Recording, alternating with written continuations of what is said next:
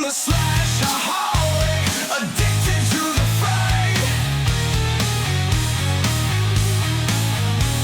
Narration so hypnotic, Josh keeps me up all night. Eyes and masks and pain, blood runs like the rain. Evil finds its way in spine-chilling fray. Out of breath but not out of light. Horror days, don't look behind. Feel the terror cry. Will you dare to slay? I'm a slash-a-holic, addicted to the fright.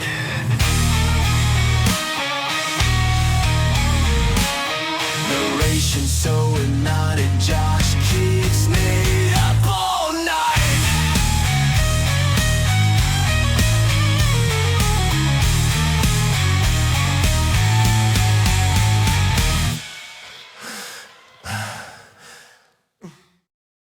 Child's Play 2, the novelization by Matthew Costello. Once there was a doll named Chucky, who did naughty, wicked things like murder. But Andy and his mother killed Chucky, killed the madman whose deranged spirit possessed the doll, killed him once and for all. That's what they think. Andy's in a foster home now. His mother is undergoing psychiatric treatment. And Chucky? The toy makers decided there was nothing wrong with the doll, so they rebuilt him. Now Andy has more reason than ever to fear for his life. Chucky's back, and he wants Andy's soul. Child's Play 2 by Matthew J. Costello. Chapter 1. He looked down into a vast, bottomless cavern, its twin walls filled with jagged points and razor-sharp edges. It seemed to go on forever, into an abysmal blackness. Something monstrous was right there, right next to the cavern, hovering, shimmering. It caught the light, and it reflected the light right back at him, right up to its optivisors, magnifying lenses that he wore, which looked like the most high-tech prescription eyeglasses ever made. "No good," Bob Meyer said, pulling back and then flipping the optivisors up. His eyes crossed as the room shrunk back to normal proportions. He looked over at the other technician, the other sap who had been dragged out of bed at 4 a.m. to work on this. He looked at the black mess in front of him. It was no longer recognizable, not as a doll. The head, what was left of it, was held in a vice. All of the plastic filament hair had been burned into a thick crud that stuck to the skull frame like tar. The other technician, an old-timer who had been with Play Pals Toys from the beginning, licked his lips and gestured at the thing with his hands. Hal Turner had helped create it. Not that he ever got a penny from the thousands, the millions that were sold, but he had been there from the beginning, working on the design, making the primitive animatronics work. Now he acted like an embarrassed father who sees that his kid has gone wrong. A little breaking and entering, a little first-degree murder. Where did I go wrong? "I'll move the light," Turner said, coughing as if nervous at how thin his voice sounded in the large lab. Meyer nodded while Turner positioned the light behind the doll's deformed head. Now the head was outlined, and Meyer could almost make out the sickeningly recognizable shape, the cute, adorable face that America's Rugrats loved. The good guy doll. Except this one had been through hell and back. No, something worse than that. This one had done something bad, or so the papers said. "That's good," Myers said, watching the light fall into position. He flipped down the optivisor, and the lab blurred into mammoth proportions. "Okay," he said. "Now let's take another look." Meyer leaned close to the skull, and the closer he came to the head, the more he smelled the foul stench of burned plastic.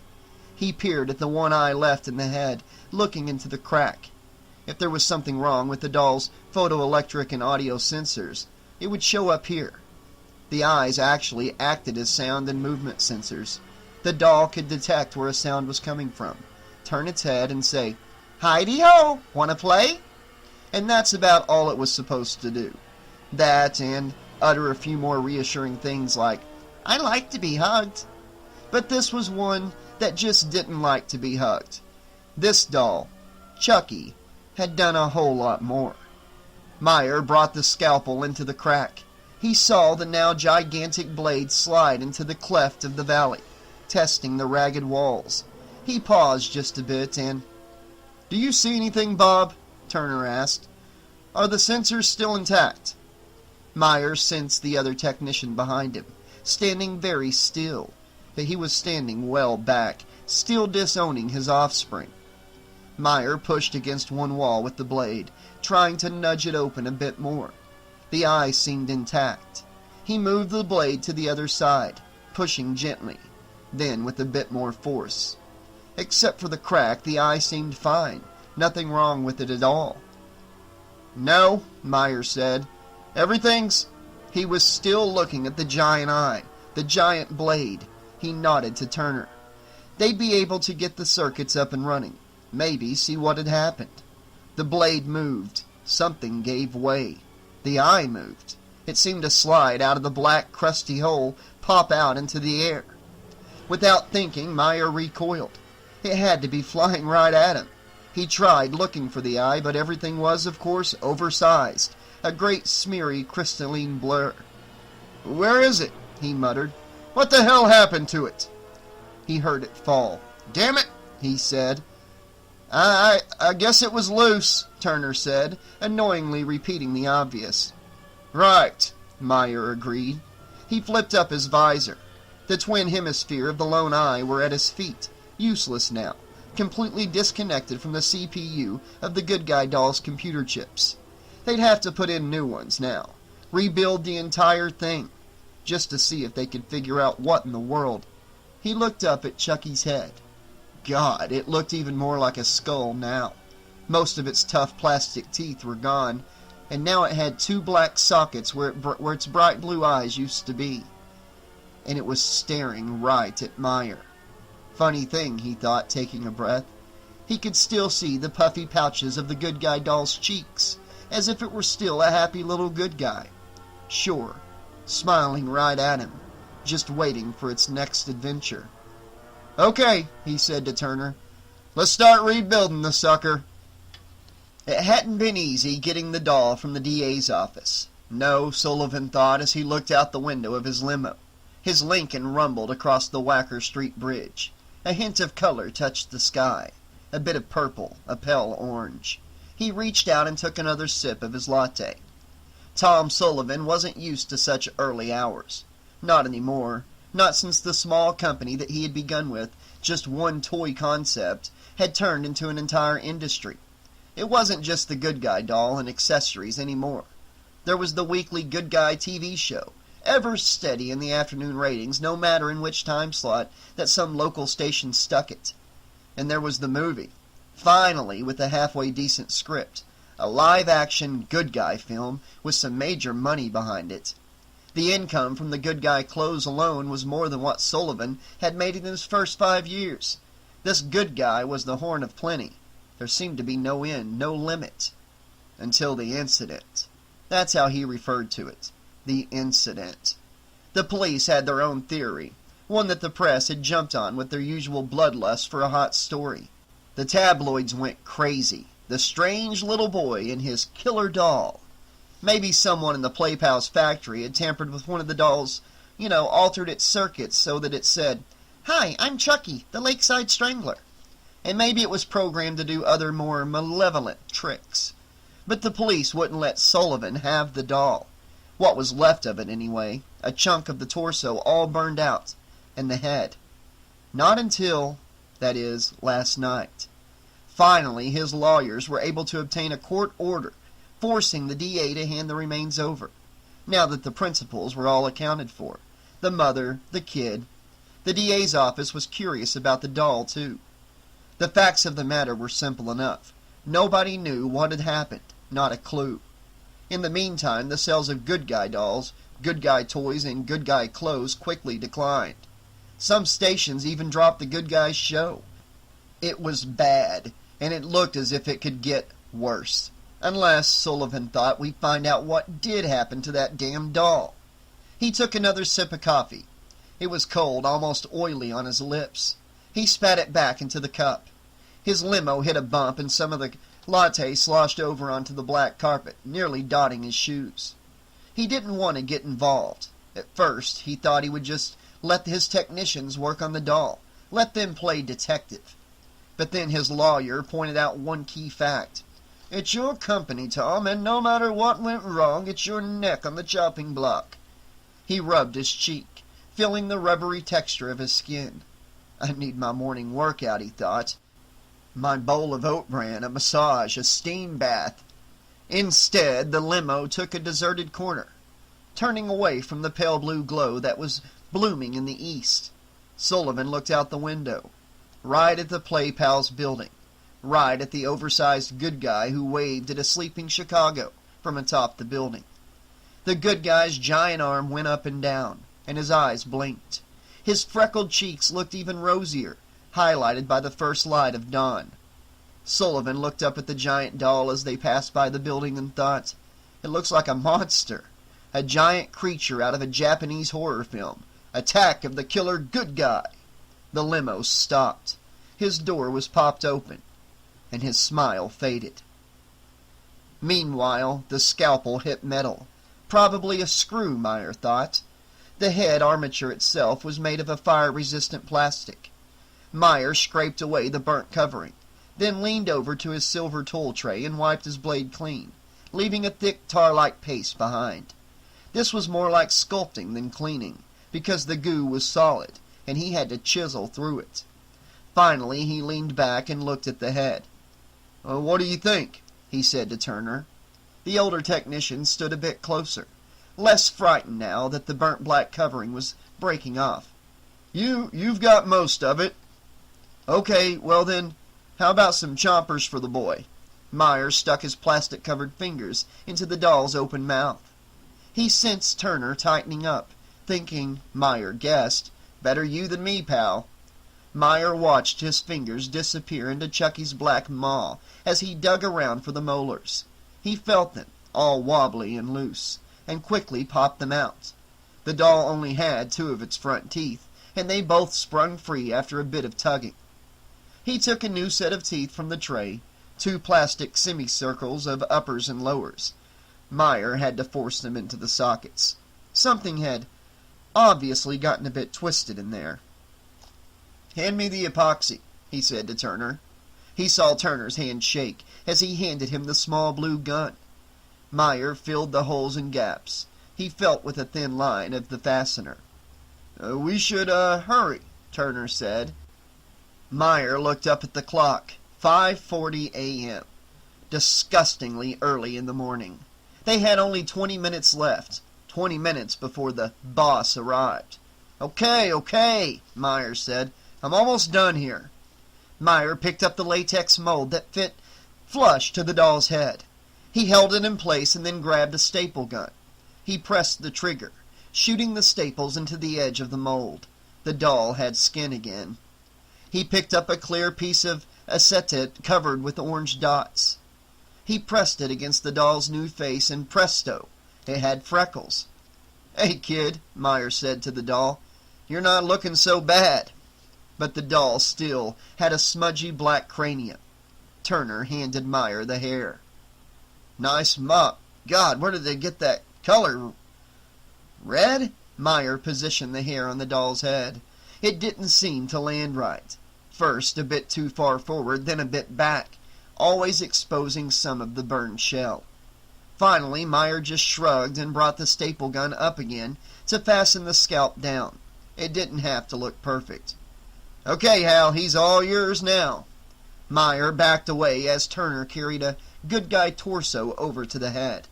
The overalls were a brilliant blue, and the colorful striped shirt shone in the light. Turner seemed to take forever fitting the head to the body. Then he stepped back, admiring his work. He looked around and picked up the arms. He started putting one in the wrong socket, getting the hand backward. Oh, he said to himself. What's the guy so shook up about, Meyer wondered. Is he worried because he helped create the good guy? Is he afraid he'll lose his pension? Turner finally got the arms right. Then he put the legs on. One of the doll's red sneakers slid off. "I'll get it," Myers said. He bent down to the floor and picked it up. The sneaker's sole had pictures imprinted on it of objects important in the good guy universe. A teepee, a horse, an airplane, a hammer. A hammer. Oh, the babysitter, the woman's friend, had been killed by a good guy hammer, right through the skull, and then she fell out the window 7 stories down. The kid said that Chucky must have done it. Nobody believed that, but that just left the kid as the numero uno suspect. Myers stood up and put the sneaker on, and then he looked up. The doll was staring blankly right at him. Almost complete, almost intact, almost new. Now for some baby blues. He reached out and took the 2 eyes off the tray. He felt the back of each eye for the small 9-pin connectors that plugged right into the head's computer board, which, unless he was crazy, had to be malfunctioning. But their orders were to try and get the doll up and running, if it was possible. He fit the eyes into an attachment on the laboratory drill that hung suspended over the doll. The drill would lower the eyes into the skull and plug them in. He popped each eye into the attachment. Then, hesitating for one grisly moment, he stuck a finger into each eye socket, making sure the black holes were clear. He had his fingers stuck in the holes. Then he heard a sound. After a moment he realized it was the sound of the elevator arriving, just down the hall. Meyer looked back at the doll, complete except for the eyes, and said, "Hello, Chucky. It's showtime, buddy." "Good morning, Mr. Sullivan." Sullivan nodded. He saw Matson, his operations VP, standing beside the chauffeur, looking cold and uncomfortable. Good, Sullivan thought. At least that makes me feel better. Then he saw the briefcase dangling from Matson's hand. "I've got a board meeting in an hour. I hope you have some good news," Sullivan said. He walked past the chauffeur, heading straight into the building. Matson hurried to walk alongside Sullivan. Yes, Mr. Sullivan. There's some good news, and..." Matson ran ahead, turning to Sullivan in mid-stammer. He grabbed the door that led into the research and development building. Sullivan had to break his pace while Matson fumbled opening it. "Yes, go on," Sullivan said. "Your news?" He walked inside and immediately smelled the plastic, a sweet, dizzying, all-pervasive odor. Sullivan didn't like coming here anymore. Matson popped open his briefcase, propping it against his body as he walked. He took out some manila folders. "There are the sales records, Mr. Sullivan. They seem to have bottomed out. Whatever, damage we're going to take, we've taken." "And the police?" "They've denied the whole story. Everything the boy and the mother said. They're willing to wait until we're done, until we've come up with some answer." Matson handed Sullivan the first folder, a sales graph. Then he handed him 2 more. The mother. She's been placed under court-ordered psychiatric observation, and I think the cops involved have been put on paid leave. Nobody wants the story to get out. At least not the way she told it." Sullivan nodded. They walked to the elevator at the end of the corridor. Sullivan beat an embarrassed Matson to the button. Then he flipped open the folder labeled Barclay Karen. He looked at her photo. She was a pretty woman, a sales clerk who sold jewelry. There was nothing in the photo to indicate that she was an unbalanced woman. Matson handed him another photo. Barclay, Andy. "The boy is still at the Glencoe Children's Crisis Center. He's going to be placed with foster parents until his mother is out. He'll also get regular counseling, therapy." Matson paused and Sullivan shot him a glance. "But he's been sticking to his story. Says the doll was real, sir, that it was alive, that it..." The elevator arrived with a cheerful ding, and Sullivan hurried in. After all, he didn't want to hear any of that malarkey. Not a bit of it. Chapter 2. Matson pushed open the door for him while Sullivan glanced up at the sign that said Research and Development. "How long has it been since I've been here?" he thought. "Not since the early days. And as he walked into the observation room of the lab, he saw that a lot of things had changed. He faced an enormous plate glass window with a panoramic view of the lab, which was enormous. Black boxes lined one wall, and various drills and hoists were suspended from the ceiling. Everything needed to design and test the modern toy. But Sullivan's eyes focused on the two technicians standing in the bright pool of light, concentrating on the doll. "Can they hear us?" he said to Matson. Yes, if you want." Matson pointed at a switch. "Good morning, gentlemen," Sullivan said, flicking the switch on. He saw the two technicians look up. Then he recognized Hal Turner. We go back a long way together, Sullivan thought. A long way. There would be no good guys without Turner. And he probably knew that. Turner squinted in the darkness. "Good morning, Mr. Sullivan," the other technician said, answering for them both. Sullivan saw Hal Turner wave weakly. The craziness had to be confusing him. It's partly his baby, after all. "Are you all setting there, Bob?" Matson said. "Just about," the younger technician said. "We're ready to put the new eyes in." "That's Bob Meyer," Matson said. "One of the best microchip boys. He'll find out what's wrong," Matson said confidently to Sullivan. He radiated the confidence that Sullivan didn't share at all. "Okay," Bob Meyer said. "That should be it. Hal, would you bring the drill down a bit?" Sullivan noticed that Meyer seemed to be calling the shots. Turner was just an old lab man. Sullivan watched Meyer take the doll and turn it horizontally. Now both its head and torso were held by clamps. Then Meyer reached up to the drill. Sullivan saw the attachment on the drill, two prongs holding marble-shaped objects. The eyes. "Okay," Meyer said, looking over at the observation room. "We should be able to see what's working and what's not working in this baby." Sullivan heard him mutter something that he apparently didn't think the microphones would pick up. Which is probably nothing. The whir of the drill started, amplified loudly in the observation room. Sullivan winced at the screeching noise. Matson said, "Should I lower the volume, sir? I can." Sullivan shook his head. He wanted to hear everything, see everything. Meyer reached up for the prongs. "The doll's been rebuilt from the ground up, Mr. Sullivan. Everything except the integrated circuits and the microprocessor inside the head. The brains of the thing. But it could be that could be a wash too. We'll know soon enough." Sullivan looked down. He noticed that he had clenched his fist, that he was gripping the edge of the table.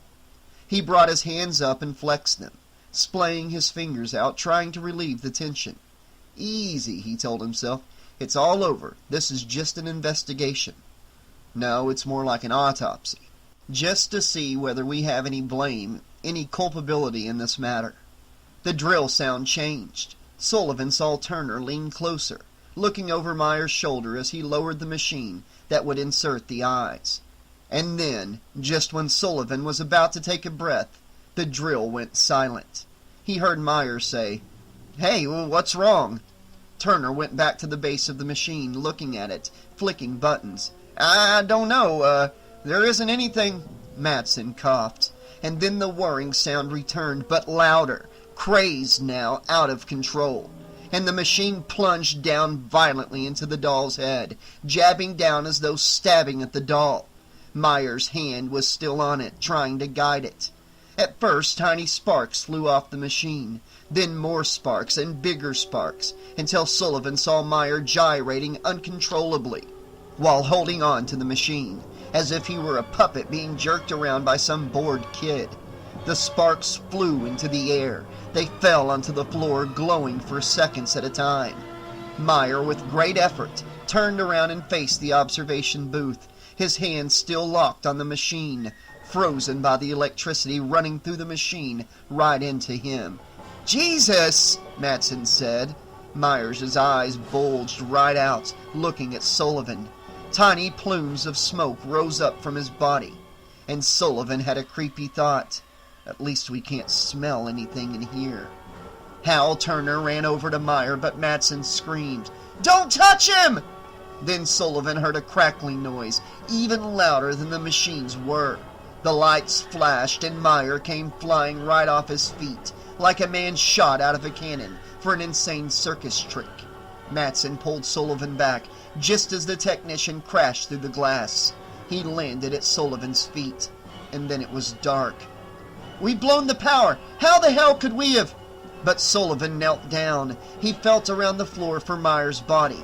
His fingers touched the shards of glass. A toothpick-sized piece punctured his skin, then another.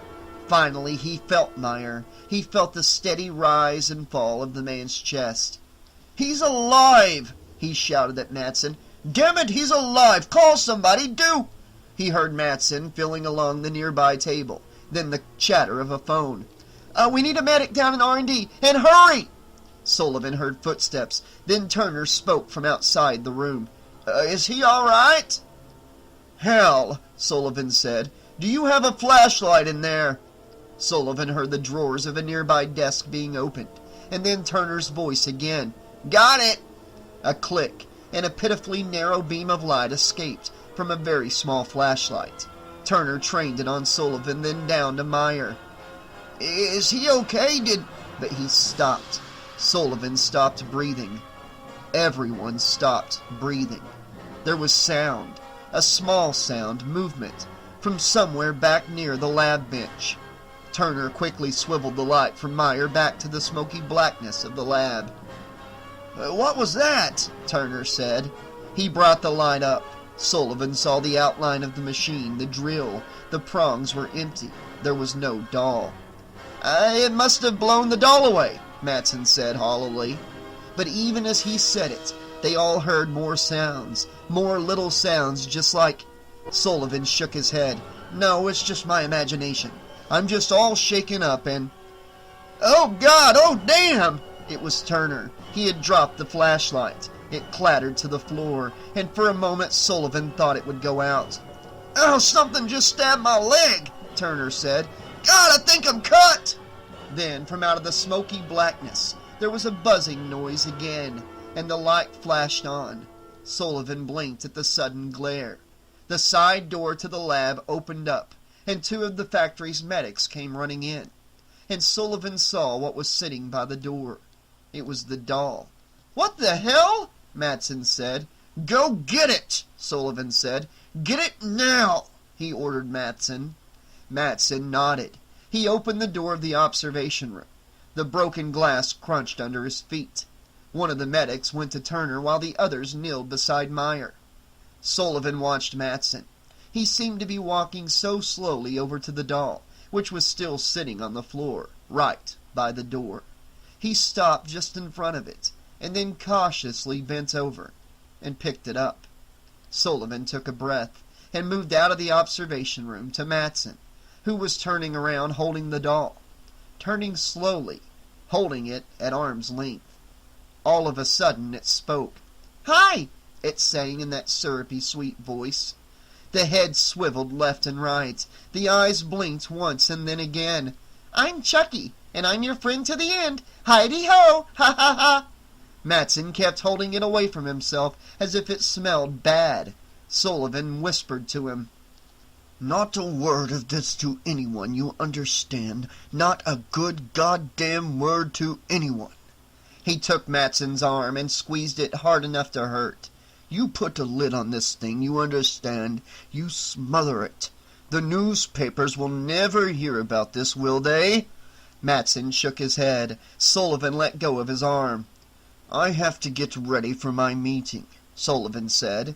He looked over at Turner, who had a blotched red bandage wrapped around his calf. "Are you okay, Hal?" Hal Turner looked up and nodded. Yes, but..." "You must have leaned into some glass," Sullivan said. "Gave you a nasty cut." Sullivan kept walking toward the door, out of the lab. But Mr. Sullivan," Matson said, "what should I do with the doll? Will we still test it, or—" Sullivan stopped, turned, and sneered at Matson. That damn doll, he thought. "I don't care what you do with it, Matson. Just make sure I never, ever see the damn thing again." Matson nodded, and Sullivan left the lab. the electrical smell following him out of the corridor. He walked to the elevator, shaking his head, thinking, "Heidi-ho indeed." Chapter 3. The man with the bushy beard said, "Got any jacks?" Andy shook his head. Go fish. "Ah!" the man growled. He liked to be called Ted. He told all the kids to call him Ted, but it was hard for Andy to call an adult by his first name, as if he were just another kid or something, as if he were like all the other kids in this place. He wasn't a kid. He was something else, and Andy knew that Ted played games with him only so he could talk to him, ask him questions, sometimes the same questions over and over. Got any threes? Andy asked. "No way, Jay," Ted grinned, scratching at his beard. Then he looked up. He stopped, just holding his cards in front of him, and Andy knew it was talking time. "So how are things going, Andy? Anything happened since we last talked?" Andy tried hard to avoid Ted's eyes. They were so blue, they could look right through him. Andy looked up from his cards and then away, over to the stone wall of the big room, painted with kids chasing a kite, a kitten playing with the string, a big yellow sun. The pictures were much bigger than real life, but the colors were faded. Finally, Andy had to turn back, had to meet those eyes. Quietly, Andy mentioned how him and Mrs. Poole might be leaving. Ted nodded, and Andy realized that Ted probably knew more about that than he did. Yeah, Andy continued, just until my mom gets better.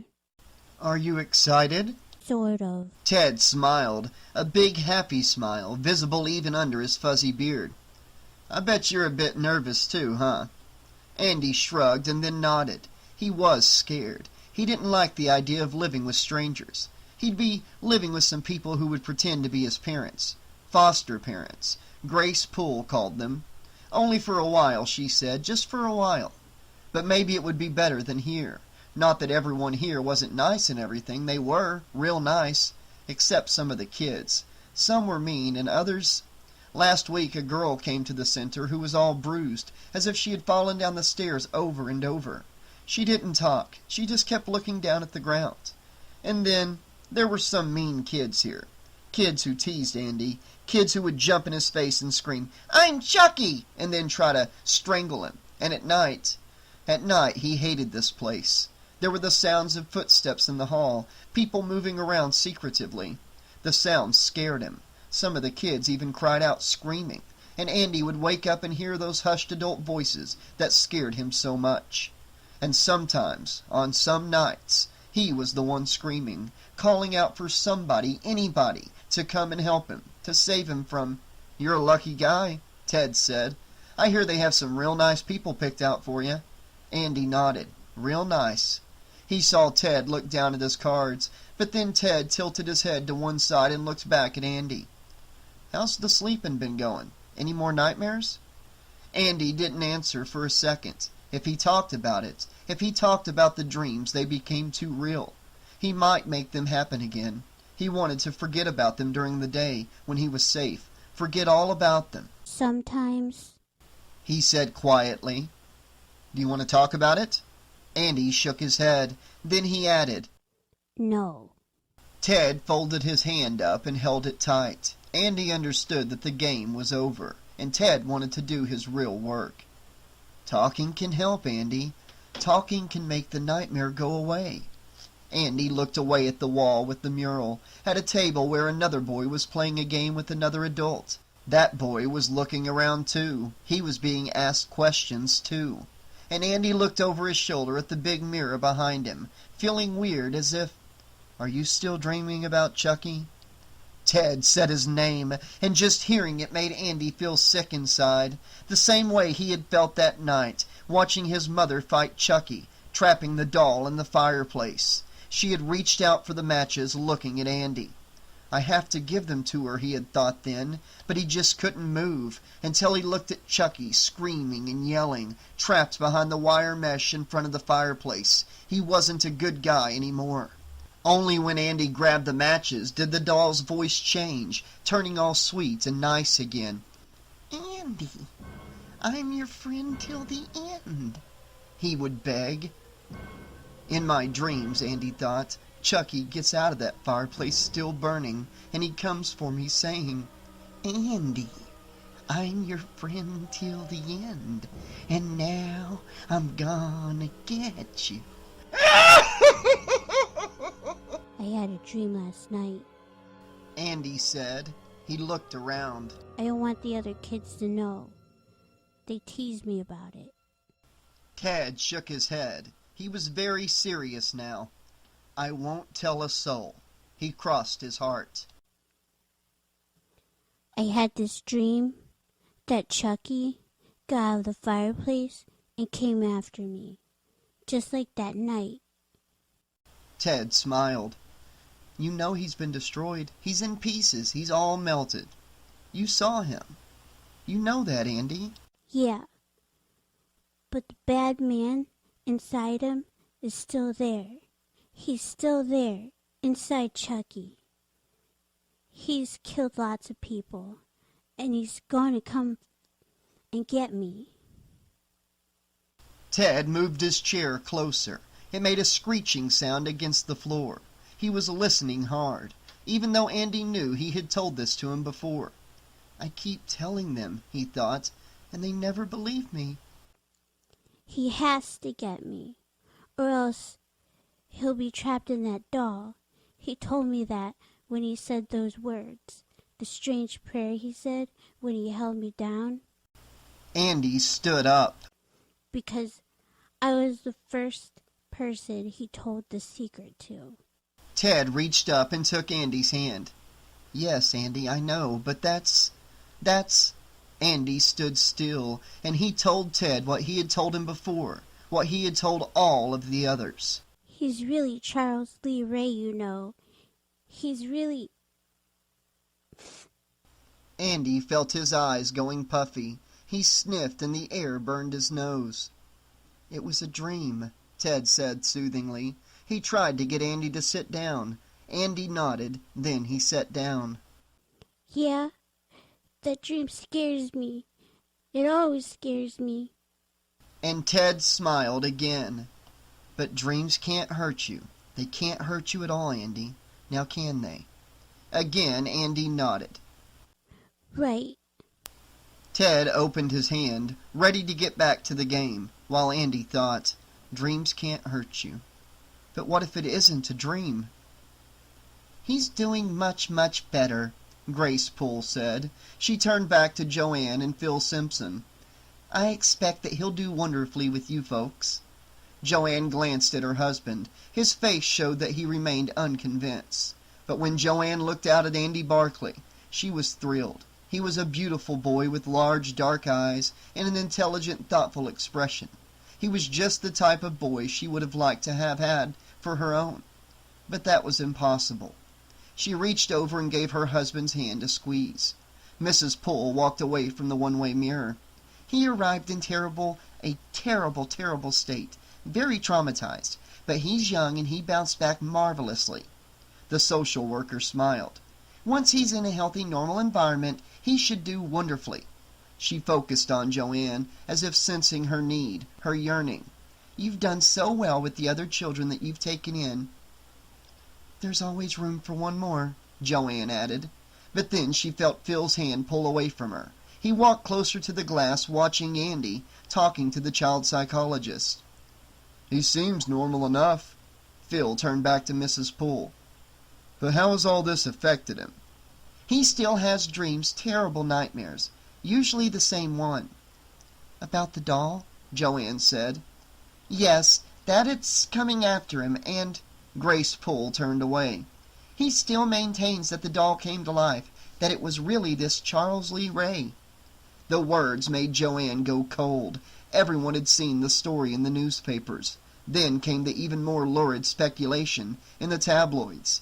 They had heard about the deaths, and the boy who claimed that his doll was the Lakeshore Strangler. But the Lakeshore Strangler was dead. He was killed inside a toy store, surrounded by a pile of good guy dolls. His victims had been part of some sick ritual. The tabloids said it was voodoo.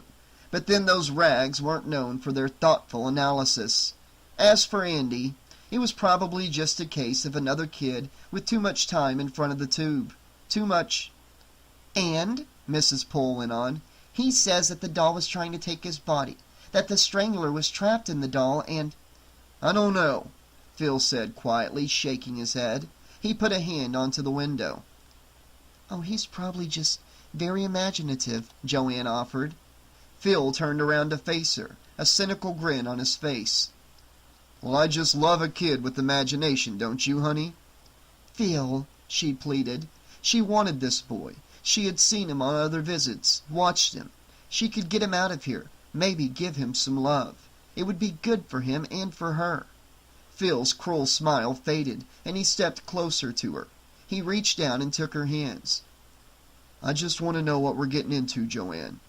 I don't want you, or me, taking on more than we can handle." Mrs. Poole cleared her throat. "He's a lovely boy, very bright, very sweet. But if you think it's too much, then—" Joanne spun around. "No," she said. "I mean, we've had difficult children before, and Andy doesn't look like any problem at all." She caught Mrs. Poole looking at Phil, and Phil smiled and looked at Joanne. "Well, I suppose we can help the little guy out. I'm game," he said, giving Joanne's hand a squeeze. "If it's what you really want." Joanne smiled. "Wonderful," Mrs. Poole said. "I put a copy of Andy's records inside a folder, along with the time for his scheduled sessions with Dr. Barlow. It's very important that he continue to receive support while away from the center." Joanne nodded as she went back to the window to watch Andy, who was awkwardly fingering through his cards, searching for the perfect one to go fishing for. They seemed like nice people. Andy slid into the center seatbelt of the big station wagon. His mom always told him to sit in the center. The center rear seatbelt. Always. It was the safest. The woman looked a bit like his mom, except she seemed a little older. She kept turning around and smiling at him. She said he could call her Joanne. "Yes, Joanne," he said quietly. The man tossed his bag into the back of the station wagon. He didn't seem as friendly. He was quiet, as if he were thinking about something else. The heavy doors of the station wagon slammed, and Andy turned to see Mrs. Poole on the steps of the Children's Crisis Center, waving at him. He never asked her or anyone, "What's a crisis? Is what happened to me a crisis?" Andy waved back, and the man pulled away. The woman turned and looked at him. "So, Andy, what do you like to eat?" "All kinds of things," he had said. Joanne's smile grew larger. She wants me to talk, he knew. "But what's your very favorite thing, Andy?" He looked away. The children's center was long gone. They moved down a big street, through a part of the city that Andy had never seen before. And then he answered her. "Chocolate." The woman's smile fell a bit, and Andy guessed that there might not be much candy to eat in this house. "Besides that?" she asked. The car burned a corner, moving onto a highway, leaving the tall buildings far behind. "Eggs, I guess. I like eggs." "Great. We'll make eggs for breakfast." Home. Your home, Andy thought. Not mine. I have a home. This is your home. I have my own home. I have a... "I had breakfast," he said. "Well, I'm sure you'll get hungry," the woman said. "Maybe later." The man looked back at him, taking his eyes off the road. "Joanne is a terrific cook, Andy. Terrific. You like sushi?" Phil smiled when he asked the question. It's not a real question, Andy knew. It's a joke of some kind, and Andy knew that there was something about this man he didn't quite like. And the man looked back again. "Huh, Andy? Do you?" Andy was looking forward, where the man should have been looking. And he saw the truck. It was a giant truck, moving over from another lane, moving closer to them, closer, until it was moving right in front of them. The truck driver didn't see them. Joanne did, however. She screamed. It was loud, a terrible scream, just like the scream Andy's mother had made, over and over, when she screamed at Chucky. "Phil, look out!" Phil turned back to the windshield and yelled, "Jesus Christ!" That was a bad thing to yell, Andy knew. We're going to hit the truck, he thought.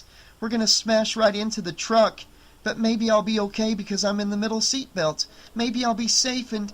The man braked. Andy felt his body fly forward, pulling against the straps. The car screeched to a stop. The truck kept gliding in front of them. A big truck, taking forever. Andy looked at the side of it, and he saw the face.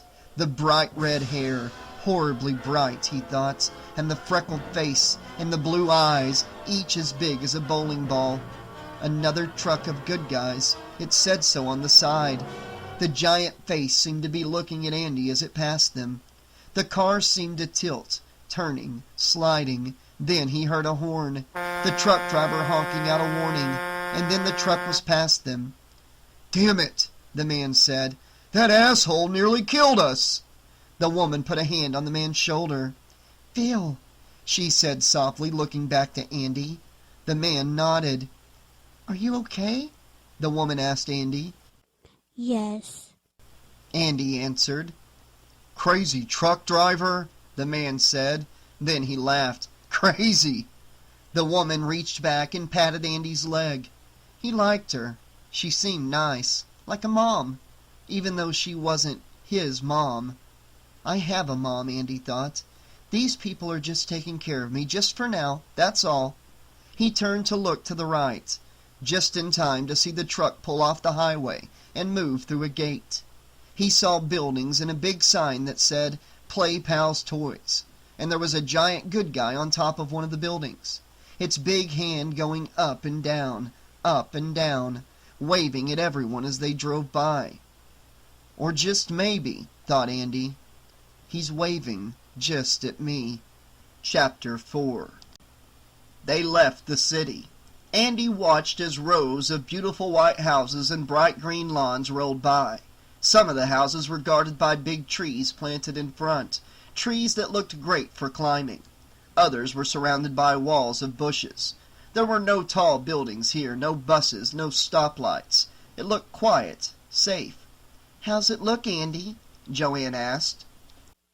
"Nice," he said, forcing a smile. The woman was trying so hard to make sure that he felt okay. The car slowed in front of one of the white houses. Then Phil turned left into a driveway. "Here we are, champ." Their house had a lawn and a gigantic front porch. It probably had a backyard, too. A backyard would be good. Andy leaned forward in his seat. The car stopped and Joanne turned to him again. "So what do you think?" "I've never lived in a house before. Just apartments." "You're gonna love it," she said. Phil opened the back of the station wagon, getting his bag, and then he opened Andy's door while Andy undid his seatbelt. Andy looked up at the house, at the windows, wondering, which room is mine? Joanne took his hand. It felt funny at first, but he held on as she led him along. She turned to her husband, and Andy heard her say, "A house just isn't a home without children." But Phil didn't reply. As Andy walked up the steps to the front door, he saw that everything was shiny and new-looking, the porch, the floor, the windows. Everything was bright with fresh white paint. It was all so different from the dark building where he lived with his mother. Joanne opened the door. It slid open soundlessly, and Andy thought about another door. Chucky was after them. The policeman had been hurt, and they were alone again, he and his mom running around the house being chased by Chucky. Only Andy knew it wasn't Chucky any longer. He knew it was someone else, someone hiding in the doll. And that someone had a special knife with strange swirls of red and black on it. It looked like an Indian knife from the museum. It had wet red blotch at the tip, from the policeman. Except Chucky didn't want the policeman. The policeman had just gotten in the way. Chucky kept yelling in that horrible voice, "Give me the boy! Give me the..." He used the F word, and his voice was terrible. "If you give me the boy, I'll let you go. Just give me the boy!" Mom pulled Andy into the bathroom and slammed the door, holding it tight against Chucky. And Andy remembered thinking, he'll never get in. He's only a doll, and it's a nice strong door, and my mom is right here holding it shut tight. Then the knife came slicing through the wood, again and again, jabbing at his mother. She screamed, trying to move, trying to not get cut, until the door was filled with holes, and Chucky just kept saying, "Give me the boy, give me Andy, and I'll let you go if you give me Andy." But she didn't, Andy thought, as he walked through the door of the Simpson house. Phil put down Andy's suitcase in a dark hallway. Andy saw a big open room to his left, filled with light. There were stairs just ahead, and he smelled food, different, strange aromas. That reminded him of going up in the elevator in his apartment building and smelling what everyone was making for dinner. This isn't my home, Andy thought. "There you go, champ," Phil said. "Take a look around while we hang up the coats." They watched him. He felt them watching him. He looked left again at the big open living room filled with light. He took a step inside. Everything was beautiful. The couch with its pillows sitting neatly in the corner, and the dark wood tables that reflected the sunlight. Everything was so clean, so shiny. He turned a bit and saw a table. It had a statue on it. He walked over to the statue. It was of a mother holding a baby. Andy leaned close to it to get a better look at the face of the woman. She was smiling at the baby, and the baby was looking back at her. Andy reached out to touch the statue, to touch the woman. Then Phil's hand closed around his wrist. "Oops, sorry, Andy. That's a very valuable piece. It's a hobby of ours, collecting things, figurines." Andy looked around, and he saw for the first time the other statues dotting the room. Funny, at first he had only seen this one. "So," Phil went on, "first rule. Don't touch the old stuff, okay, champ?" Andy nodded. Then Joanne was there. Sorry, Andy said quietly. He looked up at her. "No foul," Phil said, patting his shoulder. "You don't go into the penalty box this time." Andy didn't know what he was talking about. "You just gotta be a bit careful in this room." The woman came close to Andy, and then she picked up the statue. She turned it in her hands, letting Andy see it. "My grandmother gave this to my mother," she said, "and my mother gave it to me." Andy turned to Joanne. and who will you give it to? The statue stopped turning. Andy watched the woman's face change. She opened her mouth as if she were going to say something, but then she just put the statue down as if it were no longer important. Andy knew that he had said something wrong. Joanne took his hand. "Come on, let's go get your suitcase and get you all settled in. Does that sound like a good idea?" Sure. Andy said, and he let himself be led out of the living room. When they got to the stairs, the woman said, "Why don't you go on and take your bag upstairs? I'll be right up." Andy reached down, picked up his small suitcase, and walked upstairs, noting how his feet made no sound on the thickly carpeted steps. Joanne put her arm around Phil and pulled him close. "He's absolutely darling," she whispered, watching Andy walk up the stairs. "He feels so fragile, lost." She turned and looked right at Phil's face. "What do you think?" Phil smiled. "I think I'll get used to him." And she felt him give her a squeeze back. It is dark up here, Andy thought. The only light came from a window at the end of the hall, and there were a lot of doors up here, a lot of rooms. How can I tell which one is mine? He turned around to ask them where he should go, but he saw them talking quietly, whispering. "They're probably talking about me," he guessed. "Maybe they're not so happy they brought me here. Maybe it would have been better if I had stayed at that center. Even though the other children screamed, even though there were children with hurt faces, even though there were mean kids who made him feel bad, maybe that might have been better." He looked at the nearest door. "Maybe this is my room," he thought. He walked over to the door and twisted the knob. As soon as the door was open, his nose wrinkled. Smoke. Then someone complained. "Jeez, Jesus! Didn't you ever hear of knocking? He could see a big girl inside, a teenager. She was sitting on her bed flipping through a magazine. A pale blue cloud of cigarette smoke hung in the room. Then there was a poster over her bed of some man with long black hair, dressed all in black, except for one hand. That was curled into a fist and covered with shiny metal spikes. Andy tried to read the words on the poster, but the lettering was strange. He didn't like the picture. I'm sorry. He started to say. The girl told him to forget it and started to tell him to close the door. Then Joanne was there, just behind him in the doorway. Andy, did you find... He felt the woman move him to the side, out of the way. Kyle, what's this? You've been smoking again. Hey, you know the rules. Joanne walked past Andy right up to the girl. Okay, hand them over, now. The girl rolled her eyes. She shot Andy a look, and he knew she blamed him for opening the door, for getting her in trouble. Oh, Joanne. Come on, they're my lungs.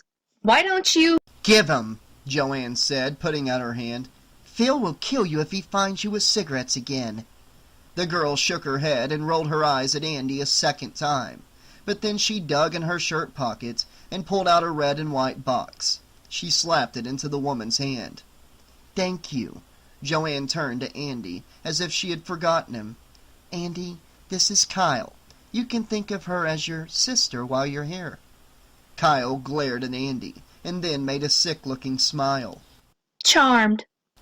Andy stepped a bit back, moving out of Kyle's room. She was pretty, but with her short hair, red made-up lips, and dark eyes lined in black, she looked as if she could be as mean as some of the kids in the center. Maybe even meaner.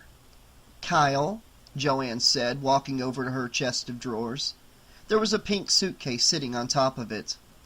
Kyle, what is this? You've been here for 3 weeks, and you still haven't unpacked? What in the world? Kyle stood up. When she got off the bed, Andy saw a stuffed bear roll off it, a brown bear with the red ribbon around its neck. The bear landed face down, and he saw the girl try to kick it away, as if she didn't want anyone to see it was hers. Why should I unpack? What for? I'm never in one place more than a month. Never. I'm always going somewhere new. So why should I unpack? Kyle took a step toward Joanne. Joanne shook her head. She moved away from the suitcase, from Kyle. Well, with that kind of attitude, I can see why. We like having you stay with us, but I'd like it better if you'd put your stuff away. The girl nodded. She looked down at Andy, catching him watching her. Andy suddenly realized, I'm the new kid. She thinks that I'm just like her, but I've got a real mother, he thought. Someone who will come and get me. This girl couldn't have a real mother. She couldn't. Joanne stood by Andy again. And I'd appreciate a hand with dinner. I have to get Andy settled and... I can't. I have to work tonight. Work? Again? You've been out 3 nights in a row. This is supposed to be a family, Kyle. I mean, it's nice that you can earn some spending money, but it would also be nice if you spent some time with us. Yeah, well, I have a job, and I'm saving money because next year I'm going to be on my own. Joanne kept steering Andy out of the room. That may be, Kyle, but until then, I'd appreciate some help around here. Sure. Kyle seemed to agree, too quickly, Andy thought. Then Kyle smiled, and all of a sudden she didn't look so mean. Joanne, can I borrow the car tonight? It takes forever on the bus, and... The keys are on my dresser, Joanne said. It was the same tone of voice Andy's mom had used when she would finally give in and let him have that extra cookie. Thanks, Kyle said. As soon as they were out of Kyle's room, her door shut again. Joanne looked down at Andy. She's okay. Really, she said, smiling. Andy smiled back, but he wasn't sure about that at all. Just don't give me any runaround on this, all right? Can you just tell me that I don't have to worry about a thing? Boyd Matson squeezed the phone, wishing it was the custodian's neck. The head custodian was making lots of noise about the mess, how he would have to pull men off their regular rotation, maybe put some guys on overtime, maybe even a few on golden time. The bastard was mining the situation for all it was worth, and he would start asking nervous questions about that machine, the giant drill that nearly killed Meyer and practically blew the whole lab up. "What should I do with that?" he wanted to know. Mr. Sullivan wanted the mess cleaned up, all of it.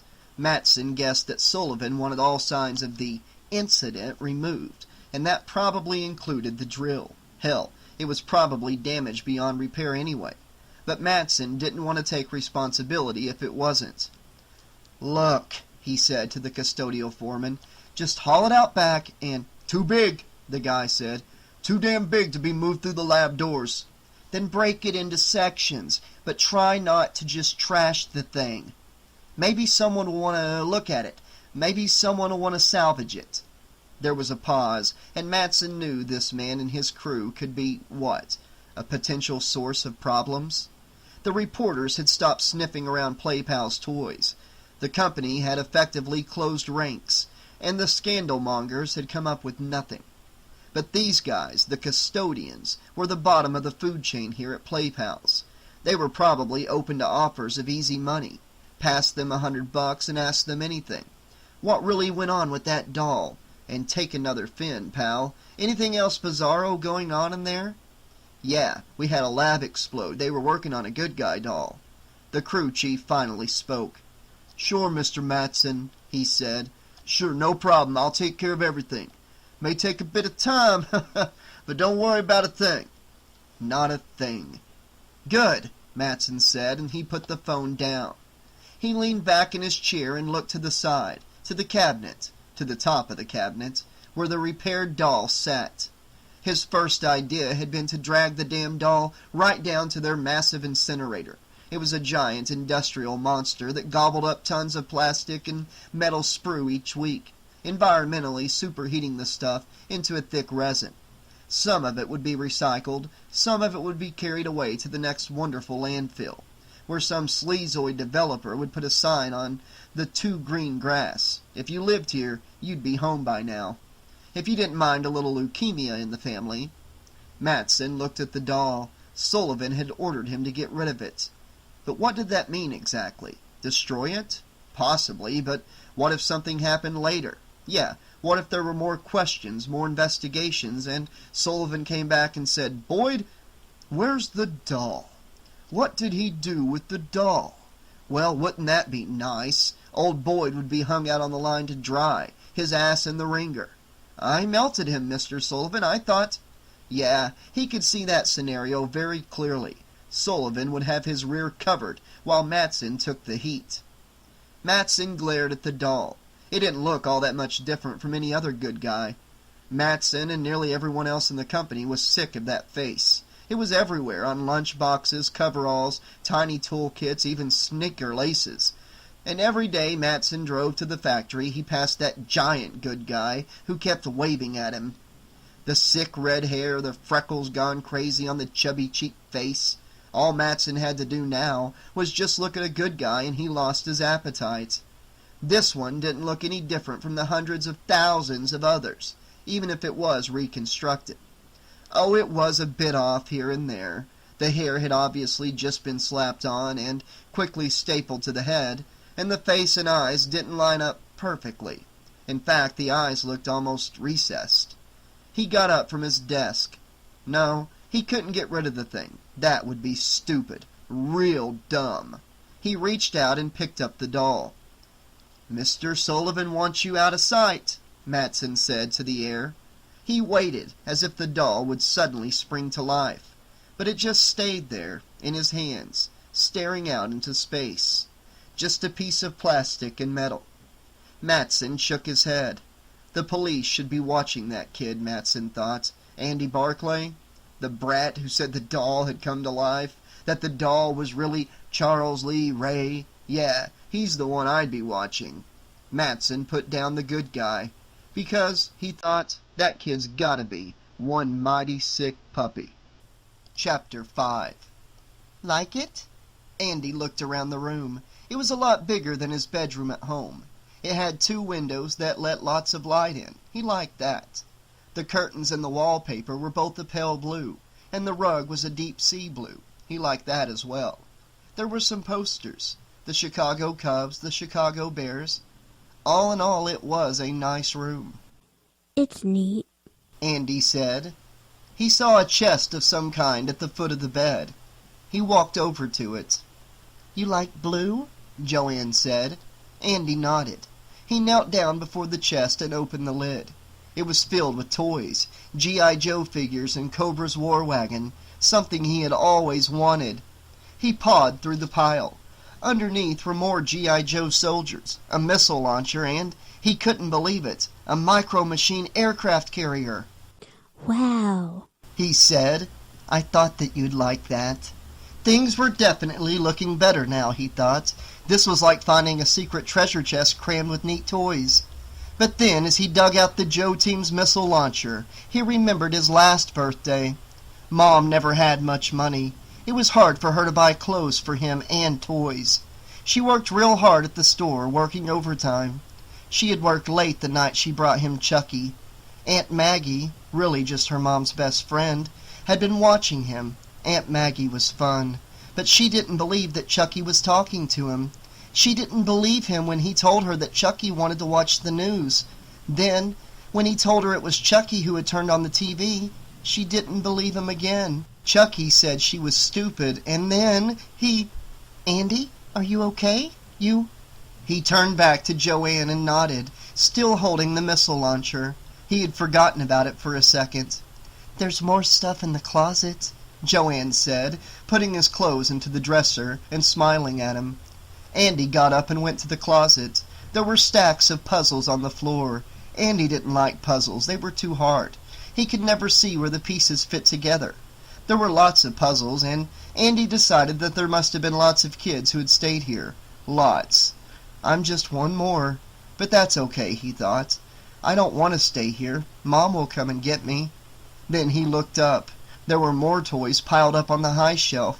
He saw a big red truck and other toys hidden behind it. Andy reached up, stretching on his tiptoes. His fingers didn't seem to reach, but then, with just a bit more stretching, he touched metal. "We may have to get you some more clothes, Andy.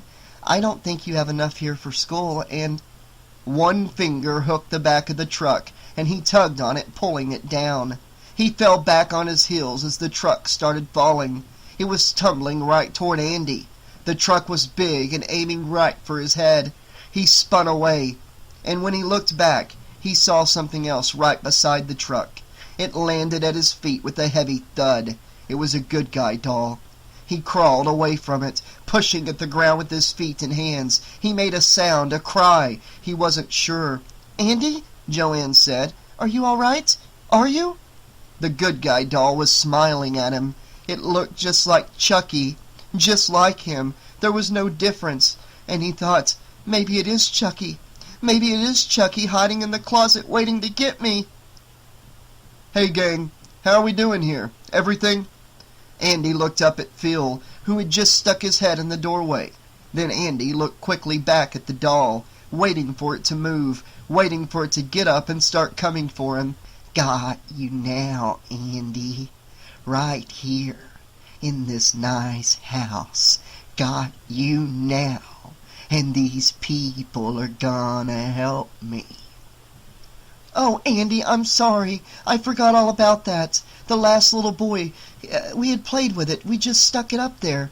Joanne picked the doll up. Andy wanted to tell her, "Don't touch it. Put it down. He can hurt you real bad. Put it down." She stood there looking down at Andy while she held the doll in her hands. Just a doll. "I'll get rid of it, Andy. I'm sorry. I forgot about it. I'll just—" Andy stood up. Phil stepped into the room, and Andy looked up at him quickly. He saw the look on Phil's face. It was the same look he had worn before. A look that said he wasn't too sure about this whole arrangement. It said, maybe we don't want Andy staying here. All of a sudden, Andy didn't care about all these neat toys. Phil took another step. "Are you okay?" he asked Andy. "Phil's watching me," Andy thought. "He's watching me. watching to see what I do, what I say. Andy looked back at the doll. Chucky is gone, he told himself. Chucky is dead. Andy reached out and touched the doll. He rubbed the doll's arms, feeling the material of the striped t-shirts, and then the corduroy overalls. I had overalls like that, Andy thought. Good guy overalls. That's okay, he said quietly. His hand went back to the arm and closed around it.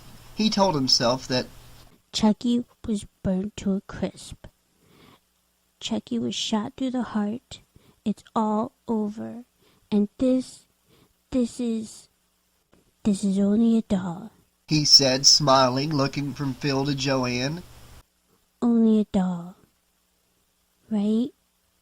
Phil smiled, and Andy knew that something bad had moved away, like a cloud drifting past the sun. Phil smiled back and said, yeah, Andy, right. Andy held the doll by the arm, but not too close. He saw that Phil was looking at Joanne. They'll go downstairs and talk about me again, Andy knew. Everyone wants to talk about me. Nobody wants to believe me. Well, you have some fun and play, okay? Joanne said, and I'll get some dinner started. Okay. Andy said, smiling up at Joanne. She took Phil's arm and walked out of the room, and Andy stood there, the doll in his hands. It was as if he were frozen, as if he couldn't move. He heard them walking down the stairs, their steps muffled on the thick carpet. He waited until he couldn't hear them any more. And then, very slowly, he brought the doll up and around, at arm's length, holding it right in front of him. The doll smiled at him. It always smiled, except when it was Chucky. Just a doll. He said quietly. The doll blinked its eyes. Andy moaned. He wanted to drop it, let it fall to the ground, but he was frozen. The doll's head turned left and right, as if searching for him. Hi, I'm Tommy, and I'm your friend to the end. It squealed, the sound so loud, too loud. Heidi-ho, ha ha ha. Andy held the doll, shaking. It was laughing at him, and he knew it would say something else, maybe, Wanna play? or... I like to be hugged. And Andy didn't want to hear anything else. He ran over to the open toy chest and threw the doll in. He threw it hard. He wanted to hear the big plastic head smack against some toys. He watched the doll crash down. The eyes blinked, and Andy slammed down the lid.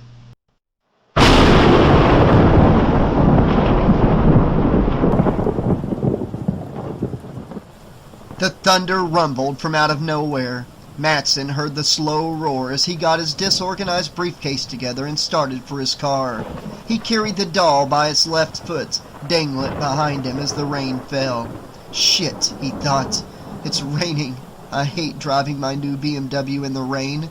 There are too many stupid drivers who could rear-end me or sideswipe the car. The Beamer handled great in the rain, but he just worried about all the other peasants and their escorts. The thunder seemed louder the closer he got to the exit of the building. The parking lot was empty. He had hoped to get out early, but the fun time in the lab put the kibosh on that plan. Now his BMW was the only car left in the executive parking lot. Then, as he stood there, a jagged streak of lightning sailed over the Playpal's building, and as if someone had turned on a tap just for his benefit, the rain really started to pour down. "Damn it," he muttered. He popped open his briefcase and took out a small umbrella. It was a good guy umbrella, but as soon as he popped it open, it collapsed into total uselessness. Some quality workmanship there, he thought. He looked at the rain coming down harder with each second. It was a goddamn downpour. He pulled his trench coat collar up against the weather and held his sleek, verdi calfskin attaché tight to his body. He didn't want that ruined. He took a breath and, letting the doll drag behind him, he ran out to brave the storm. Already there were oily puddles. He jumped over them and he heard the doll's head thwop against the asphalt. The red hair was getting splattered with the dirty water. He kept running and tried to dig his keys out of his pockets while still holding on to Chucky. There was another streak of lightning, then a thunderous belch from the clouds. The eye of the storm had to be just overhead. The doll's foot slipped through his arm as he wedged it there, and it fell into a puddle, face down right into the water. "Shit!" Matson said again. He got his keys and then scooped up the now sopping doll. No matter, he thought, he was just taking it for insurance. It was no big deal, not at all. He got to the car and worked the key in the trunk. It popped open with an impressive whoosh, and 2 small trunk lights showed him that there wasn't a lot of room back there. The trunk was filled with Play Pals toys, samples from trade shows, freebies that he passed on to his brother's kids, and games that he wanted to check out. There was a box with about a half-dozen good guy Nintendo games worth their weight in gold. He tossed the doll onto the heap. Another flash of lightning made the doll's face glow eerily atop the pile, as if it were sitting on a mound of dead bodies. Matson slammed the trunk down, but it bounced back open. "Damn," he thought, "I'm getting wetter by the second." He put the attaché on the wet ground and slammed the lid down again. This time he heard a crunch. He smashed it down again, but it still wouldn't close. It was pain, no doubt about it. He wanted to scream out, to jump up and rip the throat open of that asshole. Pain, but he forced himself to be still, as there, the hood came down again, and he watched it slam on his fingers. I could move my hand, he thought. He wouldn't see. He's just an asshole. But no, it was too big a risk. Too big. Slam! It smashed down again across his fingers. Oh, he thought. Pain. Horrible pain. The trunk lid bounced open again. Despite the pain, he thought, this is better. Yes, it was much better to have this terrible feeling rather than the nothingness. I've been given a second chance. A second chance. Praise Damballa. Mighty Damballa, who rules over life and death. All praise and honor. I've been given a second chance. The man stopped banging the trunk. A second chance to escape the doll and live again. What the hell? Matson thought. He smashed the lid down again, jostling the doll's body, trying to make some room, until he saw the problem. The doll's arm was flung to the side, and the doll's fingers were extended out, blocking the lid. Matson saw that one finger was completely smashed. "Aw, hell," he said. He snatched the doll off the pile and slammed the trunk down. He held the doll by its broken hand. The hand felt wet and slimy. From the rain, Matson guessed. That's just how the plastic feels when it gets wet, like lizard skin, slimy, scaly. He opened the rear door of the BMW. The back seat was filled with toys, too. Some of them prototypes, others just samples that had somehow ended up in his new car. I have to do something about this mess, he thought. He tossed the doll into the back, then he hurried to open the front door and get in. Some thunder cracked right near his head. Gotta get in the car, he thought. That's where it's safe in electrical storms. What a fucking night. The car started up with the speed of a precision piece of craftsmanship. They may have lost the war over there, but they sure knew how to make an automobile. Matson pulled out of the deserted parking lot, the storm raging around him. He adjusted the speed of the BMW's windshield wipers so that it kept pace with the sheets of water that cascaded in front of him. What a night, he said out loud. He adjusted the rearview mirror. He saw the doll lying stupidly on top of the pile of toys near the Slinkies, the good guy water pistols, the good guy science lab, and the good guy Play-Doh. He pulled out onto Wacker Street, turning left toward Wabash. He looked at his dash, a Christmas tree of idiot lights, speed, temperature, battery, fuel, very pretty. He saw his phone. He wondered whether he could get a good connection in this weather. He reached out and picked it up, thinking of the night ahead, enjoying the guilt, the deceit, the thrill. He punched in his home number. It rang clearly, nice and loud. Matson was impressed by the sound on the cellular phone. It rang once, twice, and then someone was there. The pain had stopped, but his fingers throbbed. He wondered whether they were still there. They're only plastic and metal, he thought, so it's no big deal, just a temporary problem. He could see the back of the man's head. The asshole had picked up a phone. He was concentrating on driving and dialing. He's not watching me, he thought. I can move now. He sent messages to his doll body. Move, turn. It felt weird, not as if it was his body. He had to think about it, picture it. The head turned, and he saw his crushed fingers. He saw the gloppy mess oozing out of the fingers, and Charles Lee Ray thought, I'm bleeding. I'm damn well bleeding. Dolls don't damn well bleed. And that scared him, not because he was hurt, not because he was losing blood from a doll, but because of what it all meant. If I'm bleeding, he thought, I'm changing again. Time is running out. What did the old priest say? The Gree-Grees work quickly.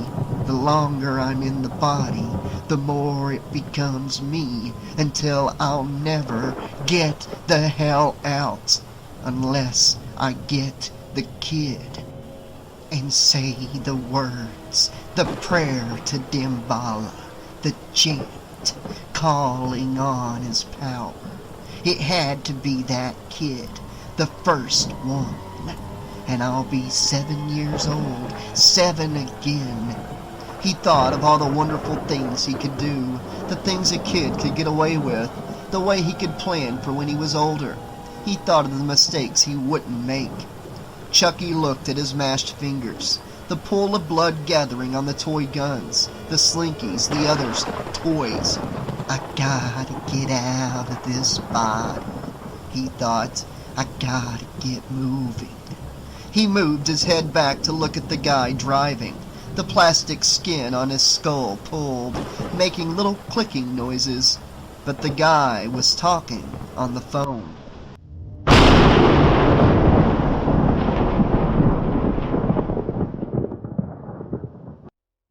Chapter 6. Hi, honey, Matson sang. Hey, what a night, huh? Susan, his wife, sounded guarded. She knows what's coming, Matson thought. She's been through the routine before. Honey, don't hold dinner, okay? Sullivan wants me working late again. There was a problem in the lab this morning. She whined at him. He heard the kids playing in the background, whooping it up, making a lot of noise. He felt a smidgen of guilt. Not enough, though. Hey, Sue, I know, I promise, but what can I tell you? They give me the big bucks, and you know, I have to be there. She mumbled something that sounded like, okay, that's a girl. Give everyone a kiss and I'll see you later. Matson smooched the phone and then pressed disconnect. Just as some thunder roared near him. Jesus, he said. Now for call number 2, he went on, and he felt a smile bloom on his face, and a warmth in his crotch that never failed to appear when he was going to see Lisa. Her phone rang 4 times, a small wave of anxiety, before she picked up. Hello, Lisa? He said. I'm about 10 minutes away, babe. She told him she was ready, and that dinner, some steak, was in the oven. She also told him what she was wearing and what she wasn't wearing. He took a breath. Nice, so... She reminded him about bringing champagne. The champagne, oh yeah. No, I didn't forget it. Hey, it's our 2-week anniversary. I want to celebrate. I'm on my way. Ciao. He pressed disconnect. Shit! Champagne. Now I have to stop in this fucking storm. It was like a hurricane outside. He didn't even have an umbrella. Just then he entered the tunnel that took him toward Lakeshore Drive. Chucky saw the tunnel, the pale white lights a smoky blue. He heard the man hang up his phone, and Chucky thought about sitting up. After all, this was a new body. It wasn't his old doll's body, it was new. What if it didn't work? The car flew into the tunnel. The pounding of the rain stopped, and Chucky sat up. He could see the driver squinting, looking ahead. He'll see me in the rearview mirror, Chucky thought. Chucky pushed his new legs against the toy pile, moving himself closer to the back of the driver's seat, while all the time crouching down, just below the driver's headrest. The girl, Kyle, hadn't been there for dinner. She had gone out. She worked, they said. So it was just the three of them. Andy liked that. The food was okay, too. A big plate of spaghetti that he could drown in sauce. He ate one meatball, and finding that it tasted okay, he tried another. Phil and Joanne smiled at him while he ate. They like me, Andy thought. That's pretty good. They like me. This is a lot better than the center. After dinner, Joanne made him take a bath. That was okay. Andy liked playing with the G.I. Joe stuff in the tub. He made them jump off the cliff of the faucet into the mountains of bubbles. After his bath, he wore his PJs, the new ones without feet, and Joanne read him a story by his bed. She didn't read as good as his mom, but it still felt pretty good. She kissed him on his cheek and said, "Good night, Andy." As she went to close the door, he said, "Stop," too loudly, he knew. "What's wrong?" she said.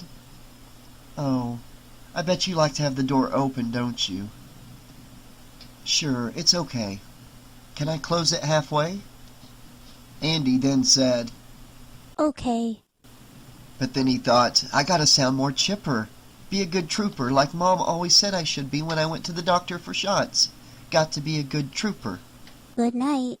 He said, more chipper. Joanne answered him and then left. And only then did Andy think about the toy chest at the foot of the bed. He thought about the toy chest, but not about all the neat toys inside. He thought of the good guy doll, lying face down on top of them, as if standing guard. And it took him quite a long time to finally fall asleep. He was asleep. Of course he was. For a moment in his dream he was back at the apartment, waking up in the morning, hearing his mom make the coffee grinder whine, hearing the refrigerator door pop open and then slide shut, the clatter of cereal bowls, the tinkling sound of Captain Crunch, his favorite, tumbling into the bowl, the smell of an English muffin in the toaster. Except, even in his dream he knew that he wasn't in the apartment. Then, like all dreams, it vanished, and he was in this new house, and it was dark. He had a thought then. This isn't a dream, this is happening. It only seems like a dream, but this is real, and... He lay on the strange bed, with its 2 clean sheets and its blanket that didn't feel comfortable. Someone else's blanket. A stranger's blanket. He held it tight around his neck, listening. There had been voices from downstairs, but now it was quiet. Very quiet. There weren't any sounds at all from outside. Not from the streets. No sirens like the ones he used to hear. No noisy cars growling on the road. There was nothing. Just his breathing and... There! He heard something. A tiny shuffling, things moving, a tiny muffled bell sound. A toy. A toy inside the toy chest. Something with the bell. Maybe a pull toy. Maybe a yellow duck on a string that you pull and it quacks and there's a bell. Quack ding, quack ding. He had one of those once, then it lost a will. That was when his father left. Disappeared. He disappeared. That's what happens when someone is just there one day and gone the next. His duck lost a will and then it wouldn't quack anymore. He clutched the blanket tighter, feeling where the satin-smooth edging gave way to a rough, scratchy cloth. He held it tight, almost pressing it against his neck. More sounds, something shifting, just there, just at the foot of the bed, inside the toy chest. He looked at the door. It had been open just a bit when he went to bed. Now it was closed tight, and with no light on in the hall, and invisible. It had been open. Now it was shut. And now he was convinced this wasn't a dream. They shut the door, Andy thought. After I went to bed, they came and shut the door. I can't even see the door. There might not even be a door. He heard a creak. Then louder, another creaking sound, growing louder and louder. The lid, the toy chest lid, was opening up. He brought the blanket up a bit more, right up to his chin now. He chewed his lip. But when he tugged the blanket, he felt his feet pop out. They popped out, uncovered at the bottom of the bed, right near the toy chest. He's opening it, Andy thought. Tommy, the doll, he's opening it. He's a friend of Chucky's and he's coming to get me. Andy sat up in bed, still holding the blanket tightly. He tucked his feet up under him, under the safety of the blanket. It was so dark in there, almost black. He looked again for the door, but he couldn't see it. I could run for it, he thought. I could get up and run where I think the door is. I could grab the handle and run outside and scream and get He looked back. There was a tiny bit of light coming in from the window. Just the slightest bit of light. It's not so black there, he thought. And he saw something catch the light, catch it with a dull glow. It moved. The toy chest lid was open. Andy moaned. No.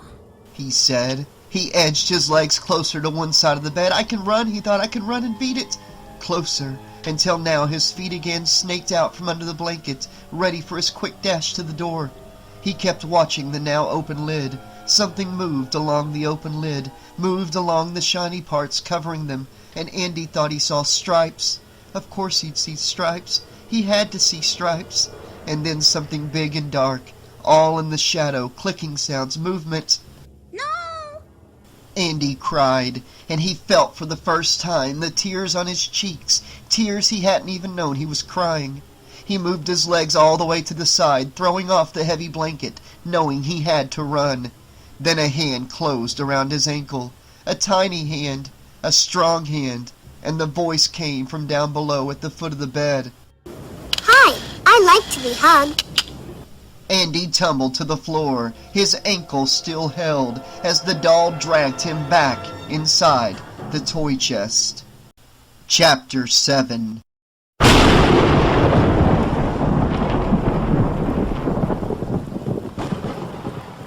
If anything, it was raining harder, and when Matson finally got to Big Ray's Liquors, there were no parking spots near the door. He hated leaving his precious BMW parked out of sight, hated it almost as much as he hated getting wet. But then he thought of Lisa, and the champagne and the candlelight, and the two of them rolling around on her cheap shag rug while a Duraflame log burned in her fireplace. Yes, I'll be cozy and warm soon, he thought. He picked a spot 2 spaces removed from a beat-up pickup truck.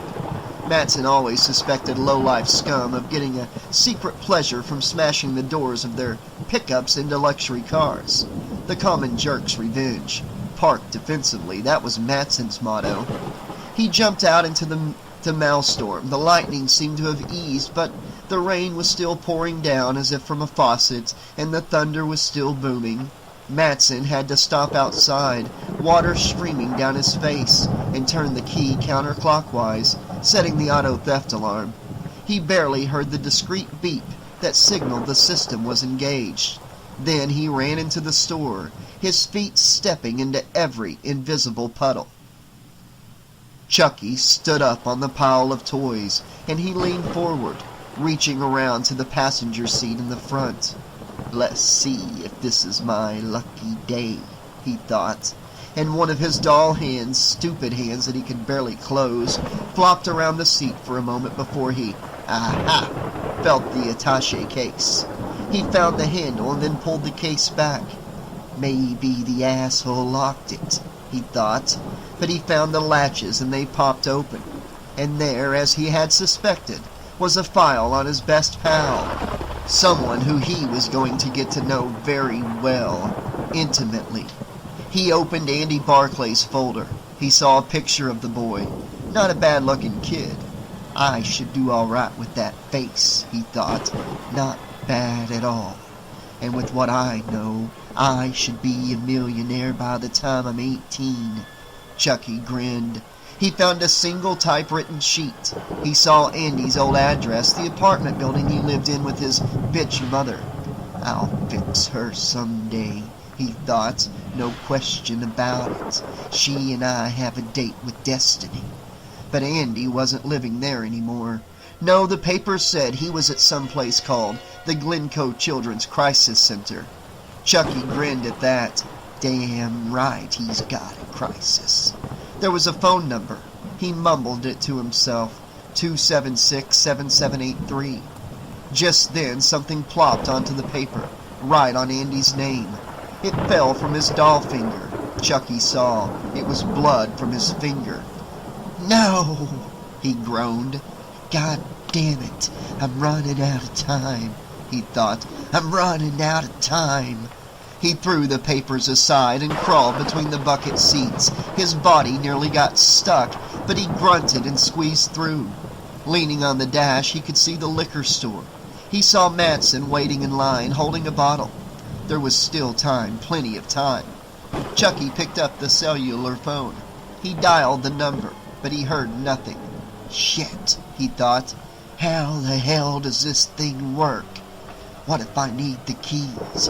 Maybe it won't work without the car engine running. Then he let his doll fingers search the surface of the phone, feeling the buttons while he held the phone up, trying to see if he was missing anything. He saw a switch on the side. He flipped it up and he heard a dial tone, or something very much like a dial tone. He tried the number again, and it rang. He smiled. He felt his plastic cheeks move ever so slightly.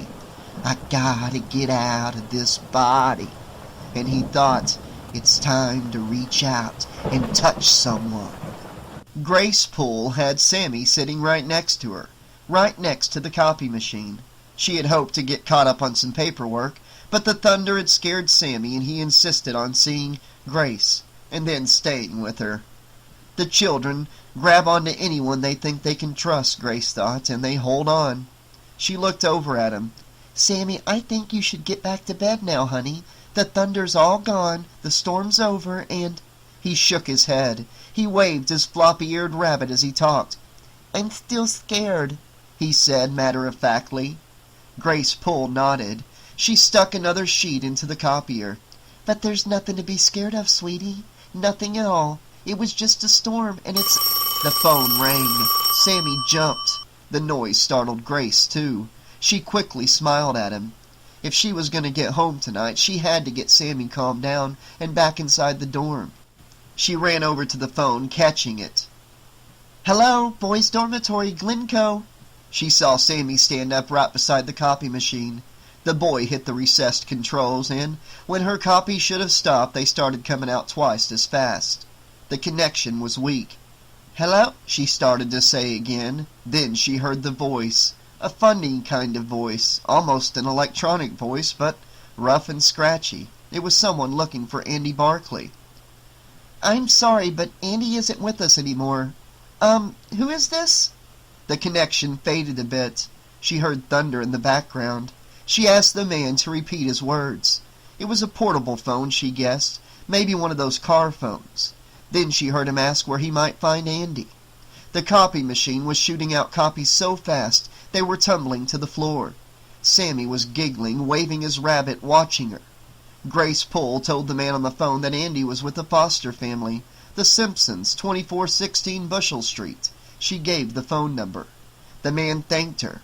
Grace quickly hung up and ran over to the out-of-control copy machine and the giggling Sammy, not worried at all about giving out Andy's address. After all, it was one of the boy's relatives. It was his Uncle Charles. The liquor store clerk took forever scratching off the tiny price sticker from the bottle of Dom Perignon. It's okay, Matson said finally. He kept trying to see out the window, to see that his car was okay, but it was black out there. Somebody could smash open the window and grab his cell phone in 30 seconds, and he'd miss it all. I should have put the phone in the trunk, Matson thought. That was S.O.P., except he hadn't wanted it getting wet in all this rain, and he was only going to be gone for a few minutes. If only this stupid cow-eyed clerk would hurry up! She was still working at the sticker with her special razor. It's okay, Matson said, forcefully handing her 2 20s. But she was dedicated and persistent, and she kept hacking at the label until the bottle was clear of even the tiniest smidgen of gummy glue. Only then did she take his money. $34.95, she said in a loud voice that the people in line, most of whom were bringing home their nightly allotment of 4 Roses or Gallo Vin Ordinaire, could easily hear. Matson looked out at his car. Still there, nobody around it, nobody he could see. The clerk gave him his change and then the bottle in a bag. "Thank you," she sang to him, but he dashed out the door, while visions of Lisa danced in his head.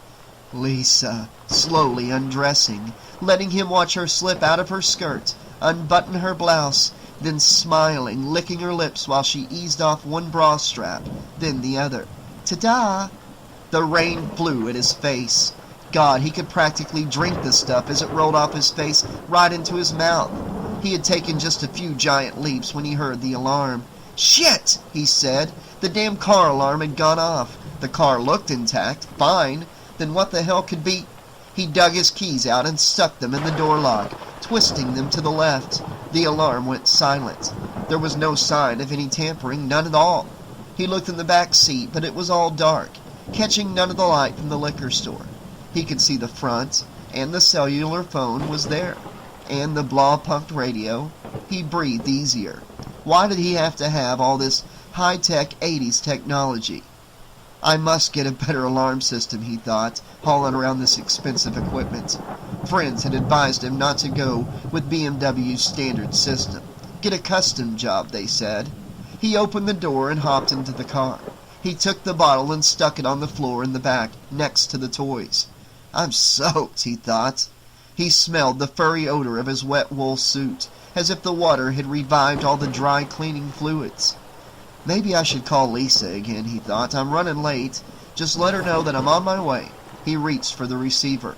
It was wet. What the? He said. He took the receiver in his other hand and looked at the wet spot in his palm. It wasn't water. It was something else. Something thicker. He heard something. From the back seat, a crinkling noise. One of the toys.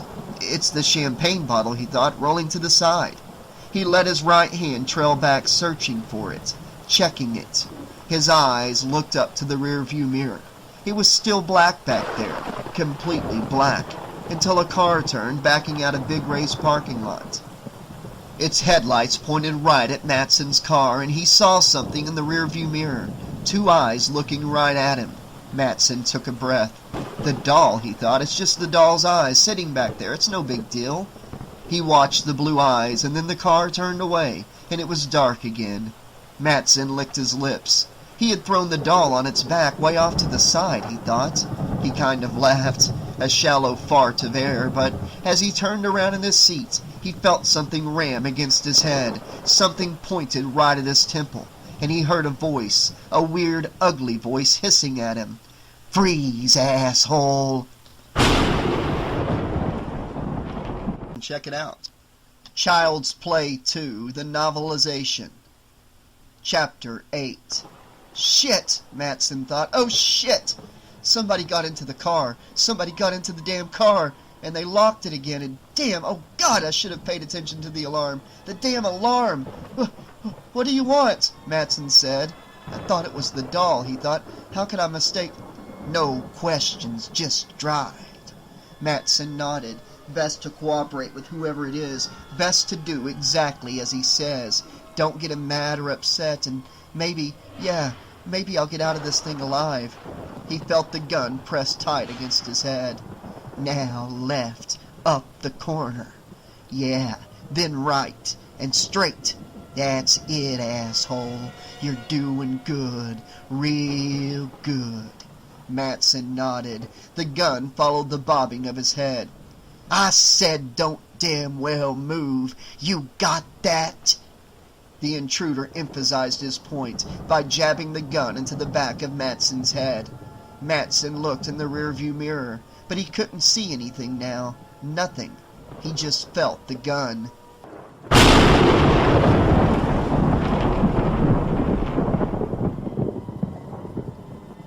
They left the city, and the guy with the gun directed him into the suburbs.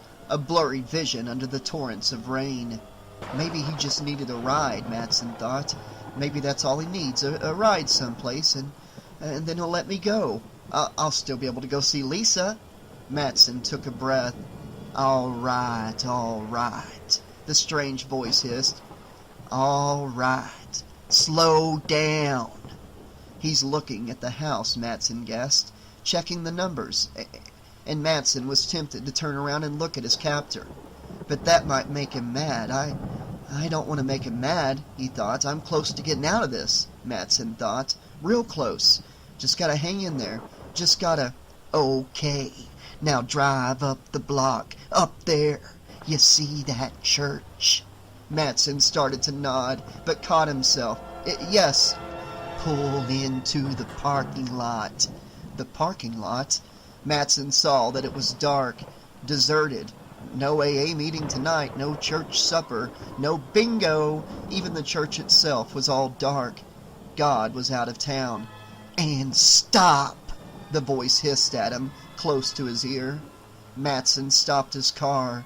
There was only the sound of the rain and thunder. No pitter-patter, but a savage whipping sound. "Put your arms behind the seat." "What?"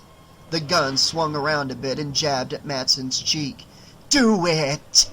Matson did as he was told, letting go of the wonderful security of that steering wheel. He brought his hands behind the seat. "More!" the voice yelled. "Stretch your arms around." Then Matson started shaking. What's he gonna do to me? He wondered. Oh, God, what is he gonna do to me? He heard a crinkling noise and the sound of toys being moved around. And then, very quickly, he felt his hands being wrapped around and around with the good guy slinky. Around and around, until the coils were tight. Matson kept shaking in his seat. He tried to talk, but his throat, his lips were so dry nothing came out. He tried wetting his lips.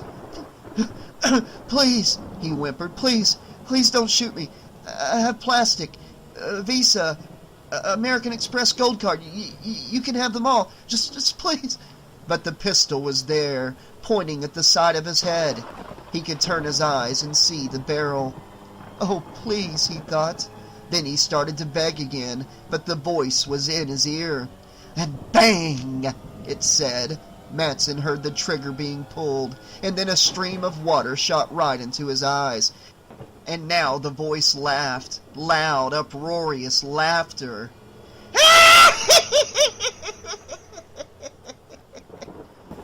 And Matson started to laugh too. It's not a real gun, he thought. Oh, God, it's not real. He tied me up, and he's going to let me live because it's not a real gun. Matson was undisturbed by the other sounds he heard. The sounds of rustling plastic. One of the good guy bags was being emptied. Probably going to use it to take his stuff, Matson thought. Keep his stuff dry. Yeah, that's it. Probably. The guy was still laughing, and Matson kept laughing. It was funny. He was going to live, and here he had thought he was going to die.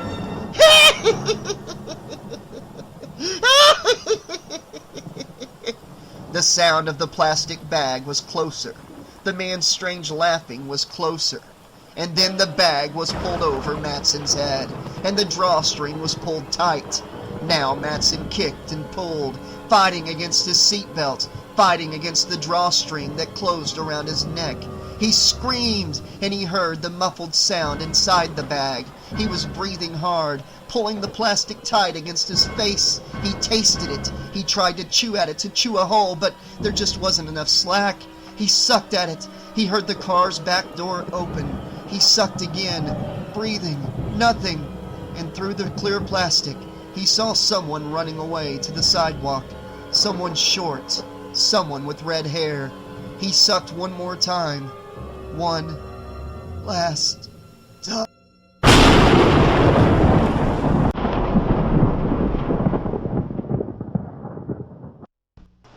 Andy woke up.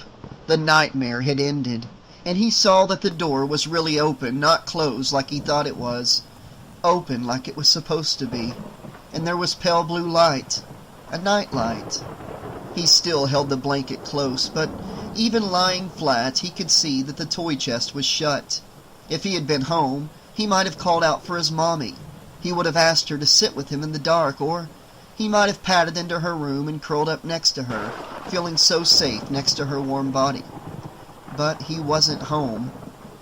He reached out for the light switch. The light came on, making his eyes blink. He saw the picture of his mother on the table, right next to his bed where he had put it earlier. And he remembered that night, what Mom had said. "It happened, Andy. They won't believe us, honey. They even won't believe the detectives, because they don't want to. But you know it happened, and I know, and it won't be long before we're back together, okay?" Andy had asked. Why won't the detective help us? Why won't he tell them what happened? She smiled and had said that he had tried, really tried, but this separation, this temporary separation had to happen. Andy nodded and said, Yes. when his mother asked him whether he could be a big boy. Now he looked around the room, at the football and baseball posters. the nice color blue. He sat up and looked at the closed toy chest. Then he crept forward a bit, until he could reach down and open it. He flicked the chest open, banging the lid against the wall, and he saw the doll, Tommy. He crept forward a bit more, right to the edge of the bed, and leaned down, slowly, ever so slowly, and picked up the doll. He turned it around until he could see its face, those big eyes, that stupid smile. I hate that smile, Andy thought. Holding the doll as far away from his body as he could, he stepped off the bed and walked over to his door. Andy stopped at his doorway and leaned out and looked down the hallway. It was dark, except for a faint stream of moonlight from a small window at the end of it, and he saw the stairs leading down to more darkness. He stepped out of the pretty blue room. When he got to the stairs, he carried Tommy by one leg, dangling the doll from one hand, while his other hand held onto the banister. He stepped carefully through the darkness, and he wondered, will Tommy say something while I carry him? Will everyone hear and come running out to see what I'm doing? He made sure of every step he took, slowly, carefully guiding his feet down. I don't want to fall, he thought. Not with the doll. I might fall on the doll. I don't want to do that. He got to the last step. He turned and walked straight into the living room.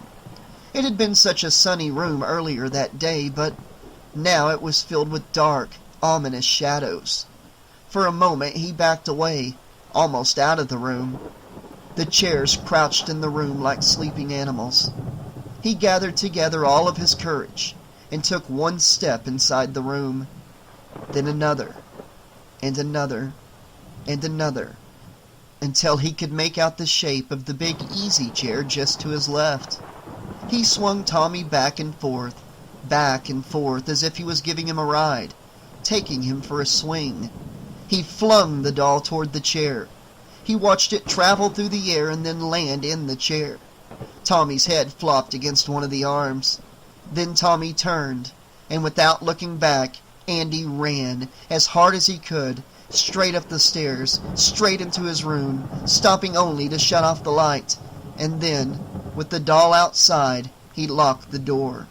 And he waited, thinking, at least it's out of my room. At least it's not here anymore. Kyle crept into the house as quietly as possible. No way did she want Phil to come padding down the stairs, making a big deal because she was late. Late? Does he know what century this is? Ugh! He tried to act like her father, grabbing her cigarettes and setting a curfew. It was a joke, but Kyle played along. It was better here at Chez Joanne and Phil than at the center, and much better here than in the streets. Well, not much, but better. Free food and free board while she made her plans. Made plans and earned money. Asking people whether they wanted pickles and mustard on their burgers didn't pay much, but she was able to save something. Not a lot, but something. If she could just hang in here a few months, she might have a couple $100 saved. I could go to California on that, she thought. She walked up to the carpeted stairs. The grandfather clock ticked so loudly she was sure it was masking her footsteps. Tick, tick, tick. It was an ugly old thing the size of a coffin, and every hour it noisily bonged. There were a lot of old things in this house. She had already reached her room when she thought she heard something down the hall. Maybe it's that new kid, Andy. He complicates things, she thought. She couldn't imagine that dear old Phil and Joanne would care about keeping her, what with a cute little boy running around.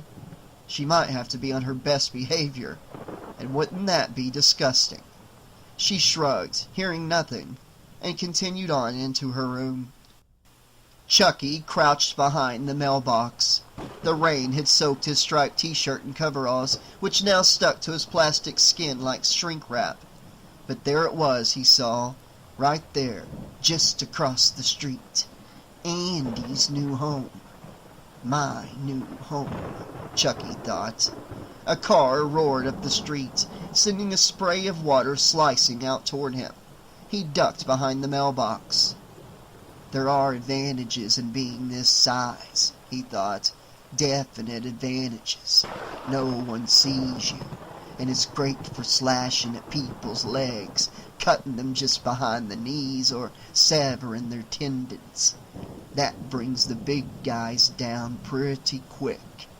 He stepped away from the mailbox and, checking that the street was clear, ran across it. A loud crack of thunder seemed to cheer him on.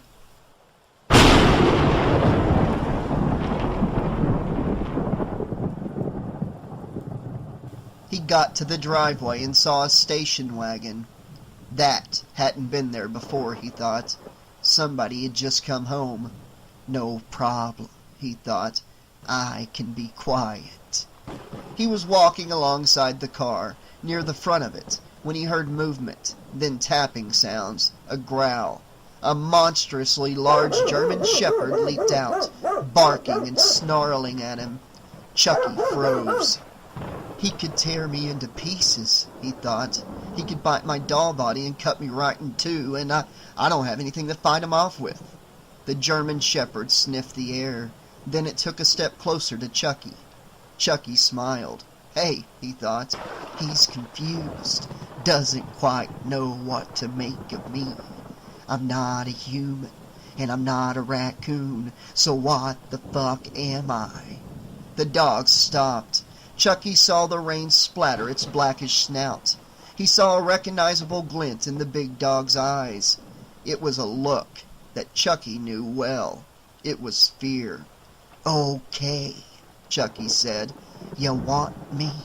Here I am. He took a step closer to the dog, stretching out his doll hands. They were strong, those little doll hands, amazingly strong. As he walked, Chucky pictured himself leaping on the dog's back and riding it while he pulled tight around its neck and tighter until the stupid animal was dead. Chucky took another step. He made his eyes click open and shut. Here I am, he whispered. The dog moaned. It scratched at the ground and backed away. It snorted, turned, and bolted toward the back of the house. What a pussy, Chucky thought. He glanced up at the side of the house. He saw a rose trellis that looked almost like a ladder. Maybe I can climb up the trellis, he thought. Right up to a window on the second floor. Yeah, and maybe the whole thing will come ripping off the walls, he thought, and I'll go flying on my little rubber ass. There has to be an easier way, he thought. He kept walking down the driveway, looking for a better way inside the nice Simpson house. Then he discovered that someone had left the back door open.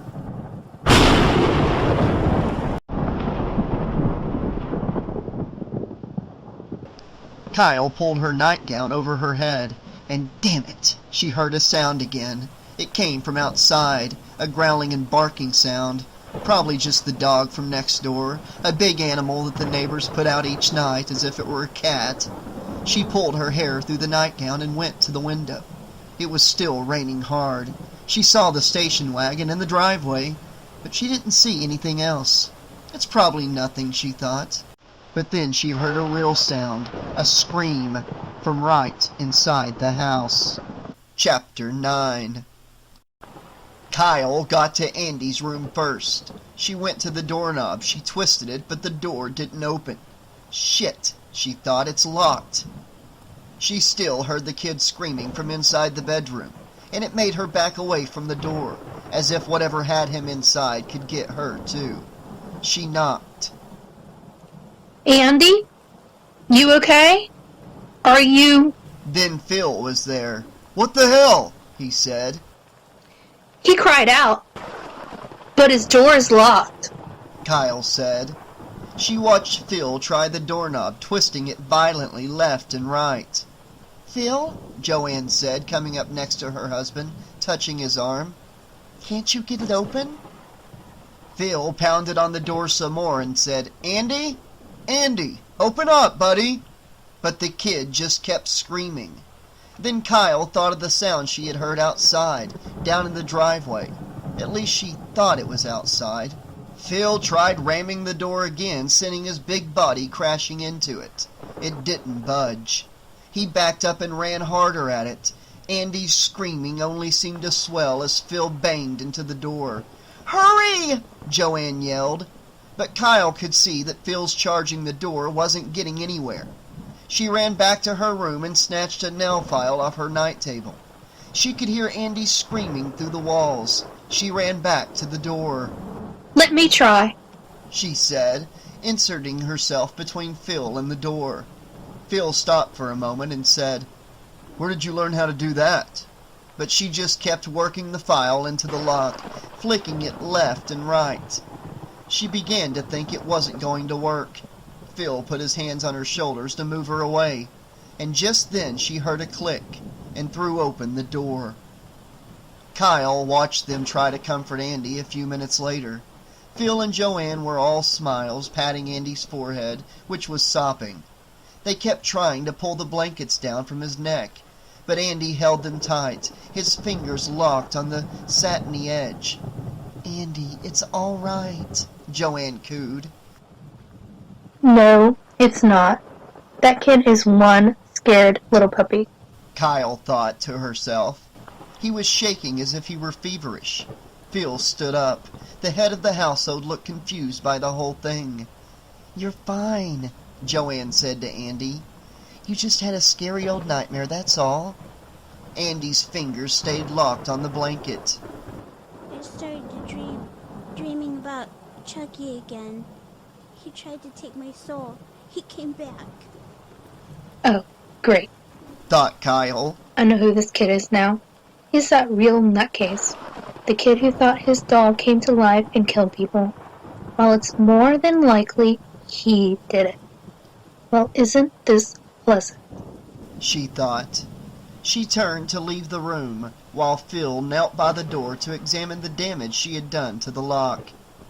"He's here," thought Chucky. "The little brat is here. Why, that's his room down at the end of the hall." And there were other voices he heard. He edged closer, sticking to the wall, staying as low as possible. He knew he couldn't stay there. He knew he can't stay upstairs either. He had to figure something out. He was closer, almost at the pull of light that spilled through the doorway. He heard Andy say his name. "Chucky, coming to get me." "Well, kiddo, you got that right on the money," Chucky thought. Andy saw Phil looking at the lock, shaking his head, and then looking over at him. Joanne sat with Andy, rubbing his brow, talking quietly to him. Her hand felt cool and nice, but Phil was shaking his head. "That lock," he said, pointing to it as if Andy didn't know which lock, "was worth $50. He looked right at Andy. "That's what it will cost me to replace it." Phil stood up and walked back to the bed. The man scratched his head and looked down at Andy. "Andy, why did you lock the door?" He's not going to want to hear this, Andy thought. He won't like what I say. Andy looked at Joanne. She smoothed his hair. Andy took a breath. So, Chucky couldn't get in. He heard Kyle laugh. "But honey," Joanne said, "you know that was all in your imagination, remember? It was just a nightmare." Andy decided he shouldn't say anything.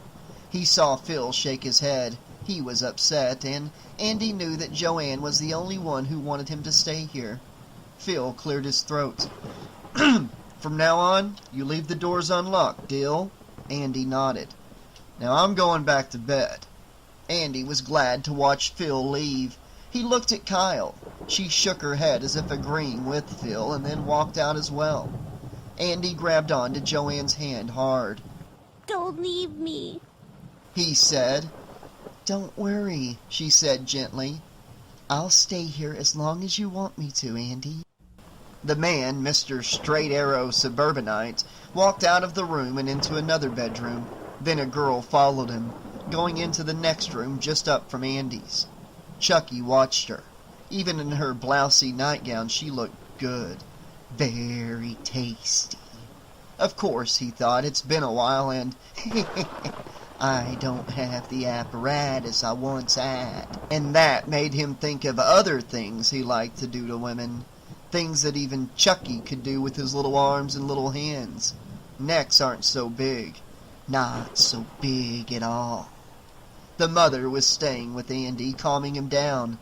That's too bad, Chucky thought. Too damn bad. He edged a few steps closer, and then waited. In the room, Joanne smiled at Andy, thinking he was too beautiful a boy to be scared. But after what he'd been through, and being in a new strange place while it's storming, she understood. I miss my mother. Andy said. Joanne nodded as she picked up the photo of Andy's mother. She was pretty, and Joanne felt a terrible jab of envy. I know you do, honey, Joanne said. Will I ever see her again? Joanne laughed, trying to make it sound as if that was an absurd question. Of course you will, Andy. As if to seal the answer, she gave him a great hug. I promise. For the first time since he woke up screaming, she saw Andy smile. Chucky was thinking that he couldn't just walk past the room. He couldn't stand out there. Someone might come out in the hall, going to the bathroom or to the fridge for Twinkies. They would see him. He knew he had to just walk past the kids' room and find somewhere to lay low. I gotta just keep moving so they won't see me, he thought. I gotta stay in the shadows.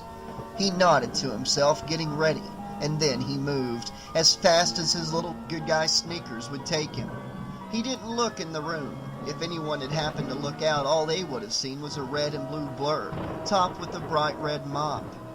I should dye this stupid hair, he thought. It's like a fucking traffic light. He kept on going, back down the stairs now. He had to reach up and hold onto the banister. It was like being 5 years old again. It was dark down there, nice and dark, so he could figure out his next move. At the bottom of the stairs, he saw the living room to his left, and he kept on running. He turned around, checking the foyer, checking that no one was following him. He backed into a big easy chair. Shit, he hissed, startled. He spun around and was looking at a mirror image of himself, but not quite. This good guy doll was bone dry, and his hair sat squarely on his head. The doll's eyes blinked, then it spoke. Hi, I'm Tommy, and I'm your friend. Chucky reached back and slugged the doll on its puffy cheeks, hissing to it, Shut up, you idiot. Chapter 10. What was that? I heard something from downstairs. Andy said, shooting up from his pillow. He's so scared, Joanne thought, absolutely terrified. And for the first time, she began to think that maybe Andy Barclay might be more than she could handle. It's nothing, Joanne said. There's nobody here, she cooed, and nobody's gonna hurt you. Andy looked at the door and then to her face, searching for some kind of reassurance. She gently pushed against his shoulders. And now it's time you went back to sleep, Andy. Downstairs, Chucky had given the doll his best shot, a real good slug. Too good. It cartwheeled backward over the arm of the chair. When its head hit the front of the brick fireplace, Chucky heard a sharp crack, and then a thud as it plopped forward onto the wooden floor. And then the doll started to talk. I like to be hugged. I like to be hugged. I like to be hugged. Over and over those same stupid words in that goddamn whining voice. Chucky turned and looked over his shoulder. He heard someone coming, and he figured they're all gonna come storming down the stairs and see him there and wonder how they ended up with two good guy dolls. But he'd have to explain that one of them wasn't so good. I like to be hugged. I like to be hugged. A car passed outside, turning onto the block, and milk-white light shot into the room. Chucky saw a stand with fireplace tools on the other side of the hearth. He ran over and pulled out the poker and raised it into the air. Hug this, he said. He brought it smashing down on Tommy's head. But the plastic head was hard, and though Chucky smashed the poker right on its forehead, he made only a small crack. He raised the poker into the air. Grunting, he brought it down again and again and again, until finally he didn't hear Tommy's voice. He brought the poker way back for one last blow, hard enough to smash that face into 1,000 bits. But the curved hook of the poker caught the table near the chair. The table tilted, and Chucky heard something roll off. He turned and saw a statue falling through the air. He watched it hit the floor and shatter into bits. Chucky froze, and again he listened for movement on the stairs. But it was still quiet up there, so he turned his attention back to Tommy.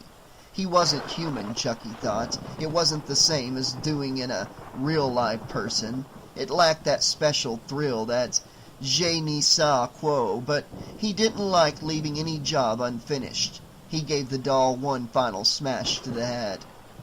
I must be working out my hostilities, Chucky thought.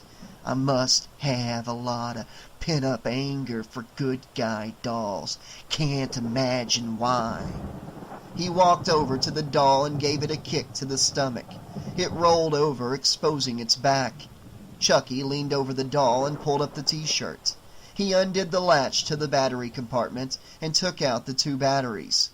Then he thought, time to dispose of the corpse. He stood there perfectly still, listening. He heard the rain and thunder still coming down, the pings of the drops against the windows. God damn, it's still raining, he thought. Looks like I'll have to go outside. He grabbed Tommy by the doll's ankles and started dragging it out of the living room. He was nearly to the foyer when he heard the footsteps. Someone was coming down. He stood there holding the doll by its feet.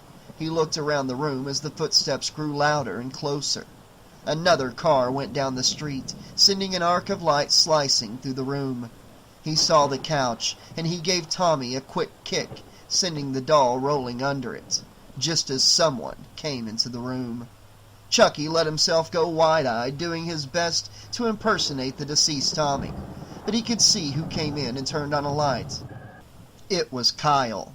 She walked over to the couch. Chucky wished he could turn and check that the doll was hidden completely under it, but Kyle stopped and, seeing Chucky in her path, reached down and grabbed the doll. She threw him into the air, and the room became a spinning blur as Chucky turned over and over until he landed headfirst next to the TV. He tried to let his body slump into a position that would let him keep watching Kyle to see if she spotted Tommy. Then Chucky noticed something really bad. A bit of Tommy's foot, a bit of his red sneaker was sticking out from under the sofa, and Kyle went and sat on the couch, just there, right over the foot. She put a small bottle on the coffee table, nail polish, and then she put her feet on the edge of the table. She picked up the remote and turned on the TV. He heard sounds, shrill voices from the speaker behind him. He couldn't see the picture, not without moving, not without coming to life. And I can't do that, he thought. People were jabbering at each other. It was a talk show, some stupid-ass talk show. He watched Kyle screw open the nail polish. She pulled out the small brush and wrinkled her toes. She was looking down. Damn it, he thought. She's going to see the sneaker and pull it out, and then she'll see the smashed head. She'll look at me. She'll remember Andy's crazy story. And maybe then she'll scream. She'll get up and run, and I can't let that happen. He looked around for something he could use on the girl, something that would be quick and effective. There was the poker, that might work, but there might be something better around. Maybe a letter opener, maybe something smaller, sharper. The girl started dabbing her toes. He watched her lick her lips, concentrating as each little piggy got a new sheen of pink. He was thinking about what he would like to do with her little piggies, what color he'd like to paint them. How about red? She put one foot down on the floor, the one she wasn't working on, and Chucky saw it land right next to Tommy's foot. Oh, she's gonna see it now, he thought. There's no way she'll miss it now. He heard himself moan. It just escaped him. He watched her face to see if she had heard him, but she had this show, Arsenio Hall, turned up too loud. I just have to get her, he thought. Just got to move, and... The poker was within his reach. It was only inches away, where he had dropped it after rearranging Tommy's face. Only inches away. He started leaning, ever so slowly, in that direction, while he kept his eyes on Kyle, who seemed glued to her work. He moved his arm, extending the fingers. I should feel it now, he thought. He touched wood, air, but no poker. He risked moving his eyes, those noisy, mechanical eyes, just a little bit, to see where his little hand was and where the hell the poker was. He saw that he would have to lean to the left just a bit more. He moved his body, even though if Kyle looked up now, he knew she would spot him, no doubt about it. But then he felt the metal grip of the poker, and Chucky thought, now we're in business, sports fans. Kyle! It was Phil calling from upstairs, and then louder. Kyle, shut off the TV and go to bed! Chucky froze. He heard Kyle sigh. She put down her nail polish and screwed the brush cap back into place. She zapped the TV and cut off Arsenio's first guest, the virtuous Jessica Hahn. My kind of lady, Chucky thought, back when I was active. And then Kyle stood up, and Chucky, his hand still on the poker, watched her painted foot land right next to the small sneaker. He thought she might feel it. She has to feel the sneaker. But Kyle just walked out of the room, shutting off the light on the way. Chucky released his grip on the poker. Just as Kyle was about to enter the foyer, she stopped. She shook her head as if something confused her, something out of place. Maybe she noticed I'm not where she tossed me, thought Chucky. How good are her powers of observation? She came back into the dark living room, heading right for the coffee table. Chucky kept watching her. When she got to the table, she snatched up the nail polish that she'd forgotten, and then she turned. She was looking right at him. He felt her eyes studying him. I'm not in the same position, he knew. He wasn't where he had landed when she tossed him. She can see that, even in the darkness. The poker is just there, he reminded himself. Just there. I just have to reach out, pick it up, and... But then he saw her shake her head again, discounting the thought. She turned and walked out to the foyer and on up the stairs. And, thought Chucky, she'll never know how lucky she was. Lucky, that is, this time. Because next time, as Jim Morrison said, no one gets out of here alive. He dragged the doll's body out to the kitchen. Bits of its plastic skull flaked, leaving a trail tracing back to the living room. I can get that later, Chucky thought. Some exposed metal part of the head screeched against the linoleum, so Chucky moved more slowly as he got closer to the side door. When he got to the door, he undid the chain. Then he unhooked the bolt while holding Tommy with one hand. When he opened the door, he was met with a blast of rain that dotted the floor. I'll have to clean this up too, he thought. He pulled the doll through the door, outside, and then down the steps.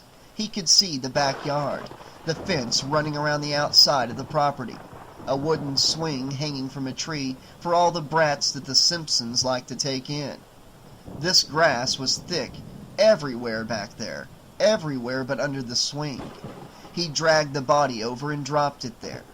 He looked around for something to dig with. He saw a small metal shed, the type that suburban types like to store their leaf blowers and their power mowers in, and, he thought, if I'm lucky, a shovel. He ran over there, getting wet again, his sneakers soaked through. He had to tug the metal door of the shed open. It groaned, but the loud wrenching noise was swallowed by a distant rumble of thunder. The storm was finally receding. Right inside the door he found a shovel, a giant mother of a shovel. He grabbed it and ran back to the doll. It was splattered by mud, Big muddy drops were sent flying up by the rain. Chucky dug, grunting and muttering to himself.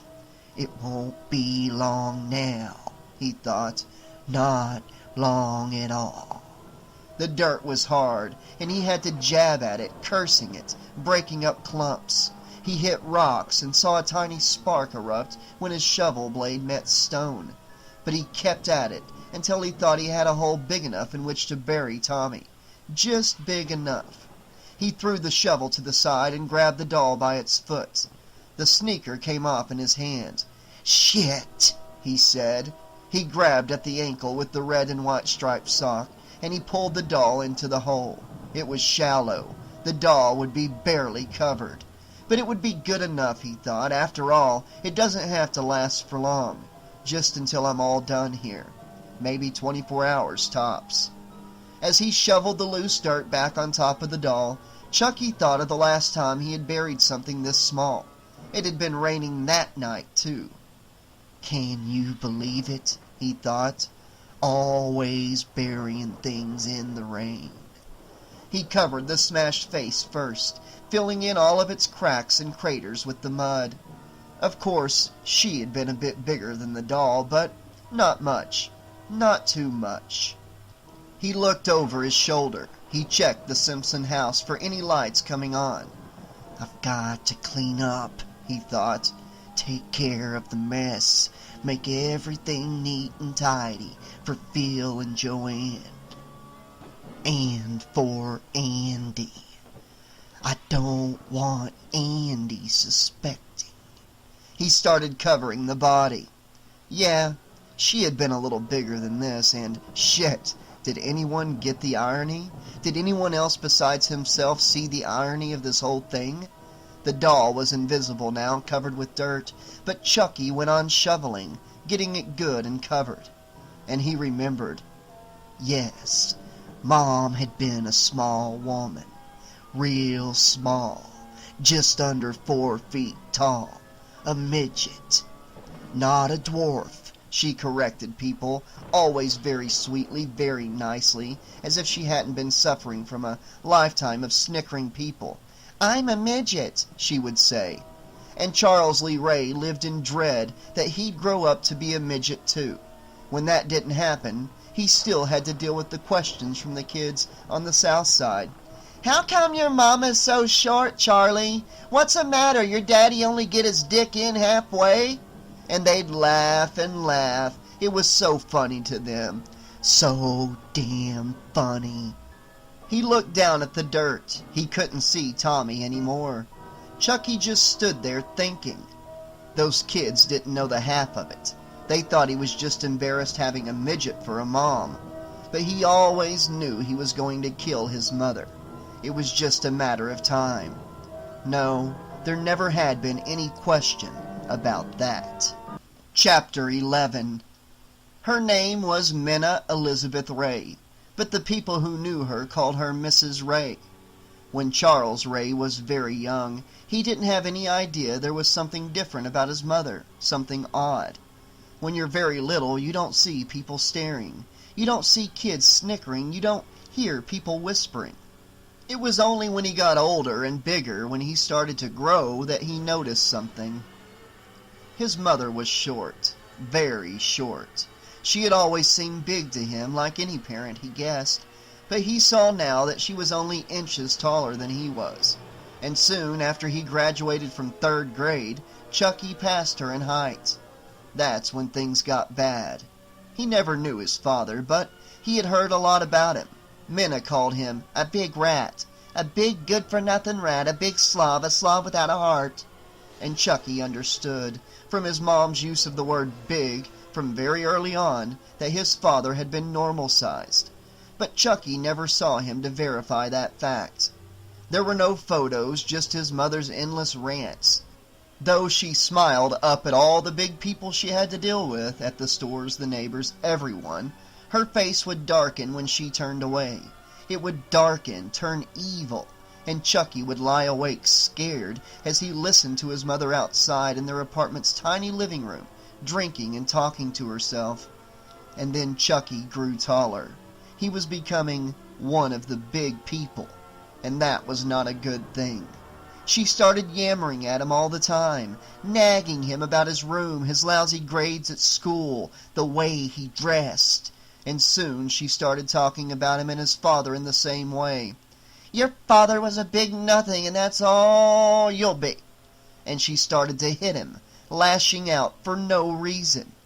First, just one blow, then more, until she sent a rain of gnarled fists crashing down on him. He learned how to cover his head and protect himself. He learned to stay out of sight when she started making bottle and glass noises in the kitchen. He learned to hate the woman. The kids in school were great, just super. Not a day passed that they didn't taunt him about his dwarf mother. They called her the little woman. "Couldn't be your mother, Ray," they'd laugh. "You're too big to come out of that such a small put." It was just another reason to hate her. But every day he grew bigger and stronger, and he started to make plans. At first he thought he'd run away, but where? He had no money, no relatives he knew about. Where could he go? Then he began to see her size as an advantage. He could laugh now when she started smacking at his head. He got so good he could dodge her blows while she shrieked, spittle flying from her puppet mouth right at his face. "Don't you laugh at me, you horrible boy, you ugly boy!" And then she'd try to work in some more blows, yelling and screaming. "Don't you laugh!" She's so small, he saw, small enough that he could, yes, he could lift her. There was a park across the street. Nobody played there or walked there too much. The kids at school said it was a drug hangout. But Ray looked down at the park at night. He saw the shadowy shapes moving around, and the occasional glint of their eyes looking around, looking up at him. Charles Lee Ray suspected that a whole lot of interesting things went on down there. A whole lot. He found himself grabbing the windowsill, gripping it hard. He felt the wood give, almost crumble under his fingers. He saw those eyes down below, as if they were waiting for him to play with them. He looked at the claw marks his hands made in the wood, and he knew what he was going to do. He waited until she was drunk, staggering around the living room, the kitchen. He walked up behind her. She was muttering to herself, didn't even see him coming. She held a big grape jelly tumbler filled with some cheap scotch. He thought that he'd just grab her and do it, but that wasn't good enough. "She hates me," he thought, "for being normal. She hates me, and I have to let her know that I hate her too." "Mom," he had said gently, then smirking. "Mommy?" She turned, looking at his stomach, then, blinking, up to his face. "What do you want?" she said, the words a long slur. As she stood there wobbling, her face looking at his, he saw a glint of recognition bloom in her eyes. She knows she's in trouble, Chucky thought. He flexed his fingers, and he loved that look of horror in her eyes, that terrible, terrible look. It was wonderful. "Mom," he said gently. He reached out and wrapped his hands around her neck. He closed her throat with his hands. She gagged, her eyes bulged out, and then he was enjoying himself much too much. He eased up, giving her just the tiniest teasing breath of air before whomp, slamming his hands shut again, closing down the air pipe. He was strong and she was light, and he found he could even pull her off her feet, letting her kick the air. Up and down he jerked her. Her nails scratched at his hands. She tried to kick him. But then came the first of many wonderful moments for Charles Lee Ray. She stopped struggling. She hung there in his arms, a lifeless doll.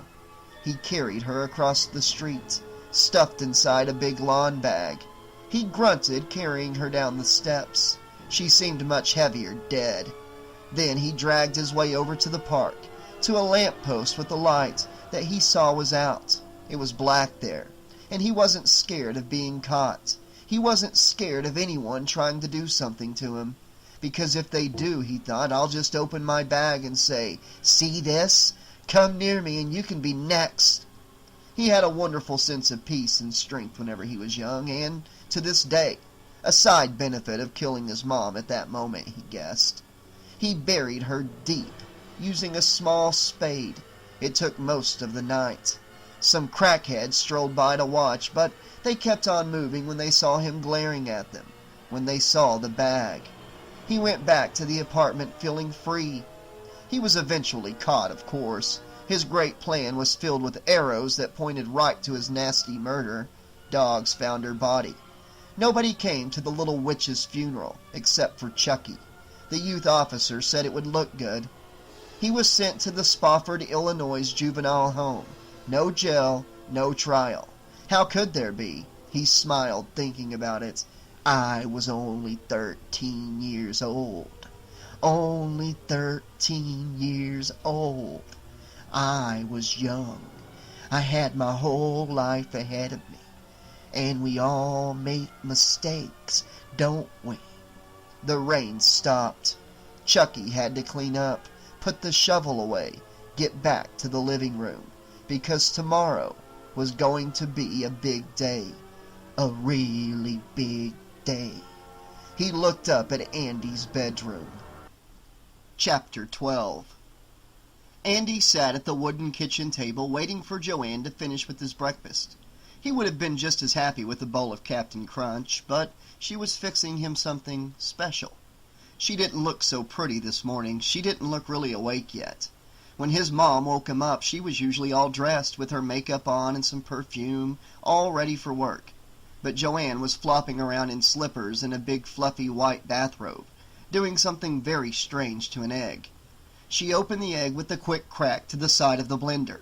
Then she dropped it into a strainer, the kind his mom used for spaghetti and Andy used for a helmet. The clear, gummy part of the egg dripped into the blender, joining a banana that sat in a pool of orange juice. When all the clear stuff had dripped down, covering the banana with goo, Joanne moved the strainer with the eye-like yolk to the sink, covered the blender, and turned it on. It made a loud whirring noise. Joanne turned and smiled at Andy, and he smiled back. So far, it didn't look like any eggs he had ever had before. He hated the noise of the blender, though. He wanted to put his hands on his ears, but he thought that maybe she'd be mad. I want to act how they want me to act, he thought. It's better here than at the center. Sometimes in the center, Andy had had the feeling that he'd never get out. He felt as if he'd stay there until he was all grown up, and maybe even beyond that. But here, with the morning sun bouncing off the wooden table, he could imagine the doorbell ringing, and he'd hurry to the window and see his mom's car. Then he'd run to the door, to a big hug from his mother. I'm not here forever, he told himself, and they're nice people.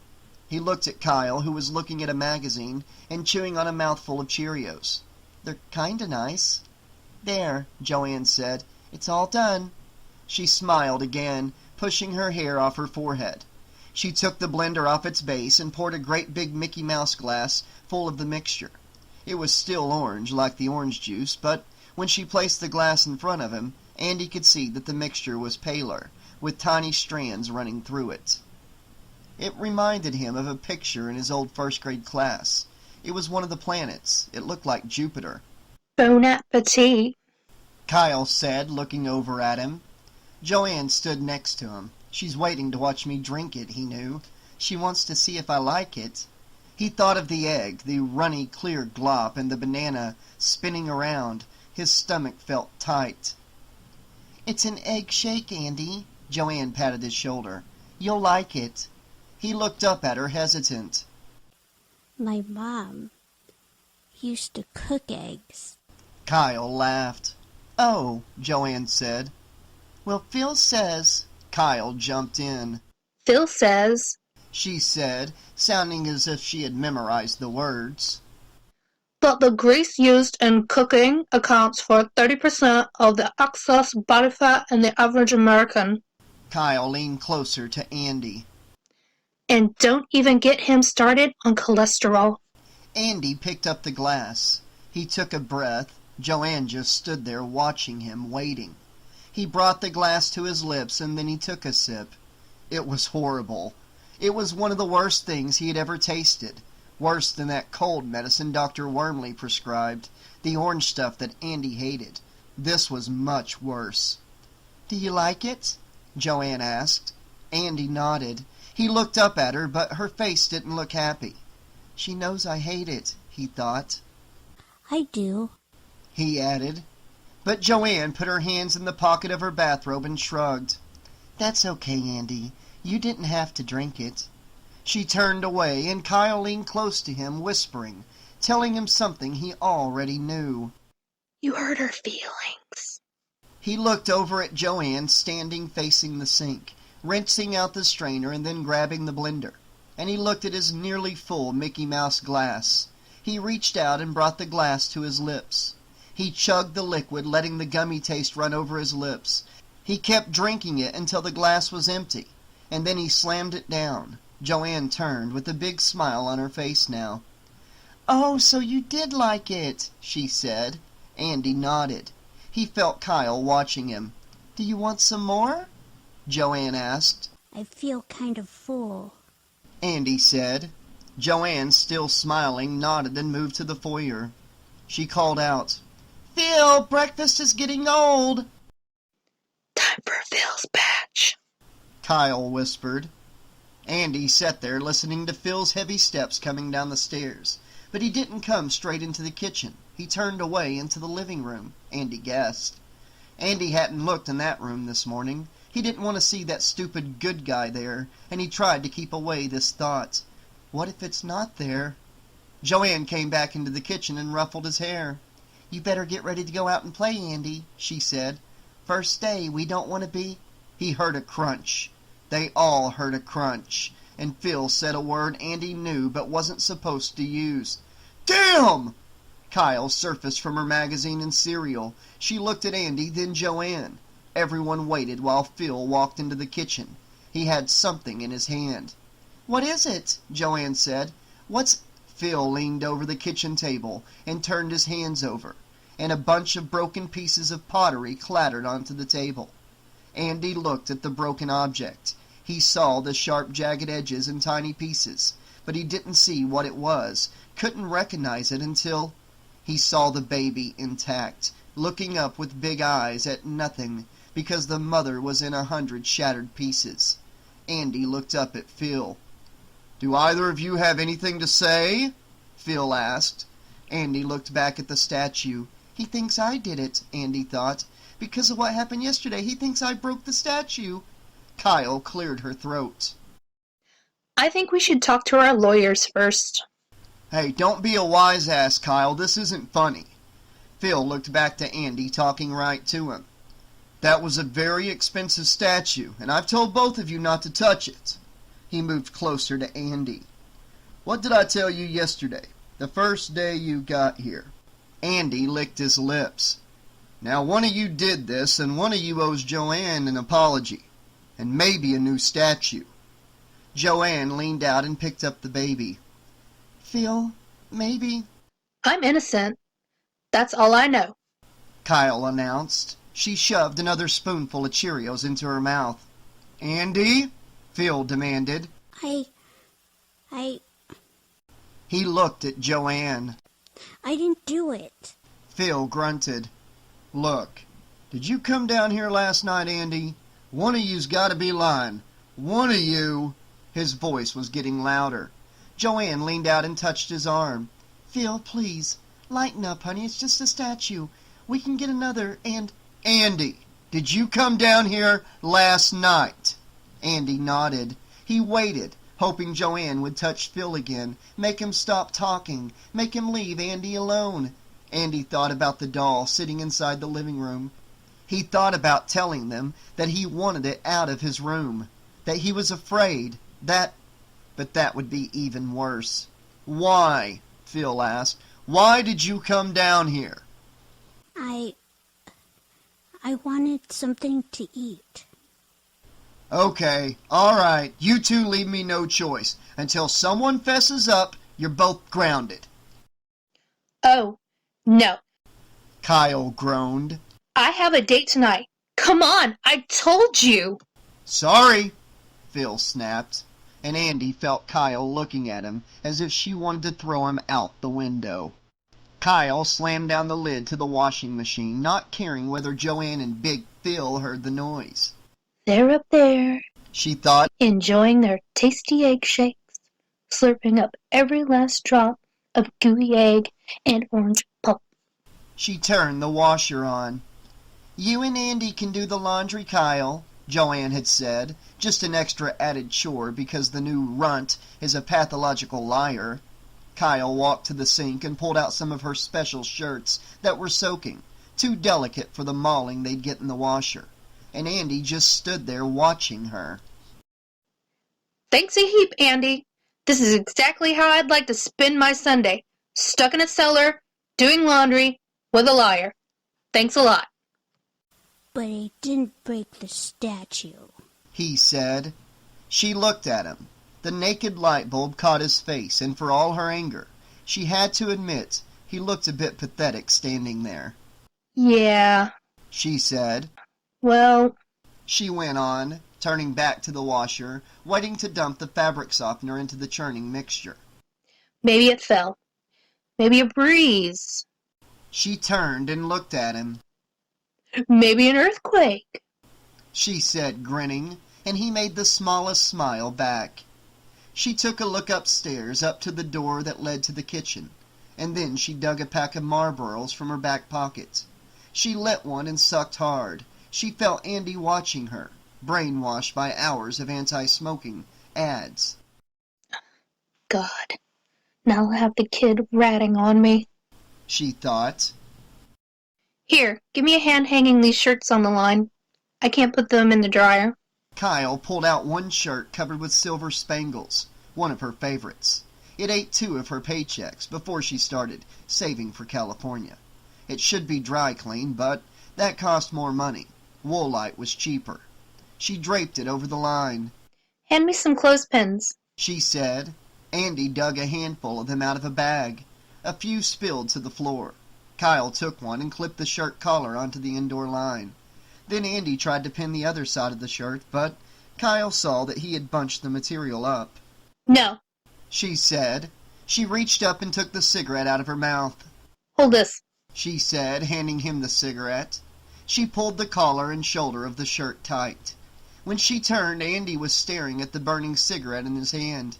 Then she saw him bring it up to his lips, as if sipping something hot and biting. He took a puff and immediately started coughing. Andy! She said, reaching out and grabbing the cigarette from his flailing hand. He was still bent over coughing. What do you think you're doing? God! He said. I wanted to taste it. And you do everything you want to do? Get real, Andy. It tastes like garbage, okay? And you know how bad it is for you, right? He finally stopped hacking and stood watching her, and asked her why she did it then. She went back to the clothesline, grabbing another shirt, a silky item, out of the sink. Grown-ups are allowed to do things that are bad for them. She took another puff off her cigarette, but it didn't taste that great anymore, not with Andy watching. But you're not a grown-up. She stared at him. You know, you're really starting to get on my nerves, Andy. Really. Now, the way you hang up the clothes is like... She heard a sound, the door opening upstairs. Joanne, or Big Phil, coming down to inspect the prisoners. She flicked the half-done cigarette into the sink with her shirts and the gray, soapy water. The door opened farther. She heard Joanne's voice. Kyle waved at the air, trying to fan away the smoke. Andy saw what she was doing and then helped, his arms windmilling. Kyle gave him a smile. Maybe he's not such a bad runt after all. She heard Joanne's voice closer at the top of the stairs, and then the door shut again. She must have picked up something from one of the shelves that were on the way down to the cellar. Thanks. She said. Andy came closer. She saw him look up the stairs. Mr. Simpson. Phil. He's kind of grouchy, isn't he? Grouchy? I don't know. I've had worse foster parents. Much worse. I could tell you some horror stories. Hey, and you'd be grouchy too if you sold insurance 5 days a week. What's insurance? Kyle shrugged. You pay money, you see, so if something bad happens to you, someone else gets a lot of money. Why would you do that? Kyle stepped back from the clothesline. Beats me, kid. But he's not so bad. Believe me, there are some foster parents who would kill you for just looking cross-eyed at them. Really? Sure. I mean, they figure that you're not really theirs. You're just passing through, and the minute you screw up, they let you have it. She leaned closer to Andy. And I've gotten it real bad from some foster parents. That's why I'm getting out of here. That's why I'm saving money. Andy nodded, and she saw that he was scared, standing in the dull light of the cellar, listening to the muffled voices of Joanne and Phil. Hey, why don't you go on up? Go outside and play. I'll finish up this stuff. Andy smiled. He was a cute kid, if only he weren't a little liar. But then she thought, maybe he's telling the truth. And if he was telling the truth, how the hell did that statue fall? She patted Andy's shoulder. Go ahead, before the spiders start jumping off the ceiling at you. Andy quickly looked around the gloomy basement, and Kyle laughed. Go ahead. Andy turned and went upstairs. Maybe Kyle isn't so bad, Andy thought, walking up the stairs. Maybe we could even be friends, he thought as he neared the door leading to the kitchen.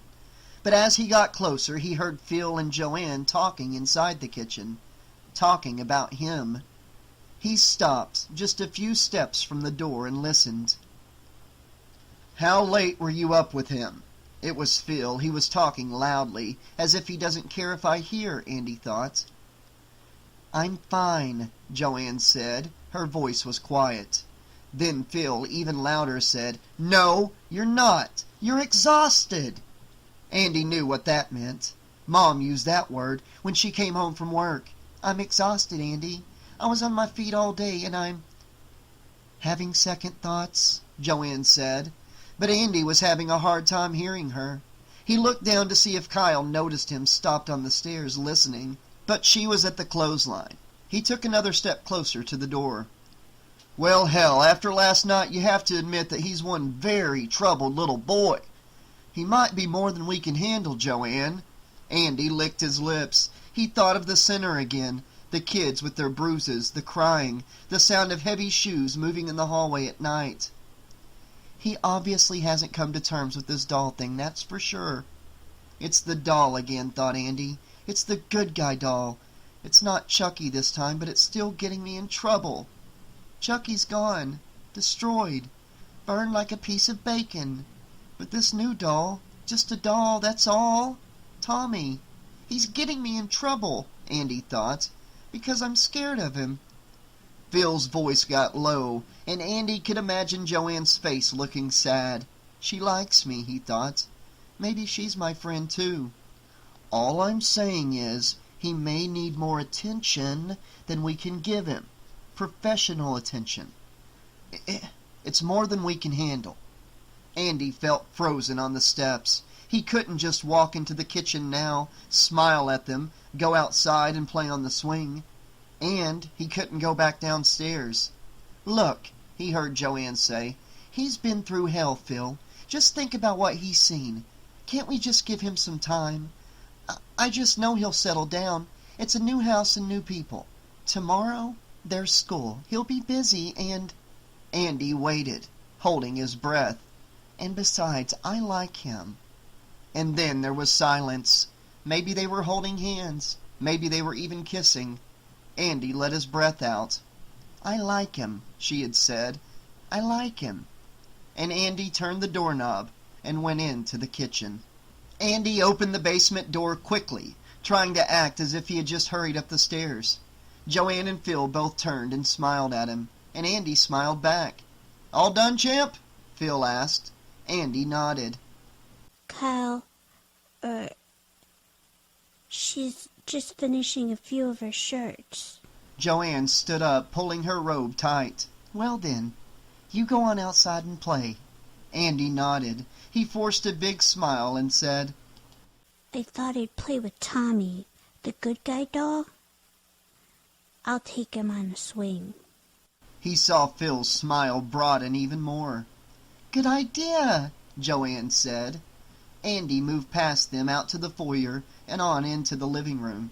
Now the room was drenched in sunlight, the morning light bouncing off the polished wood, reflecting from all the other statues. He went right to the chair to get Tommy, but the doll wasn't there. He stopped, frozen in his tracks. He thought of backing away, just running outside by himself. The doll wasn't there. But they would wonder why he had changed his mind. Phil would wonder. Andy licked his lips and looked around the room. Finally, he saw the doll sitting on the floor by the television. He walked over to it slowly. Someone must have moved it. Maybe Joanne, maybe Kyle, someone. Still, an idea haunted him. Chucky moved. Sure, Chucky could get around and do stuff, lots of stuff. Chucky could talk and run and kill. So why not this doll? He walked up to it slowly. The wood floor creaked under the carpet with each step he took. He was in front of the doll. He knelt down close to it, and he whispered, "I hate you." The doll blinked. Its head swiveled, zeroing in right on Andy's face. Then it sang out. Hi, I'm... The next word didn't come right out. It hung there inside the doll just for a second, and then... Tommy, and I'm your friend to the end. Heidi-ho, ha ha ha. Andy took a step backward. The doll went silent. He knew there was something to check. He heard sounds coming from outside the room, the sounds of Phil and Joanne cleaning up the kitchen. They'd come in here soon, and Andy didn't want them to see him standing there frozen, looking at the doll. He knelt down, quickly now, hurrying. He grabbed the doll by its midsection, roughly, squeezing it. He picked it up and turned it around. Then he pushed up the good guy t-shirt. It felt damp, just a bit. Just like when his mom put too many clothes in the dryer and they didn't quite completely dry. He flipped open the battery compartment and saw 2 batteries there, ever ready. Andy took a deep breath. There, he thought, this one has batteries. This one's just a toy. He grabbed the doll by one ankle and started dragging it out of the living room. The doll's head banged against the floor, but Andy didn't worry that it bumped against the chairs and the legs of the end tables. It's just a doll, he thought, a dumb doll. He saw Joanne and Phil coming out of the kitchen, arm in arm. Perfect, he thought. "Hi." He said as cheerily as he could. Hi, they said back, both smiling. Andy then thought, Phil can see me with the doll. He can see me playing with it. Then Andy said, I'm going out to play with Tommy. He opened the front door and dragged the doll outside, down the steps, and around to the backyard. Chucky felt each bang just as if he were in his own body, and some wise guy gorilla was putting the moves on him, hustling him for a late payment on his last big loan. Bang! His head slapped against the floor, and bang! His plastic cheek smacked the coffee table leg. The kid is doing it on purpose, he thought, smacking me around, all on purpose. And then Andy ran down the front porch stairs as fast as he could, letting Chucky's head trail behind. His head smacked each wooden step just a bit harder. But that's okay, he thought. I don't mind the pain. No, time is getting short. Already I'm changing too fast. But things are going along according to plan, just beautifully. Here I am, right next to Andy.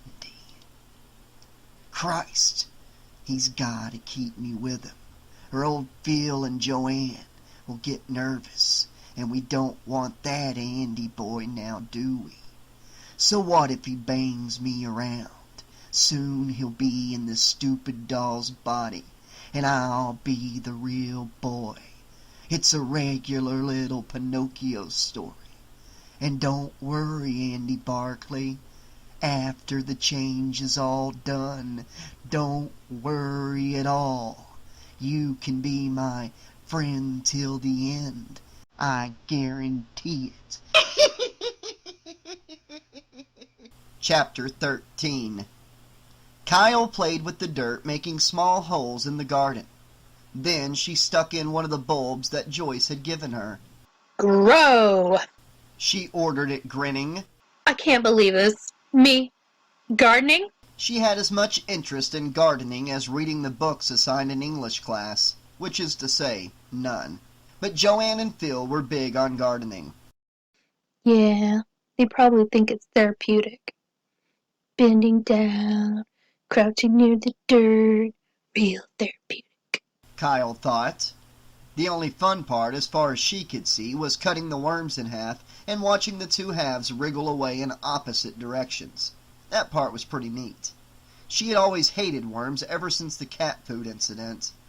She didn't know how old she had been when it happened. Probably around 3, she guessed. It was just before her mother had left. Old Mom had had a habit of disappearing for a long time, leaving Kyle all alone in their dark apartment.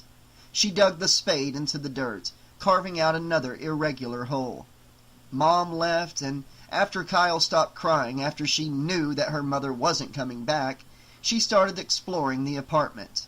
During the day, the cartoons were all gone, and she had to find something else for fun. She turned the taps on in the bathroom sink. She remembered the sound of the water, and she played with her toys in there, a legless Barbie, a pudgy doll with a scuffed face. Her mother was always gone for a long time. The kitchen was always good, even if there wasn't much food in the refrigerator. Certainly nothing like cookies or ice cream. Just some milk, some cans, nothing that was fun to eat. One day she saw the cat food. The cat didn't stay around the apartment much. It went in and out with Kyle's mom. Kyle looked at the plate of cat food. She remembered leaning down and getting close to it because, well, it looked weird. It was all dried brown and rusty. It had come out of the can all wet and gloppy, and now it was almost solid. Kyle stuck a tulip bulb in a hole. She heard the side door open. Probably Joanne, she thought, or maybe Big Phil checking up on her. She remembered touching the dried cat food that day long ago. I guess it's what kids do, she had thought, touch things, even taste them. Not that she tasted the cat food. She just stuck her finger against the crust, just a bit. I wanted to know what it felt like, she remembered. The crust broke. She remembered giggling, and then her fingers plunged into the dish, past the crusty covering, to a warm, wet mess below. She had been laughing, but she pulled her finger out and saw things moving in the hole. She looked at her finger, and these things, these white things, were on her finger, wriggling and moving around. She screamed. Though there was no one to hear her, she screamed as loud as she could. She ran to the bathroom and turned on the tap, washing these things off her finger. They're gonna get me, she thought. They're gonna crawl right under my fingernail. They'll get me and turn me into cat food. She grinned. At least that's how she remembered it. Kyle took a breath. Yeah, gardening's real therapeutic. She made a new hole and saw a baby worm try to wriggle away. She brought the small spade down and cut the tiny fucker in two. Then she felt something watching her. She turned around to find Andy sitting on the swing, his feet dangling, not quite touching the ground. She also saw the doll that had freaked him out so much. It was sitting on a bit of wood that Phil kept saying he was going to cut up. Andy was watching her, and she wondered. Hey, what am I? This morning's entertainment? She turned back to the small garden. Kyle, Andy said. She looked back. Kyle, do you ever miss your mom and dad? She thought. Now there's a dumb question. Maybe the absolute dumbest. I mean, really. Do you? He repeated. She took a breath and then stood up. She had big muddy stains at her knees. She looked up at the clear blue sky. After such a nasty night, it certainly looked nice out. She decided that there was no way she'd let herself be grounded tonight. She knew there were ways around that little problem. Phil and Joanne aren't the most aware couple that have ever had my fate in their hands. She thought. You can't miss someone you never knew, Andy. She said. Andy kicked at the air with his feet. Kyle saw the worn dirt below him, looking sort of broken up. Where are they? he asked. How come you never knew them? She took some steps away from the garden. I have no idea where they are now, and frankly, I couldn't care less. My old man left me before I was born, and my mother, she put me up for adoption when I was 3. She was having some troubles. Kyle tossed the spade back into the garden. Andy nodded. Do you remember her? I make a point of trying to forget. She walked up to the swing and grabbed hold of the ropes. It's easier that way. Trust me. You'll be better off forgetting too. Andy shook his head. My mom's gonna come and get me. Just as soon. She looked at his face. He believed that, she guessed, and for all she knew it might be true. Anyway, she thought, It's not my job to trash his fantasy. Break time! she announced. Move your butt over. She tried to squeeze on the seat next to him, but instead Andy popped off, jumped down onto the dirt. And again Kyle noticed how chewed up it was, as if the rain had ripped it up, or maybe an animal had. I'll push you. Andy squealed, running around to the back of the swing, laughing. No thanks. Kyle said, but she felt Andy grab the back of the seat and begin to shove it, just a bit forward, then back, and then a bit more. She dragged her feet against the ground, slowing him. "Come on," he said. "It's fun." Kyle let her foot dangle as he pushed her harder and harder.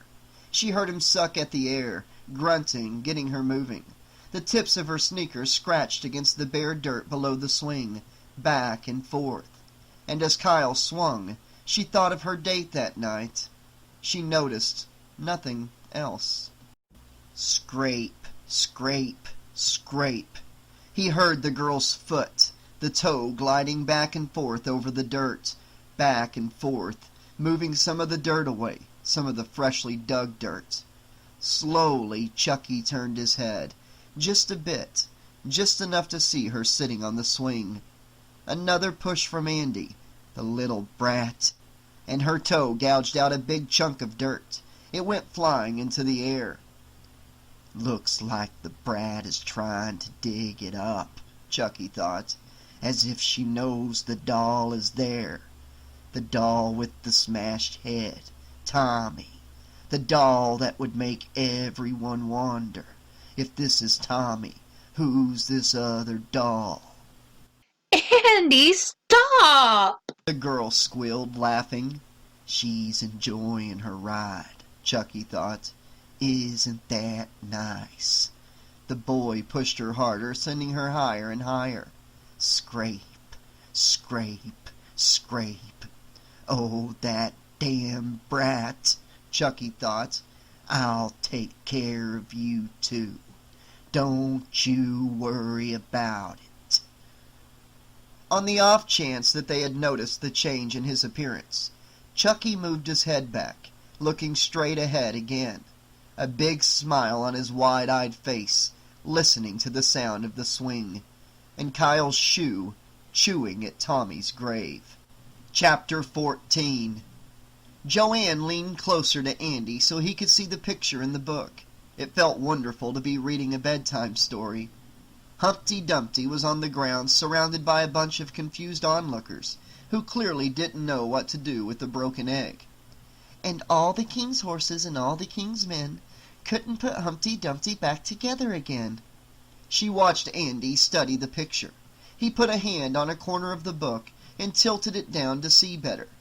Sitting close to him in his bed, Joanne could smell his clean hair from his long bath. It had been a good day.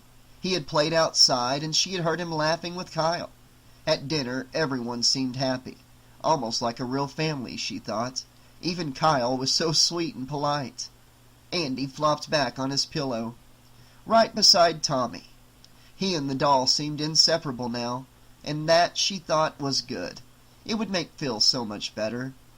There's nothing wrong with this boy that a little love won't fix. She looked at her watch and then shut the book. "And they all lived happily ever after," she said, and Andy held the bedclothes tight against his chin. No, they don't. He said. Joanne smiled at him. "What do you mean, Andy? Of course they do." Did you see Humpty? He grinned. I don't think he'll be living happily ever after. She smiled. Well, they do for now. We'll read some more tomorrow night, okay? She ran a hand across his fine hair. He nodded and smiled, squeezing his eyes shut. She reached over and turned out the bedside lamp, and in the sudden darkness, for a moment, all she could see was the doll's glistening marble eyes. A pale blue glow from the nightlight was blocked by the bed. "Remember," she said, "Kyle is in the next room, and we're just down the hall. If you need us for anything, just holler, okay?" Andy opened his eyes and nodded. "We'll be here in 3 seconds flat." She leaned close, hesitated a moment, but then kissed Andy on the forehead. Good night, Ma. He hesitated and then said, Good night, Joanne. "Good night, Andy." I wish he had said it, she thought. I wish he had said that word, Mom. She smiled at him. Before she got up, she straightened the bedclothes around Andy, and then around the doll. She rubbed the doll's head, feeling the stiff, synthetic hair. "I'm glad to see you've made a friend here." She saw a bit of a smile on Andy's face. Then she stood up and left the room. He counted, waiting for Joanne to walk down the hall and then down the stairs. He listened for her voice talking to Phil. "She's nice," he thought. "I'm lucky. Kyle says that there are a lot of mean, really mean foster parents, but Joanne is nice, and Phil, well, he's okay." He waited until he was sure Joanne was all the way downstairs. Then he slid out of the warm bed, dragging Tommy behind him, pulling the doll by its hair. "Guess I got a new friend," Joanne had said. "She has that wrong," he thought. He hurried to the chest of drawers and opened the bottom drawer, empty except for a few pairs of socks. He pushed Tommy into the drawer and then slammed it shut. It didn't shut all the way. Something, a hand, maybe a foot, caught, but Andy hurried back to the safety of his bed. He pulled his covers tight and shut his eyes. "Now I can sleep," he thought. He lay there trying not to think bad things, things that would keep him up. But he heard a sound, a thumping sound, from over there, from over by the dresser. His eyes opened. No. He whispered, prayed. Please, no. I'm just imagining this. That's all. He leaned up, looking into the darkness. The blue nightlight lit only a tiny spot on the wall by the foot of the bed. He couldn't even see the bureau. "I've got to look," he told himself. "I've got to, 'cause if I don't, maybe the doll will come to life and get out of there in the middle of the night. I have to make sure." He would have liked to reach out and turn on the light, but Joanne and Phil might see that. Besides, with the nightlight, he could see pretty well, he told himself. And he saw the drawer close tight. "I thought it got stuck earlier," he thought. "It didn't close all the way, did it?" He slid out of bed. The wood floor was cold on his feet. He started for the bureau, but then he stopped and grabbed a magnifying glass on the end table. He had played with it that afternoon, looking at all sorts of things. The grain on the wood, the forest inside the carpet downstairs, the jungle and the grass. He moved closer to the bureau, and when he got there, he reached down for the handle on the bottom drawer. He took a breath. Please be there. He said. Please be there. He pulled it open as fast as he could, and the doll was lying there, face up, with that same stupid expression on its face. Andy started breathing again. He leaned forward, the magnifying glass held out in front of him. He moved closer until he was right over the doll's face. He suspended the magnifying glass right over one of the doll's eyes, and then the other. They seemed to catch the blue light, and they sparkled with a deep blue glow like the sky at night filled with stars. "It's just a doll," Andy told himself for the 100th time, and then he blinked, and then the head turned to him. He tried not to yell, to squeal. Wanna play? It said. Andy dug around to the back of the doll. He felt the battery compartment, and he fiddled with the latch. The small door popped open, and he felt the 2 big batteries. No. Andy whispered to it. He shut the battery compartment, and again slammed the chest drawer closed. He ran back to the bed, back to the cold sheets, thinking, "Now I'll be able to sleep." Joanne stopped the sewing machine. She thought she heard something, but then the wind blew against the window. A tiny breeze sneaked through a crack. She leaned forward and pulled the drapes across the window. Then Phil announced, "There we go, babe, good as new." She turned and looked at the statue. From across the master bedroom she couldn't see the web of cracks that covered it. It had been one of her favorites, for what she knew must be very transparent reasons. "Now we just have to—" Phil started lowering the repaired statue to the small roll-top desk near the bed. "Let it set for a year or two." He gingerly slid it onto the desk. "There," he said happily. "Good as old." But then Joanne heard the statue land against the wood. A loud sound, and the mother holding her child fell apart, some pieces flaking off, while others, covered with the porcelain glue, melted away. "Damn," he said. He looked up at Joanne. "I was being so careful." "Never mind," she said. "Give it up, honey." Phil looked down at the pieces lying on the table. "It's worth a lot of money." "It was worth a lot of money. Now it's just a wreck." She saw that Phil looked as disappointed as she felt. She picked up her handiwork from the insect-like nose of her Singer portable. "Hey, how do you like this?" Phil stood up and walked over to her. "What is it?" he said. "It's a blouse," she laughed. "See, the arms will go here and there, and the front—" "Oh, yeah, I see it now." He rubbed his hands on his sweatpants, and dried glue flaked off his fingertips. "It's for Kyle," she said. "Do you think she'll like it?" He shrugged. "Hey, what do I know about teenage girls?" "A lot more than you did 3 weeks ago."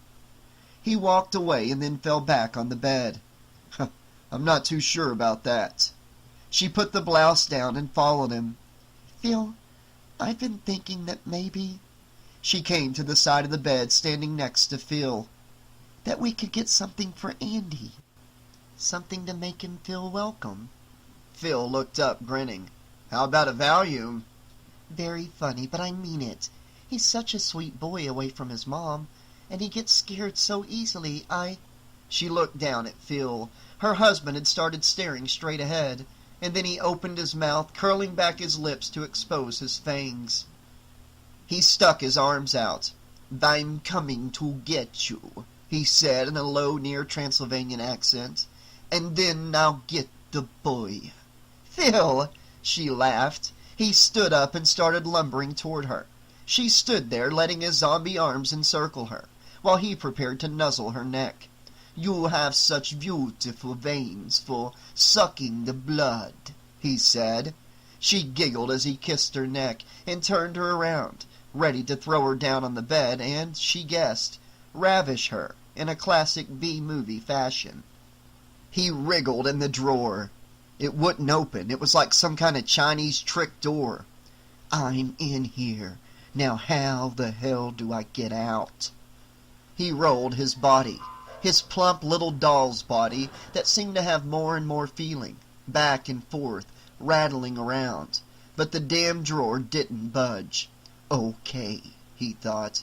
"Not the first time I've been in a tight spot. Just have to concentrate. Relax." He brought his hands up to the top of the drawer. He felt the wood bars running over the drawer, and then the bottom of the drawer just overhead. "There," he thought, "I've got an idea." He grabbed one of those struts and used it to inch his drawer open. For a moment it seemed too heavy to move, but then he felt it slide just a bit. Nothing like a little concentration to solve a problem. He grinned. Concentration can be your best friend.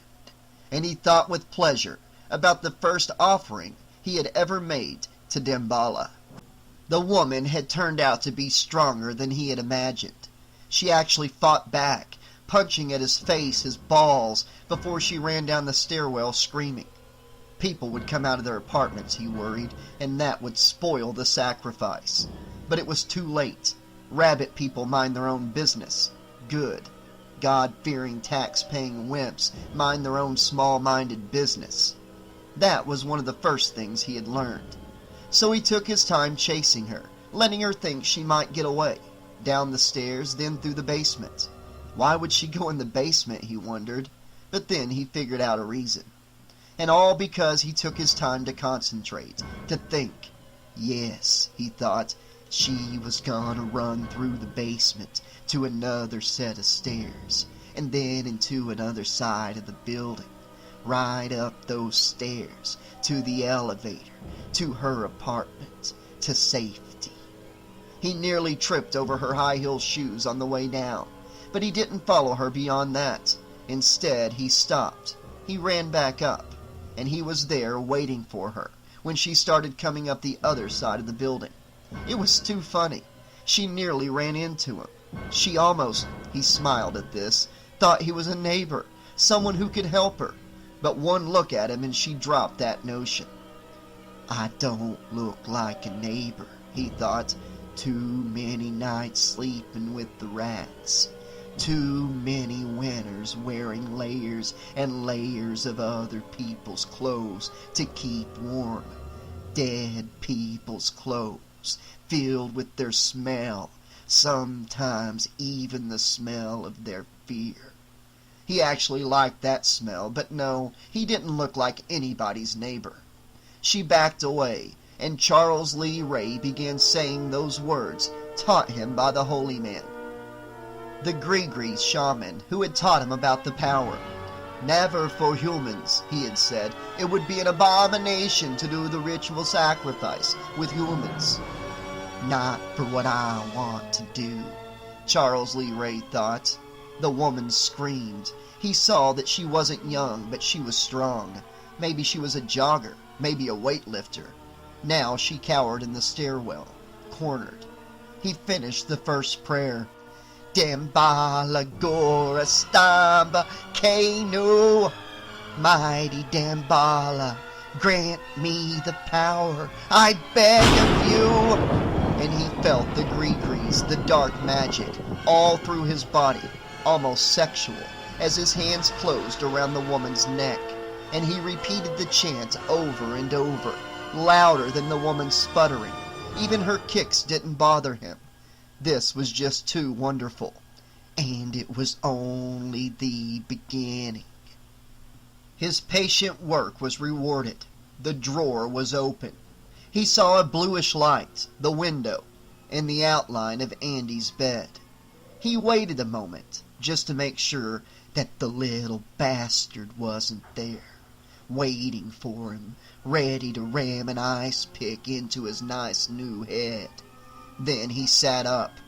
Chucky relaxed his face, that stupid doll face, letting the puffy smile cheeks go flat. He saw the top of the bed and Andy's sleeping body, only a few feet away. He's asleep, Chucky thought. Perfect. I have all the time in the world. He thought happily of the first thing he would do, right after the change. Right after he took over Andy's body, and poor Andy's soul was forever imprisoned in the good guy. Why, he thought, I'll just have to smash the doll into a million pieces. I'm sure any shrink would understand my anger. Chucky grinned in the eerie glow. Chapter 15. Phil worked his hands under her faded Northwestern U-shirt, expertly covering both her breasts. He tweaked her nipples a little too roughly, but then Joanne thought that maybe she just wasn't in the mood. His knee was grinding away in her crotch. He nibbled her ear. But then he stopped and leaned back. He gave her a long, hard look. "What's the matter?" he said. "Nothing," she said, turning away. But she knew he wouldn't buy that. She wasn't a prissy lover. He liked to joke that it wasn't at all hard to get her motor going. And that was true, and now... "Come on. Yeah, there's something wrong. What is it?" She sighed. "That woman called, the one from the adoption agency." He waited to let her get the story out. "She said that..." Now she looked away. "We were turned down again." He touched her cheek. She wished he hadn't done that. She couldn't stand him being sweet and gentle. Not now, not today. "Honey," he said, "I'm sorry." "The woman said that there just aren't that many kids to be had. We're still on a wait list. If they get a good matchup, someone that they..." Phil sat up and shook his head. Damn, how long have we been on that wait list? For over a year? And what else do you have to prove to them? You've quit your job, you take these kids in from the center, you stay here and take care of other children, and you get your heart broken every time. What the hell else do they want to see? They know all that. It's in our folder, but we just have to wait, like everyone else. Phil stood up. He walked to the desk and fingered the broken statue. Yeah, well, I hate waiting. He turned back to Joanne. And I hate seeing you go through this over and over. He paused, and she knew what he was going to say next. It has to stop, Joanne. It's just too painful for you. But she sat up and shook her head. No, Phil, I'm still happy. I love these kids, and I do, honest. We're making a difference in their lives, a real difference. Look at Andy. He needs our love, our home, and he's trying so hard to fit in and please us. I think he really likes it here. He really likes us. Phil shook his head. Then he said, I'm happy if you're happy. She smiled. I am. You'll see, everything's going to turn out fine. Just fine. She raised her arms to her husband, and Phil smiled and walked back to their bed. There was something wrong. Andy tried to breathe through his mouth, but he felt something, tasted something inside his mouth. He tried to move, but something was holding him. Just another nightmare, he thought. But then he opened his eyes, and he saw the sock, one of his socks stuffed in his mouth, bulging out of his face like a giant wart, and his hands and feet were tied to the bed. He felt something moving on his chest. He tried to squeal, to cry out, but only the smallest muffled sound escaped the sock. The thing on his chest moved, crawling up close to his face, closer, until he saw the head, outlined in blue. Surprise, Chucky said. Andy cried, but the sock muffled it. Then he begged God, please, please don't let this be happening. The doll's body felt heavy on his chest. It was real, real.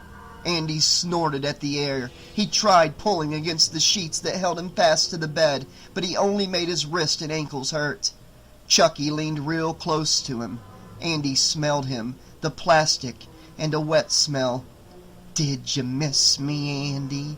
I sure missed you. Please, God, let this be a dream, Andy thought. Just another dumb nightmare. But it all felt too real. The sheets knotted to his wrist, the chunky body sitting on him. This was real. He started to cry. I thought it was over. I thought it was all. I told you, we're friends till the end. And now it's time to play. He watched the doll face break into a mean smile, and Andy could see those teeth, those shiny white plastic teeth that were so good at biting. He watched the teeth move up and down. I've got a new game, sport. It's called Hide the Soul. And guess what? You're it. The grin grew wider, and Andy screamed, but almost no sound escaped the sock in his mouth. He watched Chucky reach out a hand toward his head. He's going to kill me, Andy thought. He'll strangle me. He's strong, and he'll wrap his hands around my neck, and maybe he'll bite me. But all Chucky did was touch Andy's forehead. Andy could strain his eyes upward and see the plastic hand pressing against his head, and the t-shirt, the stripes so dull in this dark room. He looked back to Chucky's face. The doll blinked and then seemed to look up. Ah, day, dewey, dambela, Chucky said. Andy knew what Chucky was doing. I'm the one he needs, Andy knew. He needs my body, and I'll be... Give me the power, I beg of you. Andale posse dimbala. Andy writhed in the bed, squirming like an eel he had once caught in the Hudson River when he was visiting his Uncle Jack. It was a big black eel, and it twisted and turned, shimmering black, until it finally spit out the hook and then went crazy in the bottom of the boat. Uncle Jack laughed and threw it back into the river. But Chucky will never let me go, Andy thought. He needs me. But then Andy heard another sound at the window, a rattling, the window moving. Chucky froze, and then Andy saw hands and a face, and it was Kyle. She was sneaking into the house. He watched her press her hands against the window, forcing it up. Chucky leaned close to him again. This isn't over, you little shit. Not by a long shot. I'm not gonna spend the rest of my life as a stupid doll. Chucky gave Andy's face a hard squeeze. The next time you're alone, you're mine. The window flew open and Chucky became still, his face freezing into a peaceful smile. Andy watched Kyle step quietly into the room. She probably thought I'd be asleep, Andy knew. She climbed right up the trellis into my room. Then he thought, Chucky's gonna get her. He'll wait until she's in the room and leap up and... Andy started twisting and turning again. Chucky rolled to the side, flat now, on Andy's chest. Kyle stepped into the room and then heard Andy's grunting sounds. She quickly looked down at the bed. Oh my God! What the... She whispered. She pulled the sock out of Andy's mouth. He gasped and then shouted. It's Chucky! He tried to warn her with his eyes. Look out! He's gonna get you! Kyle untied his hands. Will you shut up? You'll wake Phil and Joanne. What happened to you? Is this a trick you learned how to do? Or is this the Matson family partying downstairs? She doesn't see, Andy thought. She doesn't know that Chucky can just reach up and grab her. He can kill her in seconds. His hands were only inches away from her throat. She untied the other hand, and Andy shrieked. Kill him! You have to kill him! Andy! Quiet! You'll wake up Phil and Joanne, and I'll catch hell. Now stop it before... Kill him! You have to kill him! Andy repeated, shrieking. His hands were free, and he pushed the doll down to the other end of the bed. The door flew open, and Phil rushed in. He turned the light on. What the... Kyle shot up straight, and Andy saw a sheepish grin on her face. She's only worried about being caught, Andy knew. That's all she cares about. She doesn't believe me about Chucky. You didn't have to wait up, Kyle said. Joanne pushed past Phil, hurrying into the room. Andy, what happened to you? It's Chucky. I told you he'd find me. Andy cried. He tried to take my soul. He's going to try again. Joanne sat on the bed and held Andy close. Shh, she said. Don't worry, Andy. It was just another dream. But it wasn't a dream. He wailed. They have to believe me, he thought. Somehow I have to make them believe me. He saw Phil shaking his head. You've really outdone yourself this time, Kyle. Sneaking out when you're grounded is bad enough. But, he pointed to the twisted bedsheets, tying up a little kid so he doesn't blow the whistle? That's a new low. Oh, come on, Phil. Do you really think that I... Andy struggled away from Joanne. Chucky did it. It was... He looked at the doll sitting lifelessly against the wall now. Just a doll. Just a silly old doll. Joanne put her arm around his shoulders and pulled him close. Shh, Andy. That's enough for now. Phil shook his head. Oh, brother, that does it. Andy saw Phil look at Joanne. His face was angry and mean. He'd like to get rid of me, Andy thought. He wants me out of the house. Phil picked up the good guy doll, and Andy yelped like a puppy when he saw Phil handling Chucky.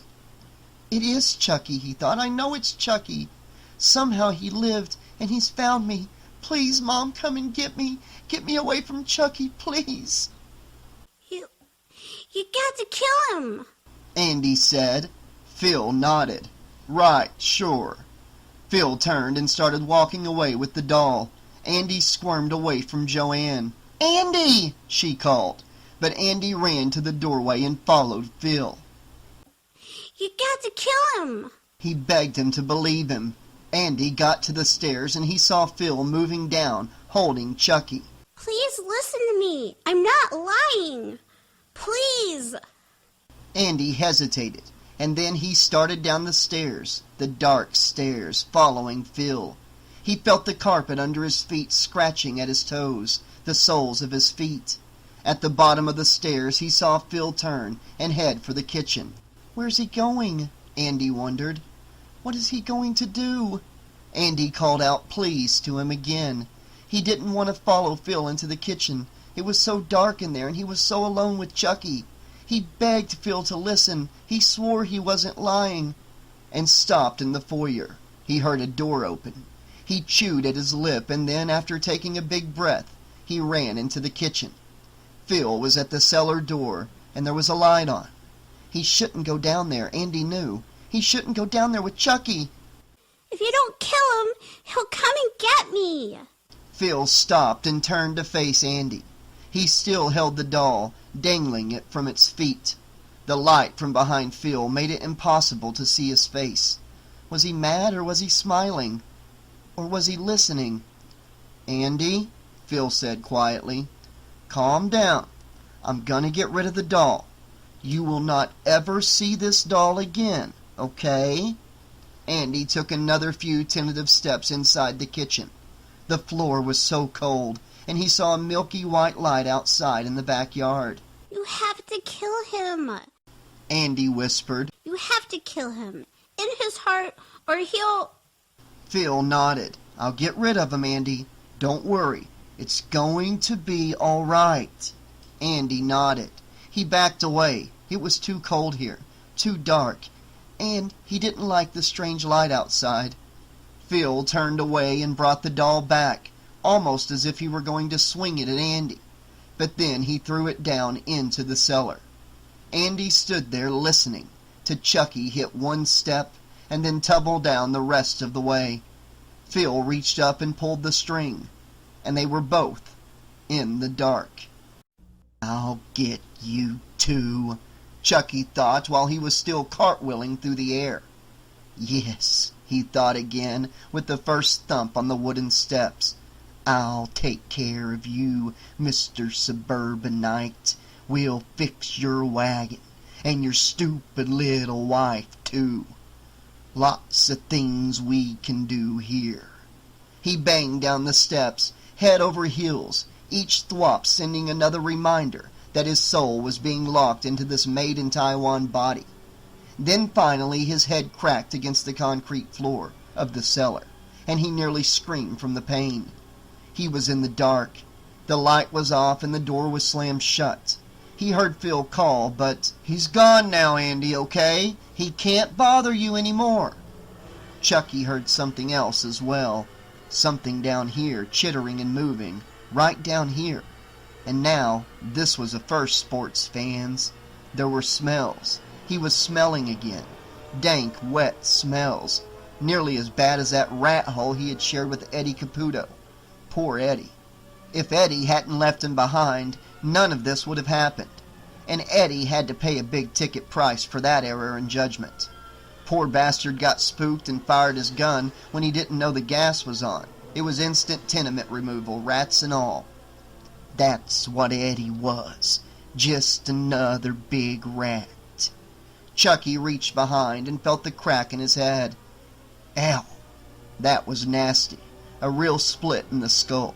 But he noticed as he sat up that it didn't appear to affect his thought processes one bit. Then he felt something wet drip onto the top of his overalls. "Oh shit! No!" he thought. "Not again!" He reached his hand around and felt his bloody wet nose. He looked at his fingers, catching the pitiful amount of light in this dungeon. He heard tiny, tiny feet, sniffing close to him. More blood! It's getting late! Too late! It has to be tomorrow, or I'll be trapped, he thought. The feet scuttled closer. He thought he felt wiry hairs brush against his back. He figured the rats must be sniffing the blood, and that they were probably getting hungry being down there. The rat came closer, and its hairs stuck through the material of his shirt. He smelled the fetid breath of the animal. It must eat some pretty weird shit down here. Chucky waited just a few seconds before he turned around and grabbed the rat around its neck. It twisted in his hands, which were strong and powerful, "No, I got you," Chucky said. The rat tried working its needle-nosed snout around to chew at Chucky's hand. But Chucky bowed his arms out, so just the hands held the rat and it couldn't bite anything. The rat coughed and Chucky increased the pressure. He heard more sounds, more chittering and movement. The other rats were moving in for the kill. Chucky pressed harder until he thought he heard something snap. A wet goo leaked out of the rat's nostrils, over Chucky's hands, and onto the stone floor. "Man, that's gross," he hissed, and he threw the rat off into the corner. He heard the other animals swarm after it. He guessed that they wouldn't be bothering him for the rest of his short stay down here. Chapter 16. Joanne did her best to act normal. She had bags under her eyes, and more she was beginning to think that Phil was right. Andy might be too much of a problem for them. Even Kyle was too much. She thought about the broken statue, the shattered mother, the baby. Maybe, she admitted, it was time to put away my fantasy of being a mother. Andy was waiting at her elbow for her to finish putting a sandwich in a baggie. She slid the bag sandwich inside a brown bag with a banana and a granola bar. "There you go," she said, smiling. Andy didn't smile back. Come on! She heard Kyle call from the front door. We're late, for crying out loud! Joanne stepped close to Andy. This has to be a tough day for him, she thought. Brand new school, new kids, and... She reached out and touched his shoulders. "Andy, have a good day." He nodded. She kept smiling, but the boy's face was grim, set. His eyes kept shifting over to the cellar door. He's obsessed, she thought, and for the first time she wondered if those other stories she had heard could be true. Someone killed that babysitter. She looked at him. Could it have been? Andy! Kyle yelled. Joanne smiled again, forcing the cloud away. She pulled him close and planted a kiss on the top of his head. "Better go," she whispered. He seemed so sweet, she thought. She went to the kitchen window and watched him run to catch up with Kyle at the curb. Phil had said he was going to call the center about Kyle today. "She can't stay," he said, "not after what she had done." Joanne watched them walk away, golden in a brilliant morning sun. The way it would be if they were my kids, she thought. Making lunches, kissing them goodbye. Then they were gone, and she turned away from the window. She saw the cellar door. The doll was down there. "Chucky did it! You have to kill him!" Andy had screamed. Kyle swore that she hadn't had anything to do with it. The whole thing was just like... Someone grabbed her elbow, and Joanne made a small yelping sound, and then turned to see Phil, who planted a kiss on her neck. "An egg shake?" she offered distractedly, but he shook his head. "No, sweets, I'm running late. Big meeting first thing. I'll grab an oat bran muffin from Pedro's cart." He started for the front door, and she followed. "Are you going to call the center?" she asked, so very quietly. Phil scooped up his attaché case on his way out to the driveway, and then kept on going. "Yes," he said. Joanne followed him outside. "Yes, because we haven't gotten a decent night's sleep since that boy got here, Joanne. We can't live this way." He got to his car and stopped. "I can't live this way." "So what are you suggesting we do?" She squinted in the sun. She knew the answer he would give. "You don't have to make it sound so horrible. It just didn't..." He popped open his car door. It didn't work out." She reached out and grabbed his arm. "Do you know how horrible that will be for him? To have to go back there?" "Traumatic for him or you, Joanne?" She turned away. He was very serious this time, but she felt him touch her back. Hey, I'm sorry, Joanne. I've supported you in this whole foster parent thing. But I'm worried about you, about us. He'd have to leave eventually. So would Kyle. They all do. They don't belong to us." "I know that. Believe me, I know that." She turned back to him. She shook his hand in hers. I just think we can help him. He's so scared and so alone. It's not fair." "It's more than we can handle," Phil said emphatically. "We tried. But he's a Special kid. He needs special help. He got into the car. It's way out of our league. Phil shut the door and then rolled down the window. Joanne nodded and then leaned close to kiss him. She watched while he started the engine and backed down the driveway. He gave her a final wave before he roared off down the sun-bleached street. Joanne pulled her robe close and turned back, slowly towards the house. But then she stopped. There in the driveway she saw pieces of glass. A big piece, then smaller pieces scattered around. She looked up at the living room window, then up to the bedroom windows, but everything looked intact. She knelt down to get a better look at the glass pieces. She picked the big piece up carefully in her hands, noticing the trace of green paint near one edge. Then she looked straight ahead at the recessed window of the cellar, at the splintery green window frame. One of the panes was broken, as if a baseball had sailed into it. No, not a baseball, more like a volleyball. She shook her head. No, it didn't look like something had crashed into it, no. It looked like something had crashed out of it. But she stood up, and beyond making a note to call the glazier, she thought no more about the broken window.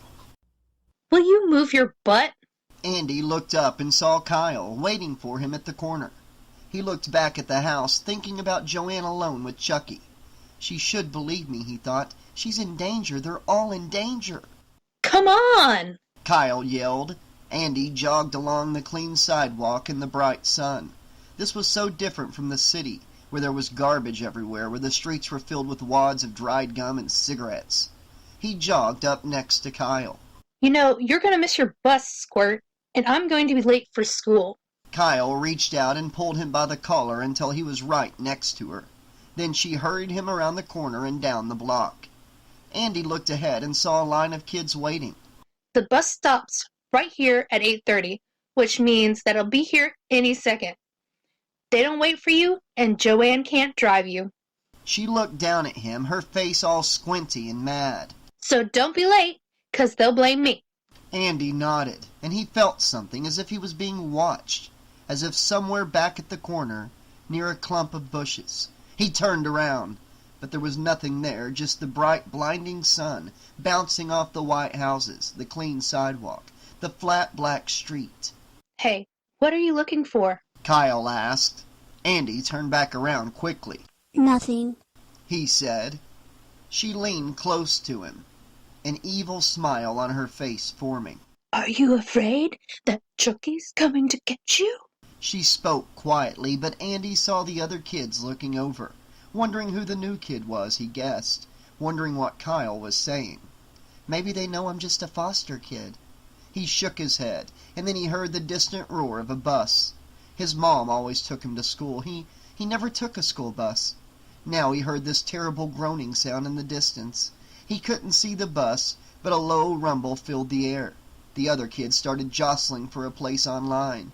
He saw one boy with the short, wiry haircut push a smaller kid out of the way. Then the kid with the short haircut laughed. Not a nice kid, Andy guessed. Kyle was still there, still close to him. Hey, Andy boy, tell me one thing. How did you manage to tie yourself up last night? That was one gnarly trick. The roar of the bus grew, and even blocks away Andy saw the yellow shape take the corner and come charging toward him.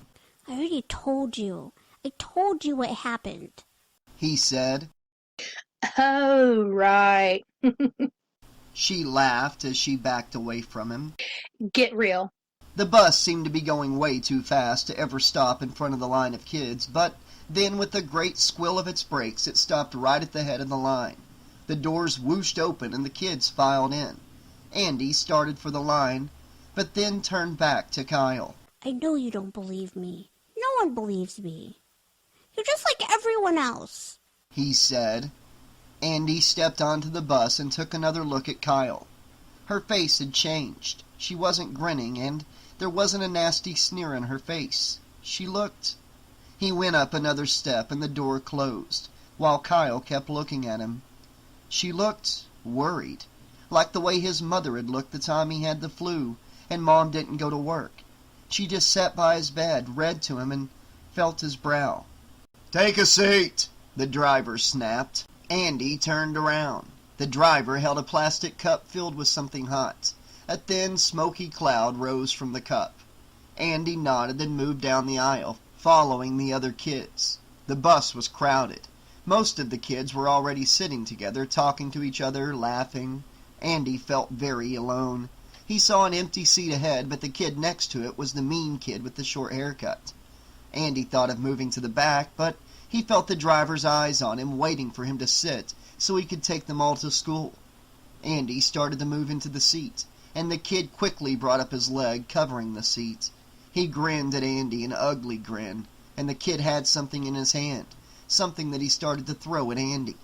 Andy backed away against the seat across the aisle. Kids yelled at him and gave him a push back the other way, and the grinning kid shot a yo-yo out at Andy. Andy fell back again before he saw the yo-yo stop and roll back into the kid's hand. The kid laughed gleefully. It was a good guy yo-yo. Andy saw the good guy on the side. He turned around quickly. All the kids were laughing at him. The driver yelled, "Take a seat!" Andy looked at the back. He saw an empty seat all the way in the back, next to a small boy who was sitting quietly, with a good guy lunchbox held tightly on his lap. "He's everywhere," Andy thought, hurrying to that seat. "Chucky's face is everywhere." He took his seat. The kids clapped rudely, and the bus grunted and pulled away, taking Andy to his new school. There were moments when Chucky thought that the brat could feel him there, waiting in the bushes, hiding behind parked cars, following him. "We're close, the two of us," he thought. "We're regular little blood brothers." He watched Andy talking with Kyle. "Soon to be my big sister," he thought happily. "We'll be able to do lots of things together." He knew he couldn't wait for the little brat to get home. There just wasn't that kind of time to squander. He examined his hand where the fingers had been smashed in the truck. They throbbed like real fingers. No, his time was running out. The best solution would have been to get one of the other kids to bring him right on the bus. What kid wouldn't pick up a lost good guy doll? Something for show and tell. But how could he do that? What? Just lie on the sidewalk and wait for one of the little squirts to bring him on the bus? No, that was too risky. They might take me back to their house, he thought. Lock me in some closet with Candyland and old soccer shoes. No, he saw there was only one way, so he rode on the axle. After all, he was the right size, and, for all his bleeding and pain, he was practically indestructible. And after the first terrible minutes, with the bus's smelly exhaust billowing around him, it wasn't so bad, holding on to the axle, his feet dangling just inches above the street. "I'm going back to school," he thought. "I learned you can't get anywhere without a good education." When the bus stopped, Chucky hung there, hiding behind the wheels. He watched Andy and the others trooping off to the schoolyard. When he heard the whoosh of the bus's doors shutting, he hurried to some bushes near the school fence. Now this was a problem. Can't just go marching in there. Chucky thought he might run into a little snot-nosed hall monitor. "Gee, do you have a pass, little fella?" "No, but I can squeeze your nuts real good if you'll just bend down here." No, he decided to wait, to think, to concentrate. A good solution would present itself. The school bell rang and the playground emptied, while Chucky crouched under a bush, his hands dug into the chain-link fence, planning his next move.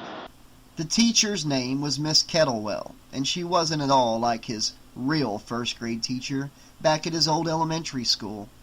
His real teacher was young and smiled a lot. She always led the kids in funny songs and had great art activities to do. This woman, Andy thought, was like a witch. She must be at least 100 years old. She didn't smile at him when he was brought to the class by the principal, a man who seemed very, very busy. She just nodded to him and pointed to a desk. Even the principal seemed scared of her. Then Andy saw that the seat she had pointed out was right in front of that mean kid with the short hair. What happened to the kid that used to sit there? Andy wondered as he trudged back to the seat. What happened to him? Miss Kettlewell took roll, and he learned that the name of the kid behind him was Rick Spicer. The fun started right away. Rick Spicer kept tapping under Andy's seat with his foot. Tap, tap. All morning long, while Andy copied words off the board. The at family, a sign said. So Miss Kettlewell had written hat, cat, rat, fat. Andy turned around once to ask the Spicer kid to stop tapping his chair, and just when Miss Kettlewell looked up from her desk at that. Andy Barclay, kindly keep your eyes on your work. We work very hard in this class. Just my luck, thought Andy. I turn around for 1 second and I get caught.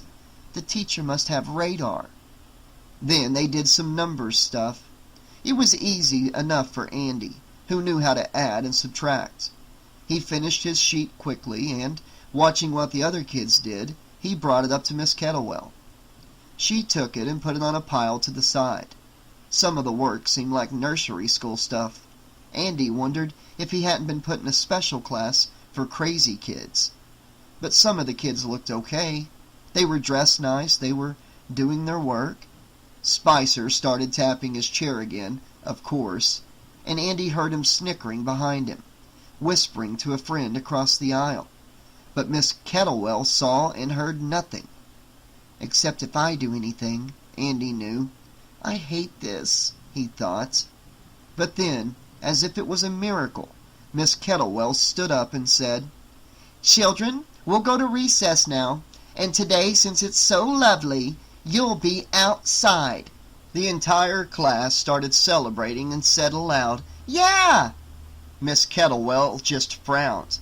And class, how do we line up? And then all together the class grunted. In alphabetical order. Outside, Andy thought. Out of this classroom. That was good news. He didn't even care when Miss Kettlewell snared him by the collar and guided him to his correct alphabetical position, while all the other kids laughed at him. Barclay B, she said loudly. B is for Barclay. She pushed him into the line. Now remember your position, young man. He nodded while the other kids giggled at him some more. This is going to be a long day, he thought. They burst out of the school, all of them, the noisy brats, screaming and yelling, laughing as if they didn't have a care in the world, except for poor little Andy. Now there's a troubled-looking lad, Chucky thought. But nothing a little soul-swapping can't cure.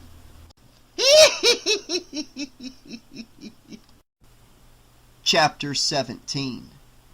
The building had to be empty, he guessed.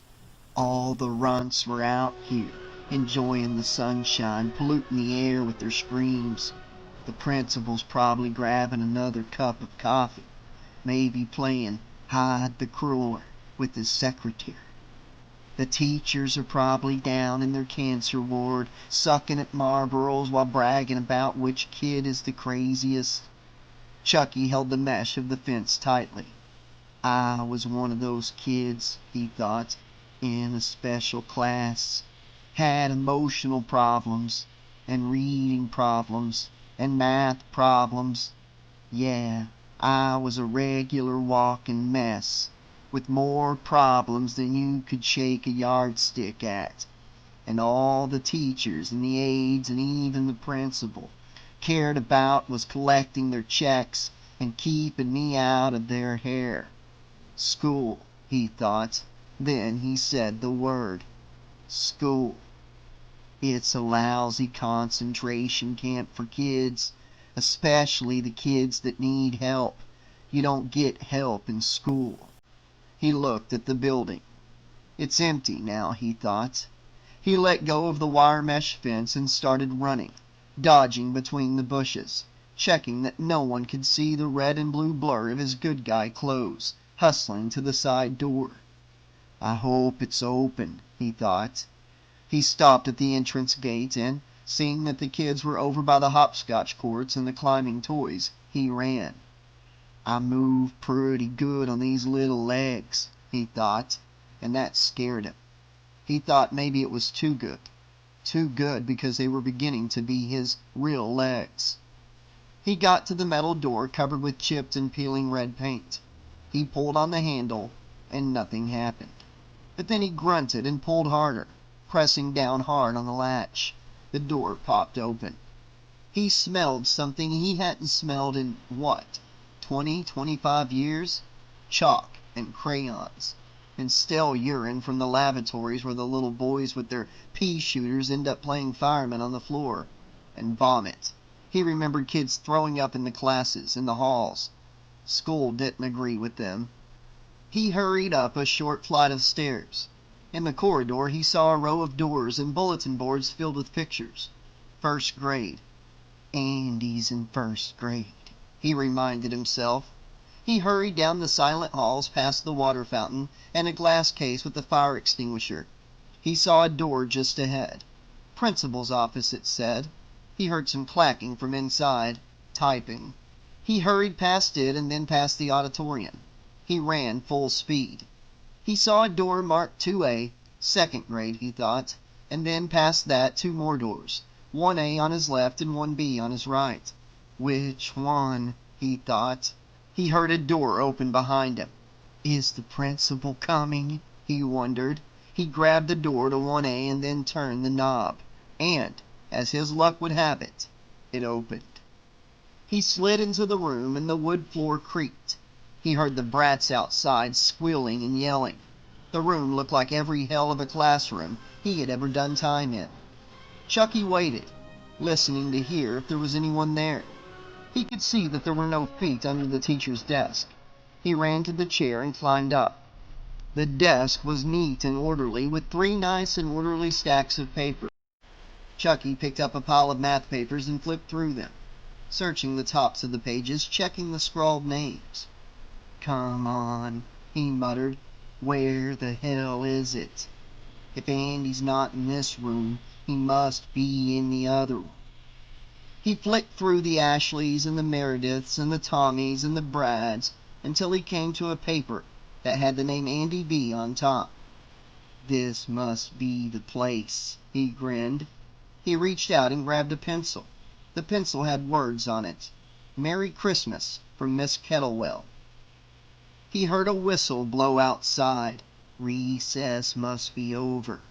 Chucky wrote on the paper, laughing to himself, his strange little voice echoing in the empty room.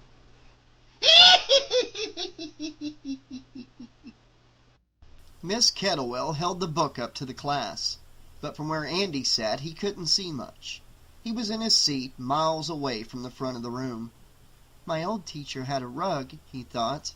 We all sat around her real close, and she was good at reading stories. She made voices and sounds, and when Miss Kettlewell read, it sounded like his grandmother. But Andy listened to the story. It was a good story. A story that, for some reason, he really liked. And the cricket said to Pinocchio, if you're very, very good and you promise to tell no lies, then you will become a real live boy. The other kids were whispering, leaning across their seats, talking to each other. Miss Kettlewell didn't seem to hear them. Andy leaned forward to hear the story better. And Pinocchio said, oh, I will be good. I'll be a good... Thwack! Andy felt a sudden stinging feeling at his ear. His hand shot up to his right ear, and he groaned. Ow! As he rubbed it. Rick Spicer was laughing. Andy turned around scowling. Spicer made a flicking motion with his finger, making his middle finger kick at the air. Gotcha, good kid, Spicer whispered. Get lost, microchip, Andy said. But as soon as he said it, he realized that he had spoken too loudly. Miss Kettlewell's voice sailed from the front. Am I boring you, Mr. Barclay? Slowly, Andy turned to face the front. No, Miss Kettlewell. She had put the book down and stood up. She started walking toward him, each step releasing more words. I have precious little patience for disruptive students. She stood right in front of his desk. It was Spicer, he wanted to say. But He started. Miss Kettlewell slammed the Pinocchio book down on the table. Especially new students whose utmost concern should be fitting into the class. You know, Andy, I have my good sides. I do. She paused. He could finish her thought. And I have my bad sides. Andy looked down. He heard a snicker from behind him. Miss Kettlewell took a breath, a long, slow, displeased breath. And then, in the nick of time, the bell rang, and all the kids started scurrying around their desks. Saved by the bell, Andy thought. He was glad to see this day come to an end. Miss Kettlewell shook her head and started walking back to the front of the room. I want those desks spick and span before anyone thinks about leaving. Andy cleared his books and papers off his desk, stuffing them into the empty hole just below the top of the desk. Then he remembered that he had a Berenstain Bear book from the class library. He pulled it out of his desk and walked over to the bookshelves near the tiny housekeeping corner, filled with a battered toy stove, trucks, and blocks. He didn't see Miss Kettlewell pop open her mouth, but he did hear her gasp. He was too busy looking at the shelves of toys, at the good guy doll sitting on the bottom shelf. That hadn't been there before, he thought. He stood perfectly still looking at it. It hadn't been there before. He knew. He would have seen it. He backed away. Andy! Miss Kettlewell screamed. Andy Barclay, come here! He spun around. He felt as if he'd fall over, like the time he had a fever and everything seemed to be moving. Just a doll, he told himself. It's just a doll. Right. Just like the other one, his mind said back. Like the other one that tied him up. Like the one that's gonna get him. Come here, Miss Kettlewell repeated, and Andy trudged over to her.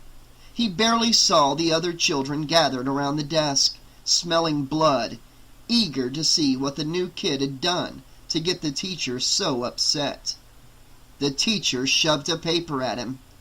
He saw his name in math problems, and there were words, upside down, words he couldn't read. He started to turn the paper around. Do you think this is funny? Is this the idea of a joke where you come from, Mr. Barclay? He could read the words now. Fuck you, bitch, was written right there on his math paper. I didn't do that. Andy said. The kids watching all laughed at him. Andy looked around at them.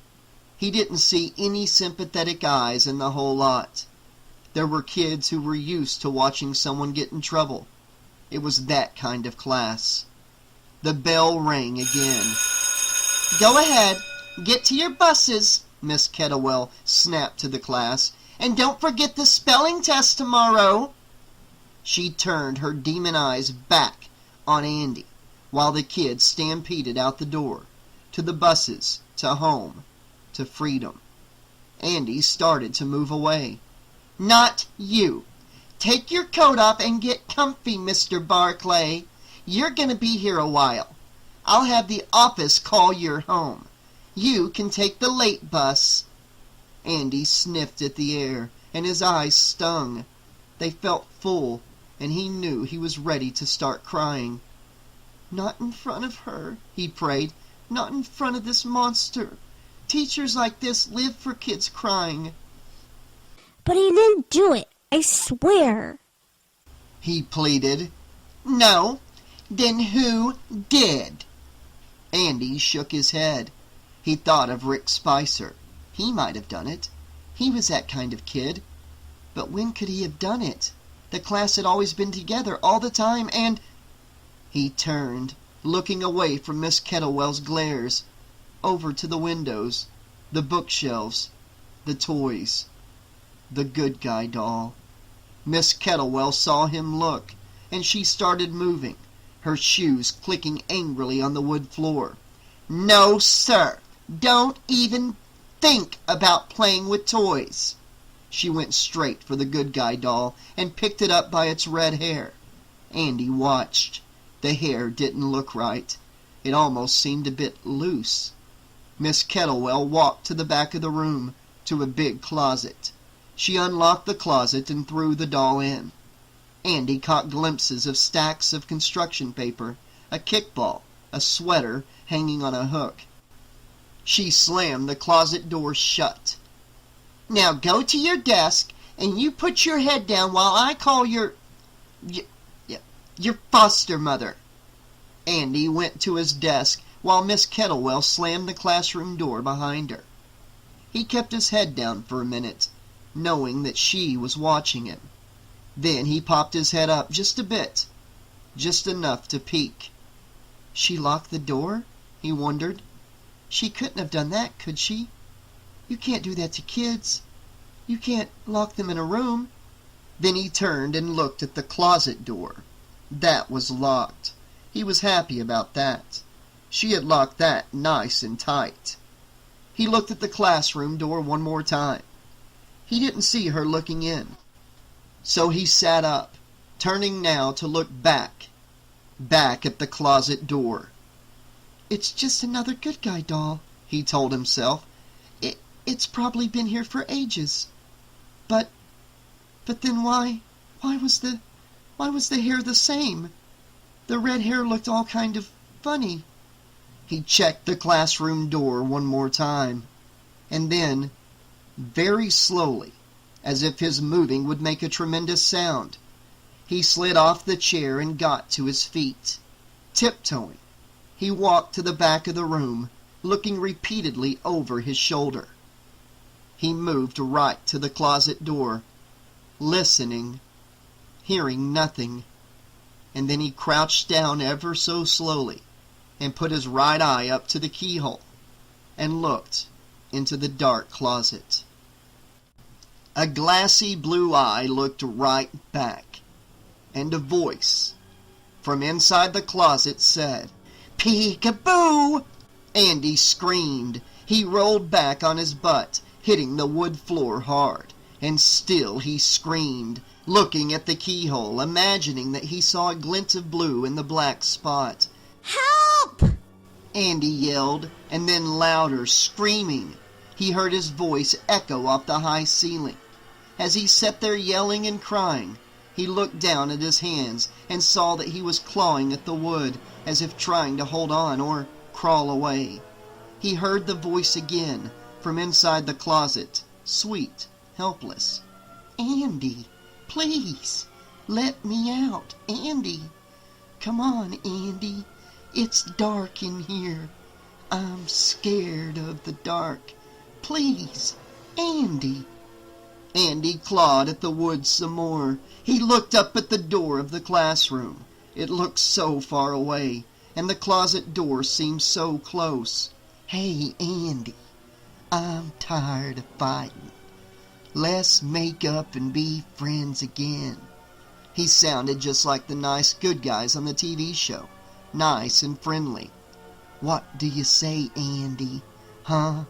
Andy tried to scream, but his voice sounded all dry and cracked. "Help me! Someone! Chucky's here! Please!" And he was answered from inside the closet, as Chucky, and he knew it was Chucky, started pounding on the door.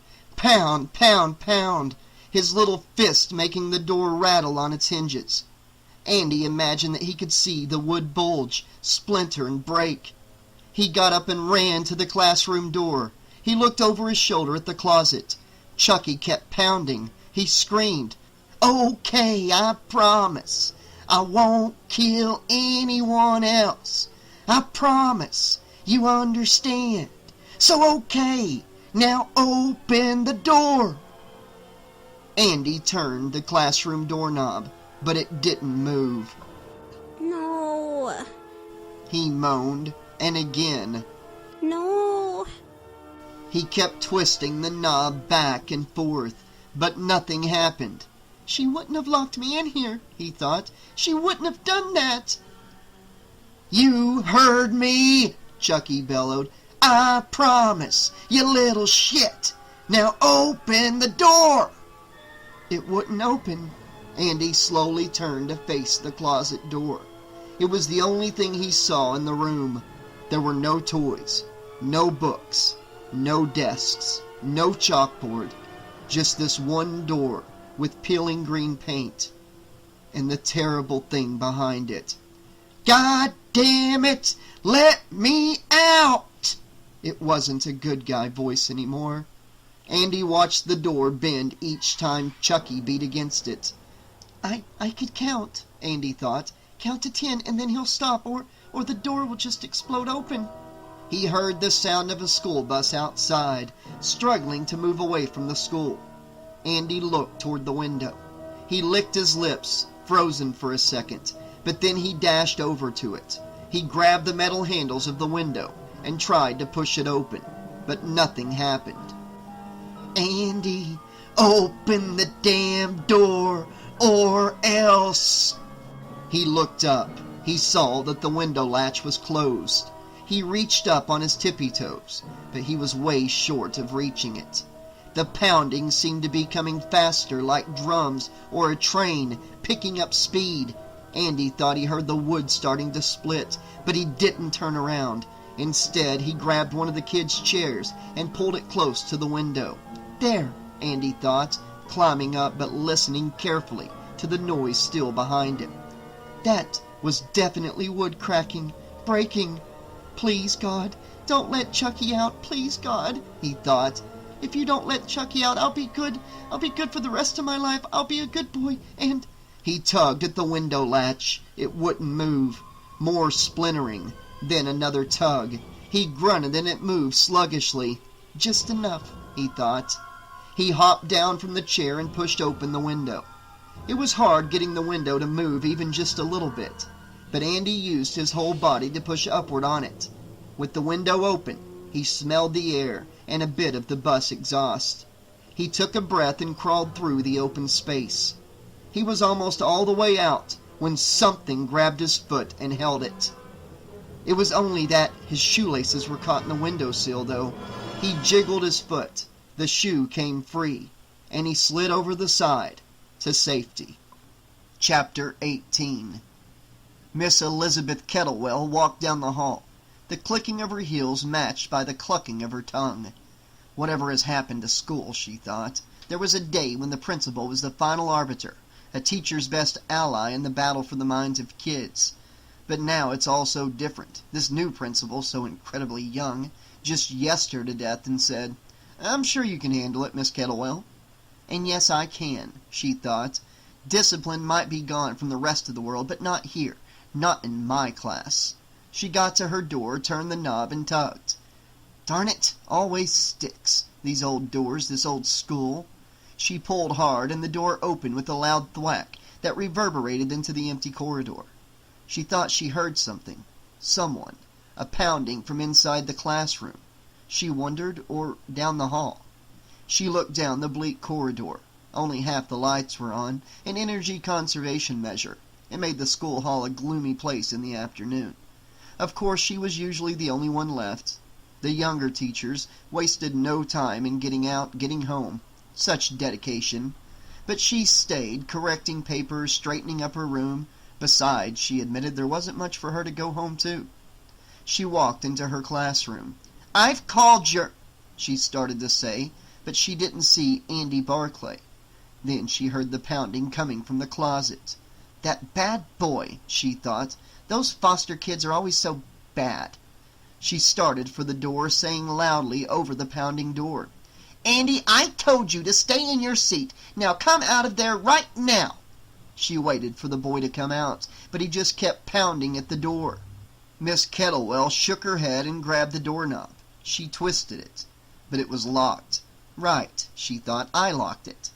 It didn't occur to her to think how Andy had got in there and locked the door again. "Andy, open the door!" she ordered, more pounding as she dug out her key. She stuck it into the lock. The pounding stopped, and she unlocked the door and twisted the knob. The door creaked open, the only sound now that the pounding had ceased. She'd expected to see Andy standing there, right at the door, embarrassed that he'd got himself locked in the closet, somehow. But she didn't see anyone. She peered into the gloomy darkness. She smelled the old abandoned sweaters, the rubber kickballs, and the hidden smell of a peanut butter and jelly sandwich left behind weeks, maybe even months ago. But she didn't see Andy. Her hand was on the doorknob. "Andy," she said a bit more quietly, "I want you to come out this very second." Nothing. She took a step into the blackish gloom of the closet. The single light was a few feet away, its string dangling down from the ceiling like a fishing line. She stepped over old dusty jackets, puzzles and balls piled on the floor. "Andy?" she said again. She saw field hockey uniforms and costumes from last year's play hanging on the side. She reached in and pushed them aside, thinking, "That would be a good place to hide, and what a bad boy this new child is. I'm not sure I can spend my last year with such a—" She pushed the uniforms quickly aside. They slid noisily to the left and right, but there was no one there. She breathed again and then turned. Something fell from a top shelf. She yelped and fell against the wall. A kickball flew past her and bounced on the floor with a noisy and deep boing. It bounced up to the height of her shoulders, and she reached out and caught it, smiling to herself, thinking that she was far too jittery. "Andy, where are you? Where the—" She turned around and faced a large archery target used by the upper school, which was always storing things in this big closet. The target was red, white, and blue. The colors were dull. Something moved from behind it, something small, popping out from behind the target. "What?" she mumbled. It was a small boy, very small, with red hair and— "Class dismissed!" he yelled, and he leaped at her. She backed up. She stumbled on the balls, but even as she reached out to catch herself, to stop the fall, she saw something in the boy's hands, a long cylindrical object, with a hose dangling from it, ending in a pin. The pump, for all the balls, she thought, the air pump. But this small boy, no, it's not a boy, it's that doll, the one I threw in the closet. A doll? It landed on her and knocked her against the shelves. A row of books and balls tumbled to the ground, and the doll stuck something in her. The needle, the hose, the pump. She fell to the ground.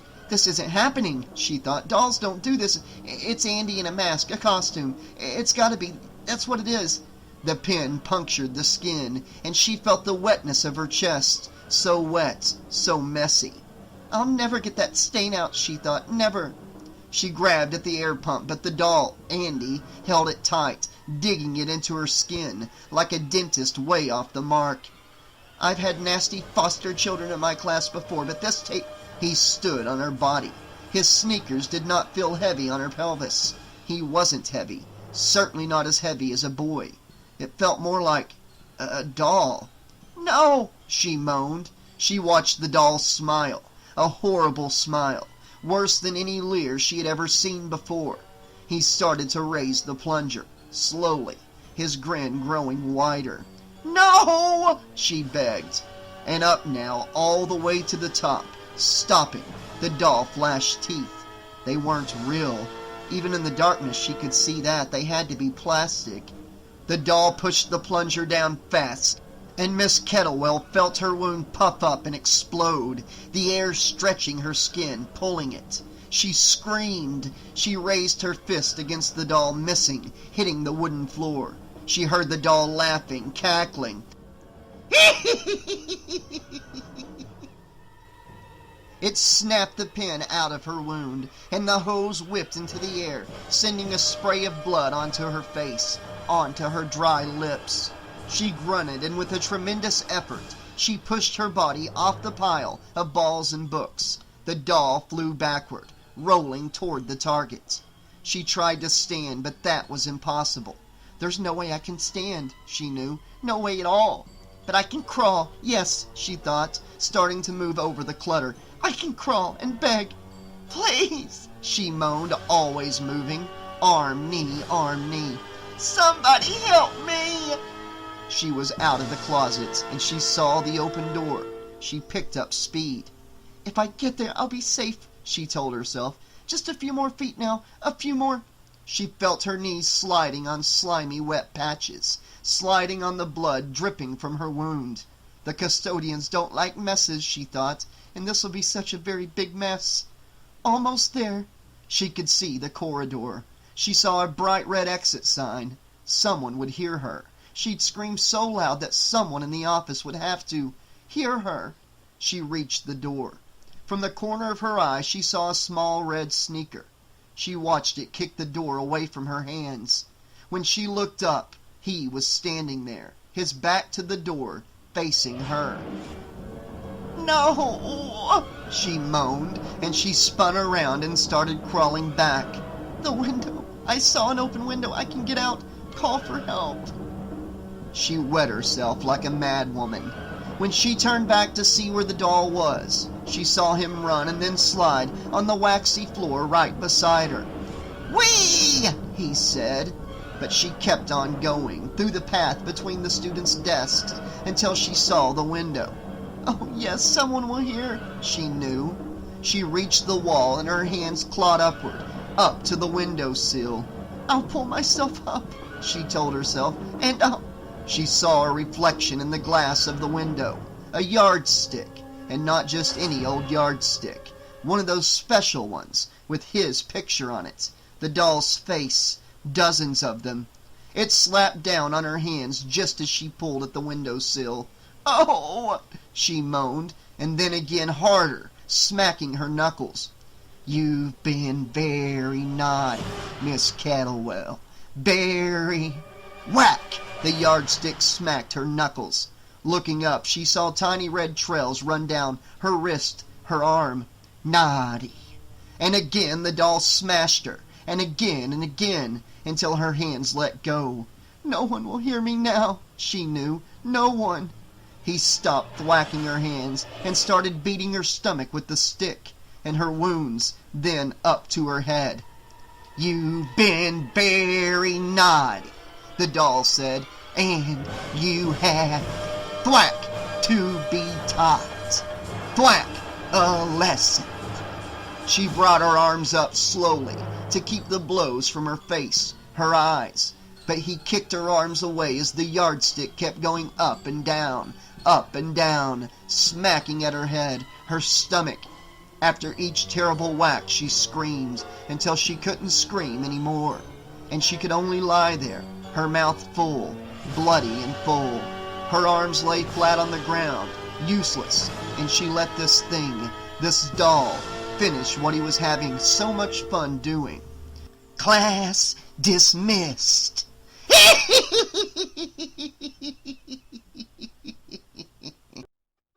Chapter 19. Joanne watched Phil walk up to the house as she chewed at her lower lip, imagining how he would react when she told him the latest news, the latest incident involving Andy.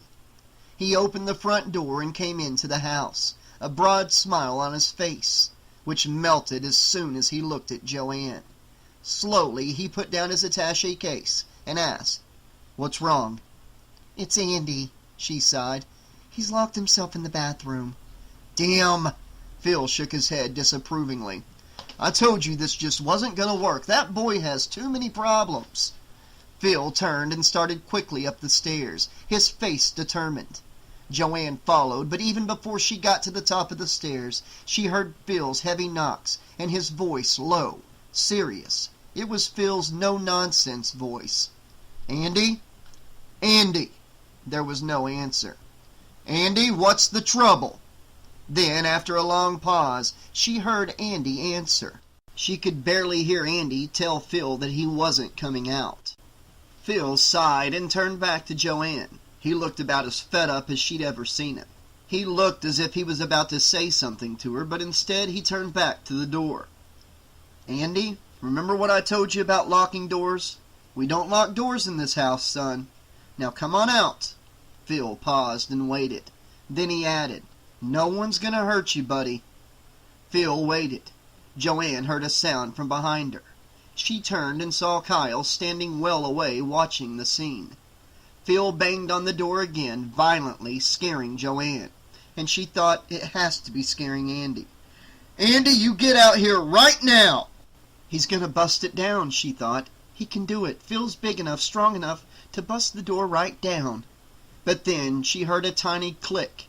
The door squeaked open. She saw Andy's eyes, so dark and beautiful, looking out through the crack. And so slowly he opened the door the rest of the way, and looking left and right, came out. He looked up at Phil. "What's this all about?" Phil said. Chucky. He followed me to school. Andy answered. At the word Chucky, Joanne saw Phil shake his head and push his hair off his forehead. He's had more than enough of this, she knew, and maybe so have I. He followed me and tried to get me again, so I ran home. Andy said quietly. Phil turned and fixed Joanne with a disgusted look. "Do you know what he's talking about?" Joanne nodded. He's going to love this, she thought, just love it. "His teacher called, Miss Kettlewell, and she said—" She felt Andy watching her. "She said that she was keeping Andy after school for detention. She said Andy wrote an obscenity on his math paper." Andy exploded. Chucky did it! Chucky did it! He screamed. "Oh, Christ," Phil muttered. He reached out and put a hand on Andy's shoulders. Andy was crying, looking at both of them. Looking for one of us to believe him, Joanne thought, but that was impossible. I'm telling the truth, he said. Joanne nodded and tried to smile. "This way, Andy," Phil said, and he guided Andy down the hall to the stairs. "Go ahead, Andy. Open the door." Phil had marched Andy right in front of the cellar door. "Phil, maybe this isn't such a good idea," Joanne said. Phil waved her away. His hands kept Andy locked in position, facing the door. Joanne felt the boy's horror, his terror at the idea of opening it. "Phil," she started to say again. "Please, Joanne," he snapped, then back to Andy, whispering in his ear. "Go ahead, son. Open it." She watched Andy's hand slowly rise to the doorknob. "That's it," Phil ordered. "Open it." Andy reached out and grabbed hold of the doorknob. He gave it a furious twist. The door opened with a creak that made Joanne's skin crawl. She saw Andy step back. She came closer to look over his shoulder, down to the cellar. She saw the wooden steps, barely visible in the spill of light from the kitchen, and she saw thin, gossamer strands of cobwebs. And there, at the bottom of the stairs, sitting on the floor as if it was waiting for them, was the doll. Andy turned away, but Phil grabbed him and made the boy look back. "No, go ahead, Andy. Look down there and tell me what you see." Andy looked back, shaking his head. It's Chucky, but... Joanne saw Phil squeeze Andy's shoulders. "His name is Tommy. I bought him last year, and he's been down there since last night, hasn't he?" Andy tried to shake free. He shook his head and he started crying again. "Phil, I don't think—" "Hasn't he?" Joanne touched Andy's shoulder. She stared down at the cellar, at the desolate cellar. Andy kept shaking his head back and forth. Joanne sat on their bed and watched Phil pace. He was determined, she knew, and there was probably nothing she could say to stop him. Not this time. "We're not keeping him," he repeated. "His problems are way out of our league, Joanne." He looked right at her, his eyes glowing. "Way out." "Phil, you're overreacting. He's just—" "Overreacting? Yesterday, maybe. Sure. But after today, I'm just exercising common sense." He stepped closer to her, lowering his voice. "That boy has major problems, Joyce. Serious problems. I want him out of here." She looked at their shut door. Phil was talking loud. She imagined how Andy would feel if he heard any of this. "Keep your voice down," she said. He'll hear you. But her warning to her husband only seemed to make him angrier. He needs professional help. Not this. Not a normal home. We're no good for him. Now Joanne raised her voice. Oh, stop pretending that you're worried about him. She stood up. Stop pretending that you give a damn about the boy. She stepped up to him. You never wanted him here in the first place. This is just a convenient excuse for you. That's not true. She looked at her husband. He was about as determined as she had ever seen him. He usually rolled with the punches, indulged her, letting her bring these kids into their home. Anything if it made her happy. And now, damn, he was probably right. But then why am I fighting so hard for the boy, she wondered. Now, what is the answer to that? Andy did hear them yelling and fighting about him through the walls. He opened his door and heard even more. He shuffled back to the toy chest, to the trucks he had arranged in a line, ready for a race. He didn't hear all the words, just enough to know that they were fighting about him. Andy remembered something from a long, long time ago. Something that was just like this. People yelling and fighting. There was crying and yelling. But that's all he could remember. They don't believe me, he told himself, and they're going to send me back to the center. Maybe I'll be safer there. Maybe it will be harder for Chucky to get me. The boy pulled one of the trucks out of the line, the big Hess oil tanker. No, it's not hard for Chucky to get anywhere. He must be magic. He can appear and disappear. Magic. He pulled another truck alongside the tanker. Maybe I won't even get back to the center. Maybe tonight he'll... Someone was watching him, and he quickly looked up. It was Kyle standing in the doorway looking at him. Her face was sad. She heard them too, Andy thought. Heard them yelling and fighting about me. Kyle stepped into his room and closed the door. Andy looked at her and said, they're going to send me away. He made the dump truck crash into the tanker, knocking it over. Kyle walked over to him and sat down on the floor next to him. It's not the end of the world, Andy. You'll be okay. Why is she being so nice to me? He wondered. Why is she? He turned to her and no, was crying again. I'm crying all the time. My mom is never here to hug me close and tight so I can smell her clothes and feel her warmth and hear her voice whispering that everything is going to be okay, he thought, that everything is going to be just fine. Where will I go? He said. He looked at Kyle, and he knew why she was sitting next to him. It's happened to her. We're the same. I'm just like her. 'Cause I don't have a mommy now. No, I do have a mom. Where will they send me? He repeated. Kyle reached out and brushed his hair, and then she hopped closer to him. She gave him a squeeze, and it felt good. I've lived with dozens of different families. Dozens. I always seem to be sent away just when I start feeling comfortable. But then, I'm not so great at taking orders, she said, smiling at him. He smiled back, and she rewarded him with another squeeze. But you know what? She went on. Every time it happens, every single time, it makes me stronger. Her eyes seemed to glow. It makes me stronger because it reminds me that the only one I can count on is myself. Just me. Do you understand? He nodded, even though he wasn't sure he did understand. You have to count on yourself, Andy. That's all you'll ever really have, she said as she leaned in close and wiped away some of his tears. He nodded. And you have to learn that now, Andy. I know it sounds rough. Hey, it is rough. But believe me, you'll get used to it. He nodded again, but he thought, no, I'll never get used to it, never. Kyle started to get up, but Andy reached out and grabbed her hand. He held it tight. But it doesn't matter, Kyle. She looked confused, and he spoke softly. Nothing matters, because wherever I go, Chucky will find me. Kyle shook her head and pulled him close. He hugged her back as hard as he could. He lay awake in his bed, listening to the sounds in the house as everyone went to sleep. Andy knew he wouldn't fall asleep. Kyle was right, he thought. You have to rely on yourself. That's all there is. There's no one else. I have to learn that, he thought. He heard sounds from down the hall. Phil and Joanne going to the bathroom, then their bedroom. The TV, the music, people laughing.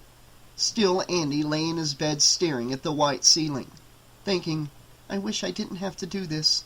Thinking, maybe I can't do this, but knowing now that I have to do this. Then the TV went silent, but Kyle was still up.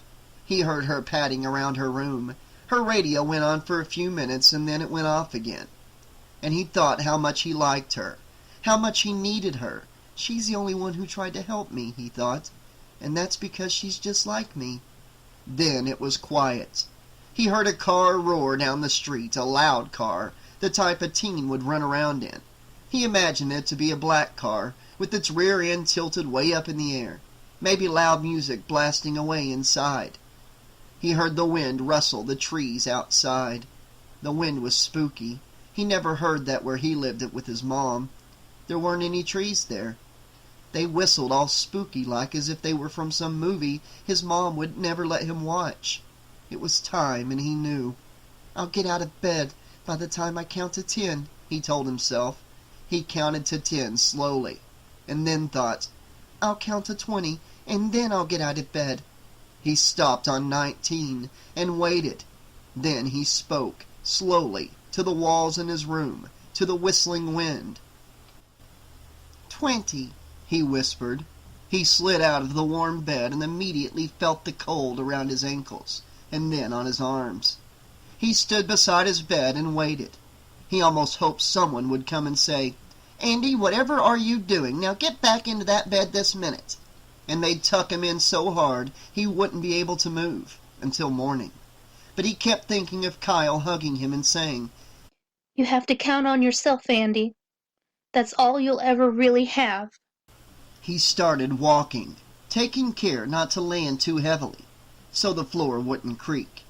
He walked out of his room and turned left. There was no light coming from Kyle's room. Good. She's asleep. Everyone's asleep. Except me. Me and... He walked down the stairs, the dark black stairs, holding on to the banister as tightly as he could. It felt slippery in his hand.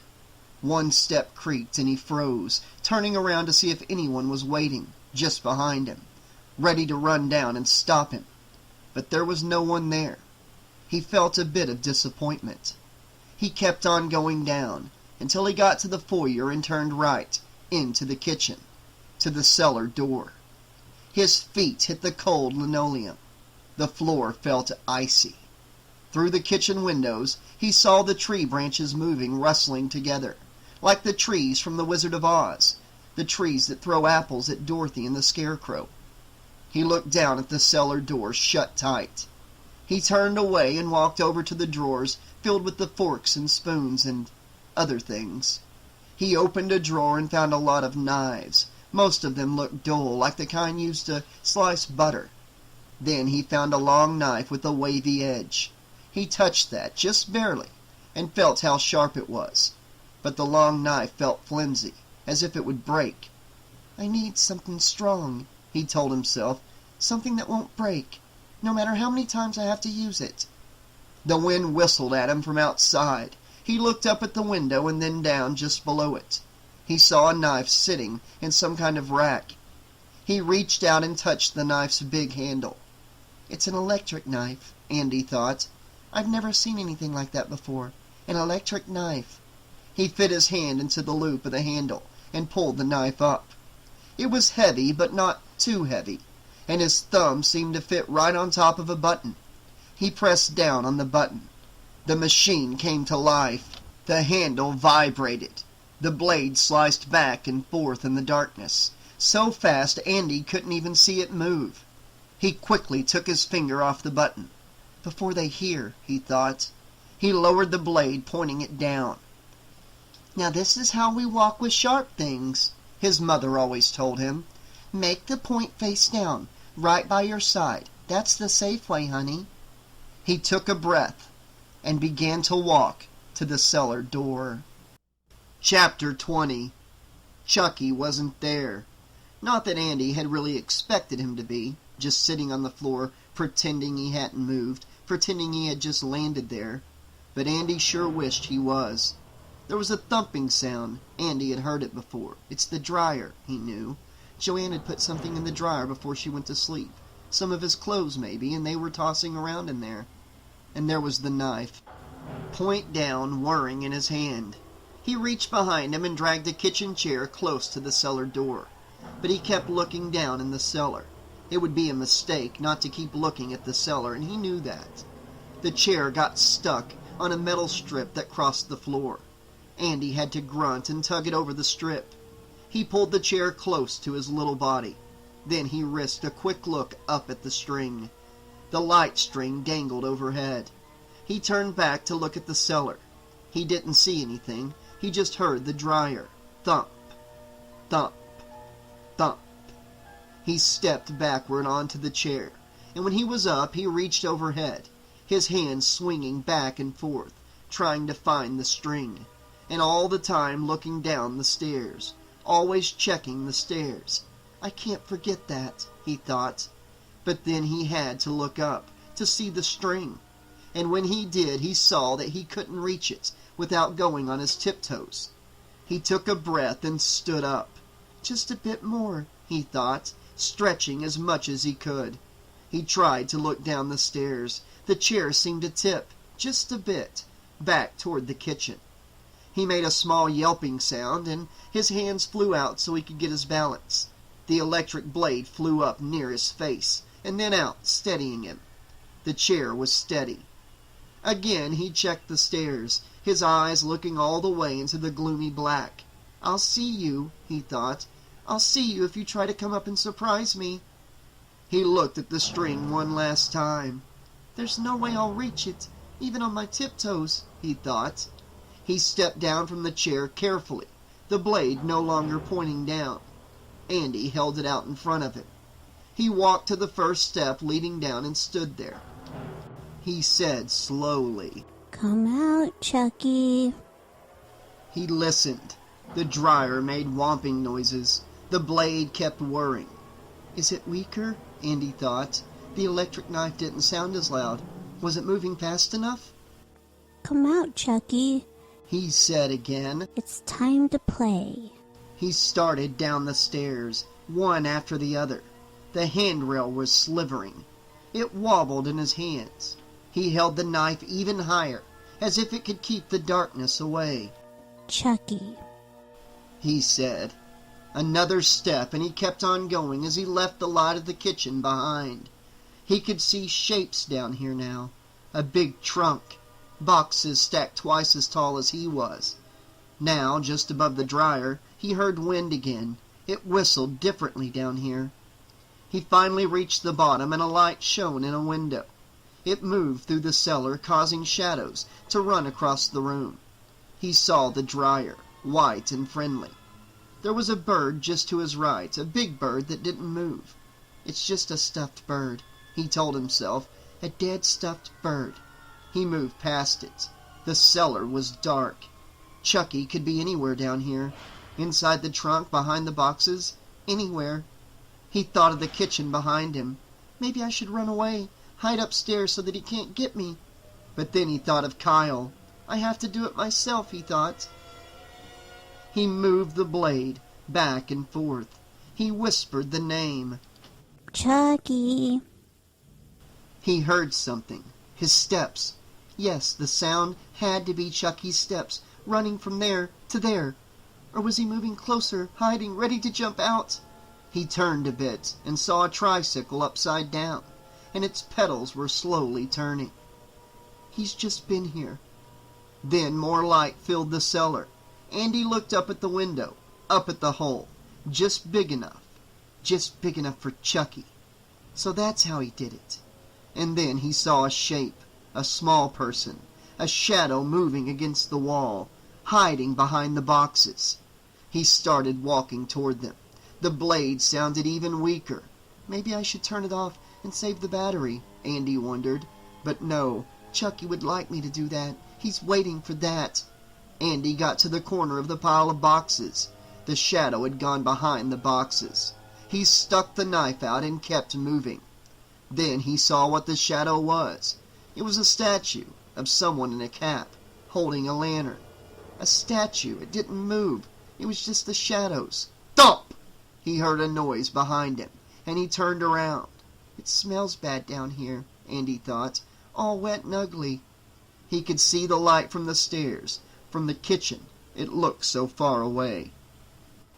He heard the thump again, and he could tell that it came from the dryer. He walked over to it. He stood looking at the machine, wondering if Chucky was behind it, thinking, maybe he left, through the hole. Maybe he isn't even here anymore. The wind blew again, and he heard a click. He turned, and something landed at his feet. It was a clothespin. There was a clothesline just to the right, and something moved. With the wind from the hole, it fluttered. A loud buzz suddenly filled the cellar, like an alarm. He turned back to the dryer. It was buzzing, because it was done. Andy looked at the dryer. Could it be? He wondered. He held the knife tight. He reached out and opened the door. The buzzing stopped. He saw the dark jumble of clothes inside. He smelled them, so clean. They didn't belong down here. He looked for something hidden in the clothes. He stuck the blade into them. If you're in here, Chucky, I'm gonna get you. He dug through the pile and then jabbed at it again and again. 'Cause Chucky is fast. He can move quickly, and something rustled behind him, almost in his ear. He spun around, chewing at his lip now. I've got to be brave. I can't cry out. I have to do this, or he'll get my soul. A nightgown flapped in the wind. And, thinking that Chucky might be hiding behind it, Andy jabbed at it with the knife. Then he sliced at it. The blade was getting weaker and weaker, but the nightgown fell into big pieces, then shreds, like the long strips of construction paper at school. They fell to the ground. Chucky was not behind the nightgown. Chucky wasn't here. He's gone, Andy thought. And then there was a yell. That voice again. That sick good guy voice. Chucky landed on Andy's back. Andy grunted as he was knocked to the ground. He tried to hold on to the knife.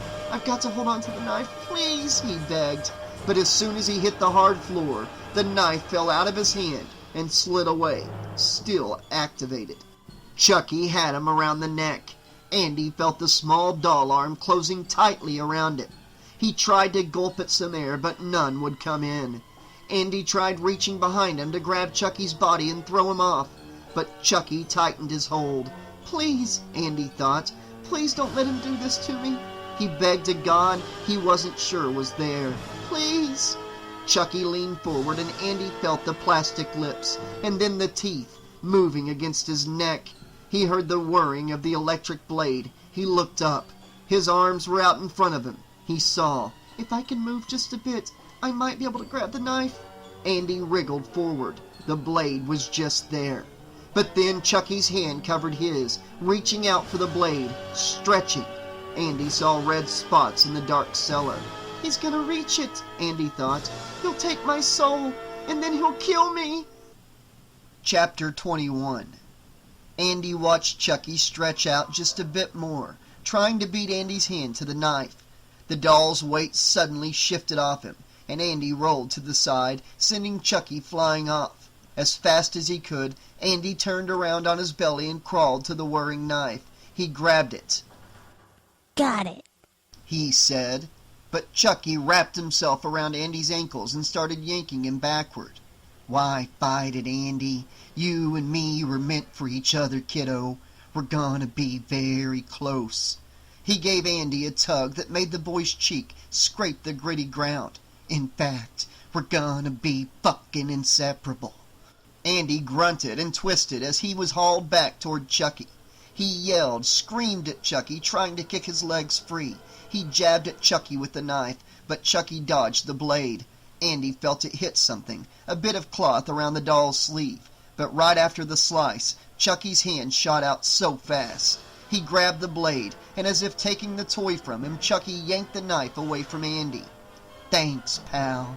This is gonna come in handy. Andy screamed. In the darkness of the cellar, Andy could see only a slight glow, a bit of reflection from Chucky's grinning cheeks. Chucky laughed and then raised the knife over Andy, muttering something. I can't move, Andy thought. He tried wriggling left and right, but he couldn't move at all. Chucky kept muttering strange words, words that scared Andy. Then a light came on, the light from the top of the stairs. Chucky froze. The glow was behind him, and some of the light shone on his hair, bright red. Shit, he hissed. Andy! It was Phil. Andy, what in the hell is going on down there? Chucky let the knife fall to the ground right next to Andy's head, and then he jumped off him. He's gonna get Phil, Andy thought. He's gonna get Phil. Andy sat up and heard the stairs creak. No, he wanted to say, but he was breathing too hard, just trying to get air. Another step, another creak, and then finally, Chucky's here. Don't come down. Andy yelled. Another step, another creak. Andy saw Phil's legs and then the man's hand holding on to the railing. What the? Andy, get up here now! Don't make me come down and get you! Andy ran to the stairs. I can get up, he thought, with Phil. I'll get up and get away with Phil. We'll lock the door and... As he got near the bottom of the stairs, he saw Chucky, just below the stairs, moving around, hiding something. A broom! Chucky was doing something to the end of the broom, breaking something off. No! Andy yelled. Andy, what the hell are you doing? Get up here! Phil took another step down, and then in the cracks of light falling through the steps, Chucky was there, holding the broom. It had no bristles. It just had a jagged edge like a spear, Andy thought. It's just like a spear. Phil took another step. Young man, now you are really gonna get it! Chucky jabbed up with the broom while Andy watched. No! Andy screamed. What the? Phil started to say. The broom shot up between the steps, right between Phil's legs. Phil screamed. Good shot, eh, sport? Chucky said. Phil collapsed. He fell like a balloon losing air. He just tumbled forward to the side, grabbing at the railing. Andy saw his head hit a step. He heard a loud crack. Great shot, Chucky said. Phil then fell off to the side, down toward the cement floor. Andy backed up.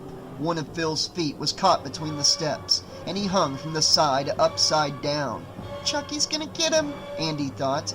Chucky will get him unless I do something. Chucky stepped out into the light, right in front of Phil.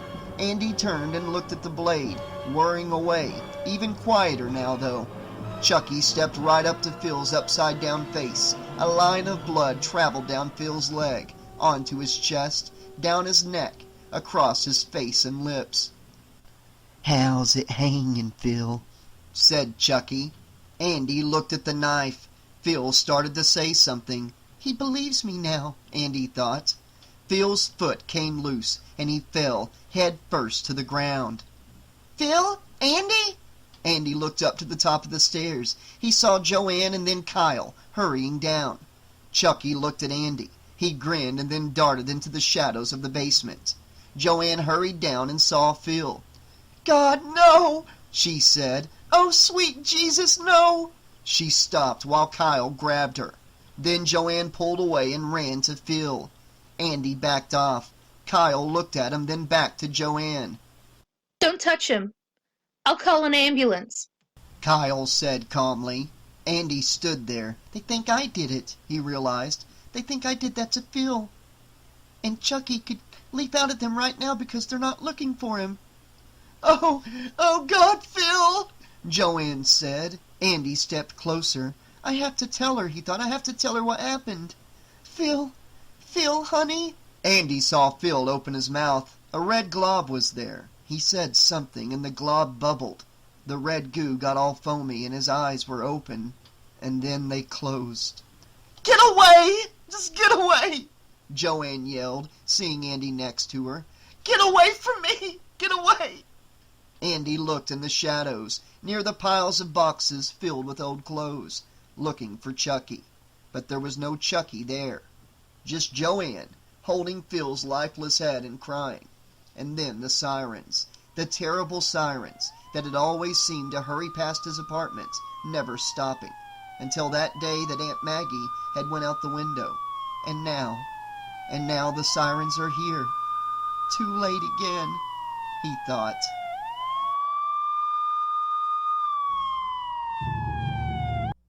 Kyle stepped out of Joanne's way. Joanne roughly pulled open the bottom drawer of Andy's dresser. She scooped out the clothes and stuffed them into the boy's suitcase. She kept crying the entire time, wiping at her eyes, her cheeks. Joanne, Kyle tried to say, but she knew that she wasn't very good at all the comforting business. But she still felt like she had to try. So Kyle reached out to touch Joanne's arm, but Joanne shrugged away, and then she grabbed the suitcase's zipper and yanked it shut. It caught, jamming halfway closed. She cursed and then pulled harder, but it wouldn't budge. Joanne, Kyle said. It was scary watching the woman like this, filled with grief, but Kyle knew she was also filled with hate for Andy. Joanne stopped, rubbing at her red eyes with two hands. I should have listened to Phil. He knew there was something very wrong with that boy. Joanne looked right at Kyle. He'd be alive now, you know, if I'd listened to him. It felt awkward, but Kyle put her arm around the woman, and then Joanne just sobbed against her. Kyle tried her best to comfort her. Shh. It isn't your fault. Joanne kept heaving. Kyle stroked her hair, feeling very weird. I'm not the comforting type. She thought. But who else was there? They had carted Phil off in a body bag, and now Andy was downstairs waiting. Kyle went to the suitcase. She grabbed the zipper. I'll take care of this, she said. She finally worked the zipper closed and then picked up the bag. She patted Joanne's shoulder and walked out of the room. I doubt she'll be getting any more little boys for a while, Kyle guessed. Joanne followed Kyle out of the room and down the stairs. When they got to the foyer, Andy was standing there beside Grace Poole of the Children's Crisis Center. He's shaking, Kyle saw, standing there shivering. The crazy little kid is scared out of his mind, she thought as she plopped the suitcase down. Grace Poole nodded to Kyle and then turned, a bit uneasily, Kyle thought, to Andy. Andy, you'll be fine. You'll spend a few days with us at the center, just until we find you another family. I can't imagine there'll be a long line for that offer, Kyle thought. This kid's got one bad track record, and whatever you do, don't let him see one of those dolls. Grace Poole looked back to Kyle. We've placed Kyle with a number of families, and things always seem to work out, don't they, Kyle? She saw Andy look up at her. The kid looked like a mess. Despite everything, she did feel sorry for him. He's got some pretty strange stuff going on in his head, she thought. Kyle picked up the suitcase. Sure. Here's your stuff, she said while handing the suitcase to Andy. Andy's hand, shaking, reached out for the suitcase. He kept looking at her. Waiting for me to say something. She was thinking. Nice knowing you. Keep your chin up. Watch out for Chucky. Jesus. Now come on, Andy, Grace said. We have to go. She gave Kyle one more smile and then led Andy out the front door. The police car was waiting for them. What a way to get escorted back to the Children's Center. Officer Ginkgo and his man-eating shepherd were on escort duty, just in case the kid goes boingo again. Kyle saw two more police cars in the driveway. Indecipherable electronic chatter could be heard through their open windows. Grace and Andy walked to the car, and the boy turned around and looked at Kyle. She made herself smile. Good luck, kid, she thought. Grace gently guided Andy into the car. Kyle went down to the cellar. It was all lit up now, and the cops were walking back and forth, moving boxes, taking measurements, muttering to each other. As she watched, Kyle was thinking, it was still creepy down here, but better than going back upstairs and facing Joanne again. One of the cops, young, kind of good-looking, turned to her. We'll be out of your way in a minute here. He had a big leather notebook open. Did anyone else see the accident? anyone besides the boy. Accident? Well, that's one way to describe it. She thought before finally saying, No, no one. She was facing the stairs, and underneath the stairs, where it was still dark, she saw something, near the back wall, just sticking out a bit into the light. A pair of red sneakers. The goddamn doll. She thought bitterly. She took a breath, and then she repeated. No, no one but Andy. The cop nodded. Okay. He looked up at her and gave her a consoling smile. We're all done then. He turned to the other cop. Let's go. The other cops shut off their big light, and the cellar returned to its normal, murky gloom. Kyle started to lead them up the stairs to the kitchen, but she stopped. She ran underneath the stairs and grabbed the doll. We've had enough of this in the house, she thought, and she dragged it upstairs. Chapter 22. She walked out the side door. The cops were getting into their cars, while half the neighbors stood outside watching the show, probably busting their guts to know what was going on. Kyle shook her head and walked to the metal trash can. The wind blew, sending her hair flying backwards. The air smelled good after the dankness of the cellar. She picked up the trash can lid and threw the doll into the can. Then she slammed the lid down flush. The cops got into their patrol cars, probably dreaming of coffee and free donuts. Kyle reached into her back pocket and took out a pack of Marlboros. She dug out a slightly bent cigarette and stuck it in her mouth. The cars pulled away. She lit her cigarettes. She thought, I'll kind of miss Phil getting on my case about smoking. At least he cared enough to say something. She sucked in the smoke and walked over to the swing. The neighbors were still watching, still chattering to themselves. Of course they'll read all about it in the local paper, Kyle was thinking. Man has bad fall in basement. She sat down on the swing, her feet dragged against the ground. I'm too big for swings, she thought. But still she pushed against the ground and swung back and forth just a bit while she smoked and thought. The swing creaked as she moved, but she still heard a sound from the house. She turned around. It came from Joanne's bedroom, a whirring noise. Then she saw Joanne at the window, at her sewing machine. God. Well, I guess she's got to do something. Kyle looked away. Guess we've all got to do something. She gave a push with her foot, and she felt something on the ground, something hard. She stopped and leaned forward to look down at the ground. It was a red sneaker, a small red sneaker. She leaned down some more, still on the seat, but close enough so that she could touch the sneaker, pull at it.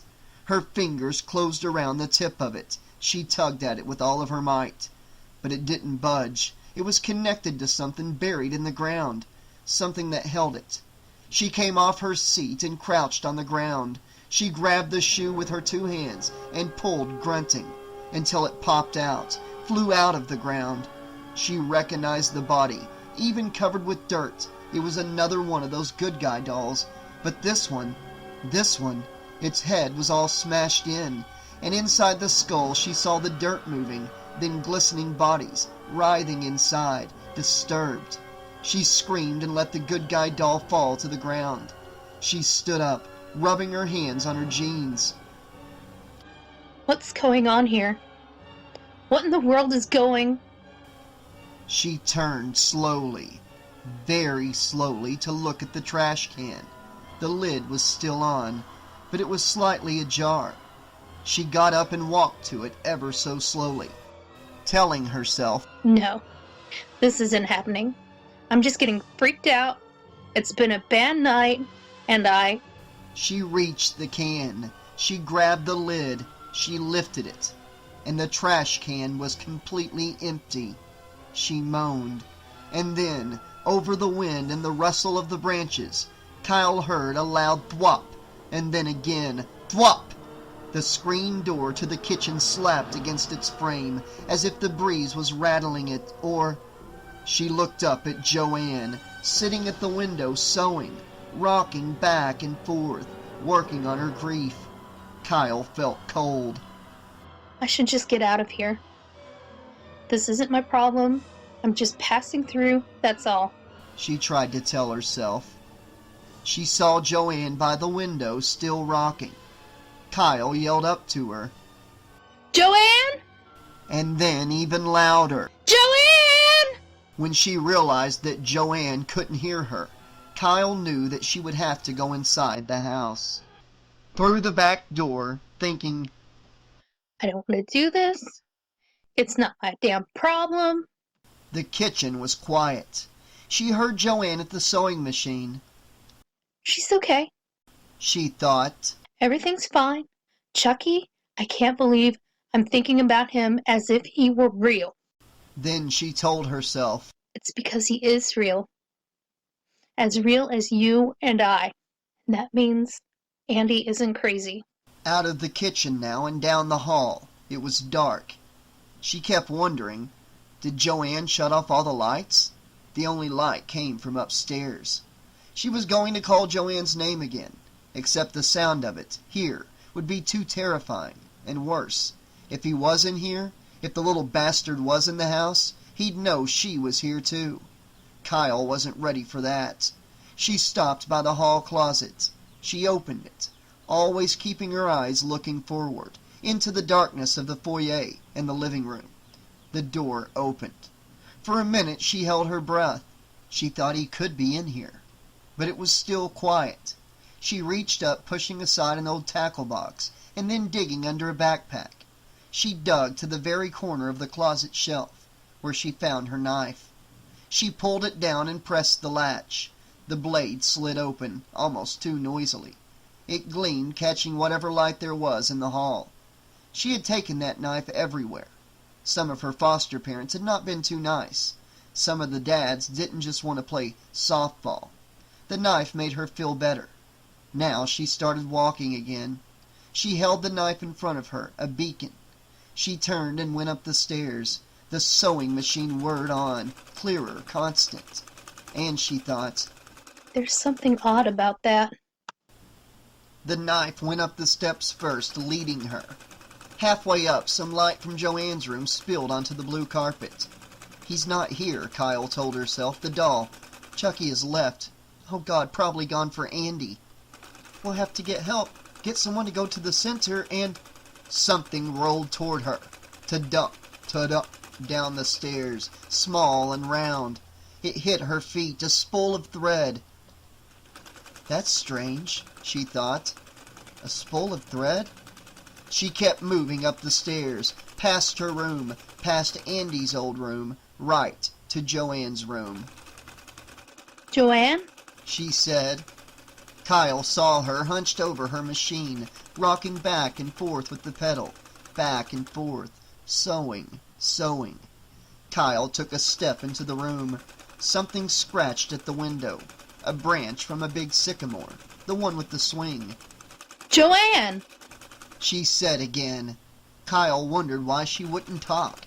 Is she that destroyed? Was she made that crazy by the death? She's lost it. In which case, she's not going to be able to deal with the idea of Chucky too well. And they'll never believe me. They'll think I'm nuts. Just like Andy. She thought. Joanne? She said again. Kyle was now close enough to touch the woman's shoulder. Tap her to make her stop all that damn sewing. Kyle looked down. She wasn't sewing anything. Joe? She tapped her again, harder this time, and Joanne's foot slipped off the pedal. Kyle saw that Joanne's hand was, what, tied to the wheel? Another tap, and Joanne tilted to the side and looked up at Kyle.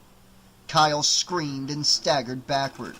Joanne's face was covered with thread, crisscrossed with thread, all over her face, around her neck, and one eye was held open, held permanently open by the coils of thread. Oh, God, no. Oh, please, no. Kyle said. The sewing machine ground to a halt. Kyle just moaned no. Something moved behind her. And she thought, Of course. Of course Chucky's still here. He's been playing games with me. He's... She turned around in time to see the bedspread rise up, as if it were hiding a ghost, and then a hole was ripped in the spread. Kyle staggered backward, bumping the mummy of Joanne, and then Chucky leaped out at her. The knife! You've got the knife! She thought, but Kyle was much too slow in getting up. Chucky hit her hard and grabbed her around the neck. No! She said, but then she felt his little doll arm start to squeeze her neck, and his mouth. It moved. It's human. His mouth was right at her neck, chopping at her like a mad dog. She fell back to the wall, brushing past the mummy Joanne, whose one eye watched her. She hit something, a lamp. It crashed to the floor. She felt Chucky's teeth bite down on some of her skin. His other hand held her knife down. She tried to force her hand up, to bring the knife up to Chucky, but she couldn't move it. She couldn't believe he could be that strong. It felt so hopeless. She staggered again and then fell to her knees on top of shards of the broken lamp. Then she felt the knife move, not toward Chucky, but toward her own face. She watched it move slowly toward her face, even though she was pushing as hard as she could the other way. She felt the broken shards at her knees, digging in and cutting to the bone. She reached down with her free hand and picked up a jagged chunk of the lamp. You bastard! She hissed and swung the chunk against the doll's head. It made a great cracking noise and the doll flew off her. As it flew away, it ripped the switchblade from her hands. She rubbed her throat and coughed, but then she scanned the room. Where is he? He's so damn small. He could be anywhere. She thought. She forced herself to stand while she watched the bed, the table, the chair, any place where Chucky could hide. Flopped over to one side, dead Joanne watched her every move. He's still gotta be here. He's gonna jump out, just like he did last time. I know it. I know it. I know it. She edged her way to the bed, moving to the door, snapping her head around repeatedly, checking for those little red sneakers, that striped t-shirt. He's got the knife. The little creep has the knife. She told herself. She circled the bed, keeping her legs away from the bottom, away from the dark places where he could hide. Maybe I hurt him. Maybe he got hurt bad, and I'll be able to get out. She hoped, but the curtains moved. They flapped slowly, sleepily, once, twice, but then they lay still. She felt the breeze. It was just the wind. She turned from the curtain thinking, I almost got tricked. I must keep looking. All the time. She moved against the wall, and the wall disappeared and she fell backward, into the closet. Something brushed against her head. A hanger tumbled to the floor. She pushed herself off the clothes and out of the closet. She ran to the door and then looked into the hall. He could be waiting for me there.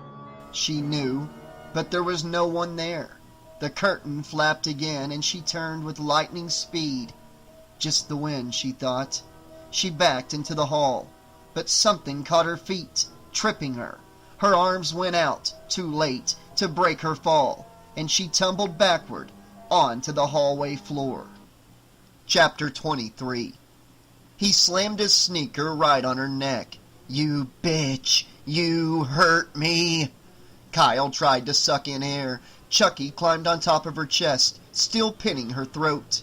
She could see him clearly now. His face moved like a human face, but it was this sick doll's face, pudgy and rosy cheeked. On a squat doll's body, blood was oozing out of his doll's nose. Andy was right. She thought. He has to get out of that body, or he'll be trapped forever. Chucky moved his sneaker away and replaced it with the point of the blade. Nice pig sticker you got. Chucky traced a figure 8 at her throat. But with the red sneaker gone, she could breathe. And if she could breathe, she could talk. You don't want my soul. Believe me, it's worthless. She pleaded. He sneered and reached down and grabbed her scarf. He pulled it off her neck and brought it up tight to his nose. I've got other plans for you. He honked from the folded up scarf. It's the kid I need, and... He pressed the point of the knife into her skin, just the tiniest bit. You're gonna help me. I'm running out of time.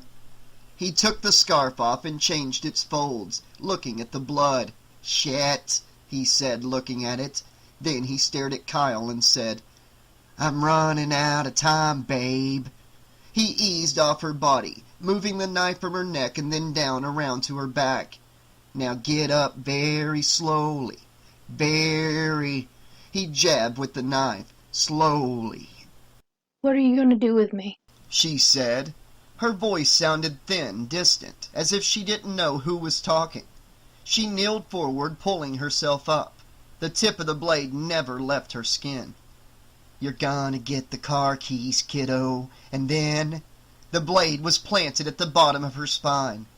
You're gonna take me for a little ride.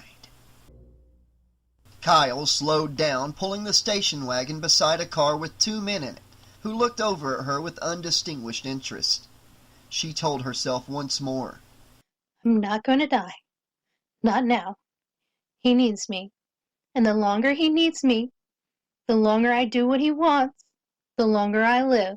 One of the men in the car smiled at her, a toothy grin that had all the attractiveness of an alligator's yawn. She looked ahead. How much farther? Chucky asked. He was sitting beside her with the knife point aimed at her rib cage. I bet he knows just where to stick someone. I bet that's no problem for him. The light changed to green, and the studs next door gunned their Japanese sports car and screeched away. Pretty darn impressive. Never fails to make me shiver. Kyle thought sarcastically. How much? The doll man repeated. Kyle told him it was just a ways, not much farther. The tip of the knife danced around. He's letting me feel it, reminding me of how close I am. Kyle thought. I don't want to die. I'll do whatever I have to live. Anything he needs. She grinned sadly to herself. And here I thought my life was worthless. All you need is an experience like this to demonstrate just how much you want to stay on the planet. Step on it, he snapped. Go faster. She nodded and pressed down the accelerator. The station wagon moved through the quiet streets. What time is it? Kyle thought. What's the big rush? She asked. He shoved the bloody sopping scarf in front of her face. This, you see this? If I don't get out of this body soon, I'll be trapped in here. She nodded. That's why he needs Andy. That's why we're going to the center. She thought. And I'm helping the little prick. Because anything's better than dying. Anything. She took a corner fast and the wheels screeched. Chucky's knife hand was steady against her. She looked up to the rearview mirror, and she saw a reddish blur, and then she heard the siren. Are you fucking kidding me? She saw the cop hurry right on her tail, flash her with his brights. The red light swirled round and round. What do you want me to do? Floor it, he said. Get real. This is a station wagon. The doll hesitated, and then, damn it, pull over. But don't try any shit, you hear me? The knife pressed against her side. She slowed the car, and then she found a space to pull into.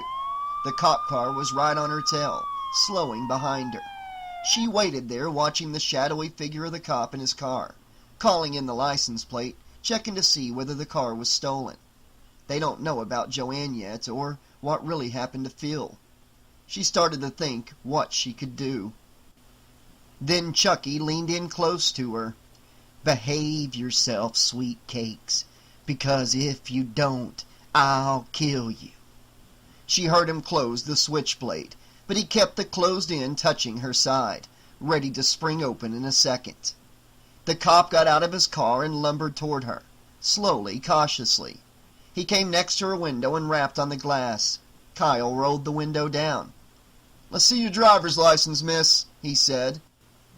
She dug around in her purse and pulled out the laminated card, handed it to him. He studied it as if there were a secret message encoded on it.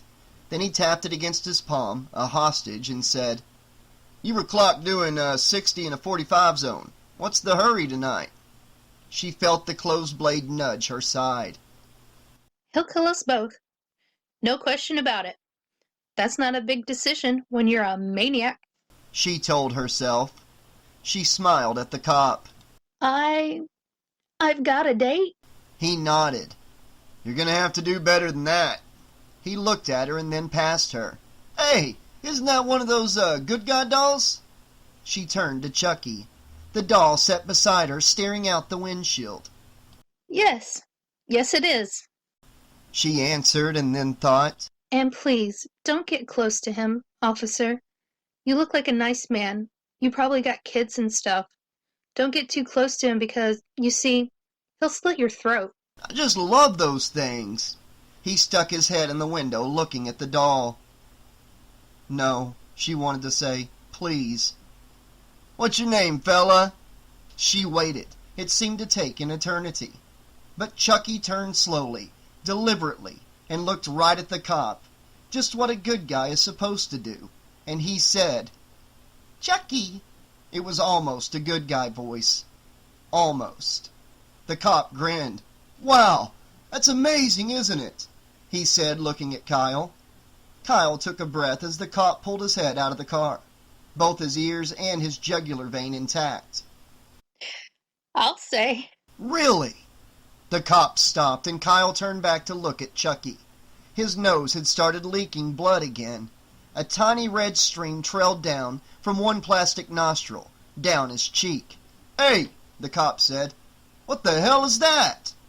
Don't ask. Just don't ask. Kyle thought. You don't want to know from nothing about this particular good guy. She felt Chucky's hand moving on his switchblade. You've seen those dolls that pee? Well, this one bleeds. Kyle said quickly. The cop screwed up his face, then shook his head. "Bleeds? Hell, what will they think of next?" How about dolls that cut your head off, she thought. The cop backed away from the window, perhaps a bit disgusted by this novel idea for a doll. "Okay." He handed her back her driver's license. "Just take it a bit slower, okay?" Kyle smiled and took back her license. The cop shook his head again at the doll and then walked back to his squad car. Not knowing, Kyle thought. just how lucky he really was. Kyle felt Chucky's hand patting around the seat, searching for the scarf. He wiped his cheek. Then he turned to her and spoke through the soaked material. "Now start the car." Mrs. Poole tucked Andy in nice and snug. She smiled at him and ruffled his hair. But he knew what she had to be thinking. "I did it to Phil. I made him fall. I'm the reason he's dead because no one believes in Chucky. No one except my mom. And that policeman, he saw that Chucky was still alive after he burned him and ripped him to pieces. Still alive. 'Cause nothing can kill Chucky. Mom was away somewhere where they put people who tell lies, crazy lies, and the policeman, was he? Probably in the same place," Andy thought, "and that's probably where they'll send me." Mrs. Poole stood up. She smiled nicely at him. She's a nice lady, he thought, but he knew it had to be an act. "Are you all set, Andy?" He nodded. "Good. I'll be here late tonight, so if you need something, anything at all, just call me." How about a G.I. Joe bazooka, Andy thought. Maybe that would stop Chucky. And as Mrs. Poole turned to leave, he was amazed to discover something about himself. He wasn't scared of Chucky, not like before. No, he wanted only one thing. He wanted to get Chucky, to stop him, if that was possible. Mrs. Poole walked to the door. "Good night, Andy." Good night. Andy said back. She walked out the door. Andy lay in bed in the dark room and waited. He heard her footsteps moving away down the hall. When he couldn't hear her anymore, he popped up in his bed. He ran over and pulled a wooden chair to the door. He tilted the chair back on two of its legs, then he pushed the back of the chair under the doorknob. He had seen it done in a movie once. He pushed the chair hard and he felt it jam against the floor and the doorknob. He stepped back. There, he thought, it might not keep Chucky out, but at least I'll know if he tries to get in. With that comforting thought, he hurried back to bed, off the cold floor, and pulled the covers over his head. They were closer, just blocks away. Kyle knew that as soon as they got there, as soon as they got to Andy, her life would end. Chucky wouldn't need her anymore. He'll go into Andy's body. And Andy? She thought. Kyle thought of the boy trapped in the doll's body, trapped for as long as Chucky would let him live. He'd probably toss him in an incinerator or a trash compactor. He couldn't have a doll running around saying, "Hi, I'm Andy, and the little boy's a mad killer." She passed another corner, another block closer to the center. "Can't you get this heap to move faster?" Chucky whined, then taking care to keep the reopened switchblade jutting into her side. He stood up and leaned close to the dashboard for a better look at the windshield. "Would it help if I got out and pushed?" Kyle sighed. Her pulse was racing. These are my last minutes. She thought frantically. There has to be something I can do. A way to stop. We'll get stopped again. Cops are everywhere this time of night. Chucky shook his head, and she got an idea. She reached to her left and pulled the seatbelt over to her right as quietly as she could. It didn't matter. Chucky was ranting now, making a ton of noise, banging on the dashboard, racing against time. "Forget them!" He turned to her just a second after she slid the seatbelt into its buckle. "And forget you! You've already wasted too much of my time!" His doll eyes went wide, and his plastic lips pulled back from his teeth in a grisly sneer. She was going 60, 65 miles per hour, 70, and she hit the brakes. While the car screeched and the engine died, Chucky shot through the windshield like a cannonball. The glass shattered and sprayed over Kyle. She tried to watch him fly, to see where the little bastard landed, but the station wagon spun around and around, banging against something, tipping to the left. It felt as if it might just roll right over. She thought she would throw up, but then it stopped. She wasted no time in looking through the windshield, and she saw him, flat on his belly just ahead. The switchblade was feet away. She started the car. She watched Chucky. He got up slowly, stunned by his flight through space. He got up on his doll knees and looked around for his blade. Chucky turned and saw her. He was smeared with dirt. There were fresh bloody streaks on his face. She watched him look around for his knife again. No, you don't. Kyle thought, and now she put the car into drive and floored the accelerator. Chucky ran for the blade, but she aimed right at him, the car slowly picking up speed and momentum. He looked at her charging at him, his bloody, dirty face clear in the glare of the headlights.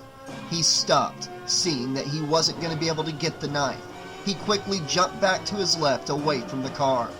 Kyle hit the brakes. In the rear view mirror, she saw him running toward the blade again. She flipped the automatic transmission into reverse, and barely a second after she had hit it in place, she sped backward. She kept her eyes on the mirror, watching him move to the blade. But again, he wasn't going to be able to reach it. He stopped right in the station wagon's path, and then bounced backward, falling on his rump. She passed him again and hit the brakes. She threw the car into drive and charged him again. Now she was close. Now there was no time left for the little bastard to get out of the way. She was heading right for him. And she saw something delicious in his face, something wonderful, something that made her smile. It was fear. That little creep is scared. He backed away, then moved left and right, trying to avoid the wheels of the station wagon. But Kyle kept swerving, making it hard for him to dodge them, until the car was almost on top of him. Kyle used the wagon's hood to aim the car. She heard a thud, but she hadn't been looking ahead beyond Chucky, to the curb, to the construction ditch by the side of the road. The car bounced up on the sidewalk, and then it tilted, sliding into the ditch before it hit something that wouldn't move. Kyle tried to turn the steering wheel, but her head had shot forward as the car stopped. Great red blotches swirled before her eyes. It was quiet and her head throbbed. I got him. I got him. But then there was another voice, suggesting that you can never really get someone like Chucky. She shot up and looked at the rearview mirror, and saw him, getting up once again, the indestructible Charles Lee Ray, a never-say-die kind of guy. She fumbled for the ignition, and grasping it, she went to start the car. It didn't start. Come on. Come on. Come on. She said. She kept turning the ignition. The idiot lights would flash on brightly, and the engine would turn over with a sick grinding noise and then cough. She took her foot off the accelerator, trying to clear her head. I'm flooding the engine, she thought. She turned the key again and again. She watched Chucky pick up the switchblade. It glowed red, reflecting the wagon's brake lights. She looked up, and now Chucky was nowhere to be seen. Kyle looked at the door locks, all of them open. She looked all around, expecting Chucky to leap up from anywhere and jab the knife, her knife, into her body.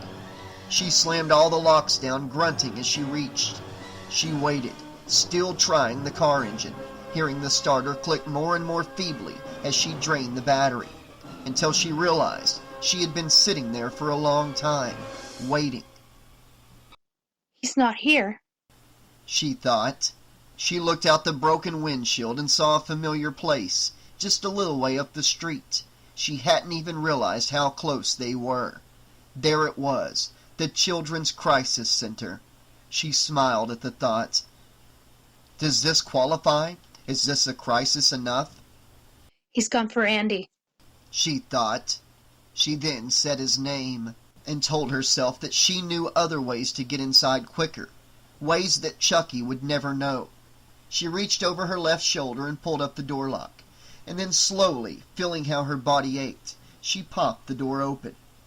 She stepped out into the ditch, her eyes fixed on the Children's Center, looking for a sign of Chucky running to the building. The street was deserted. She went to slam the door shut. She turned, and there he was, Chucky, standing on the roof, a muddy, scraped-up kid who had been playing in the streets too long. He grabbed her hair and pushed the knife against her throat, grinning. She moaned, and Chucky, using her hair to force her head tight against the blade, said, "Ollie, ollie, oxen free."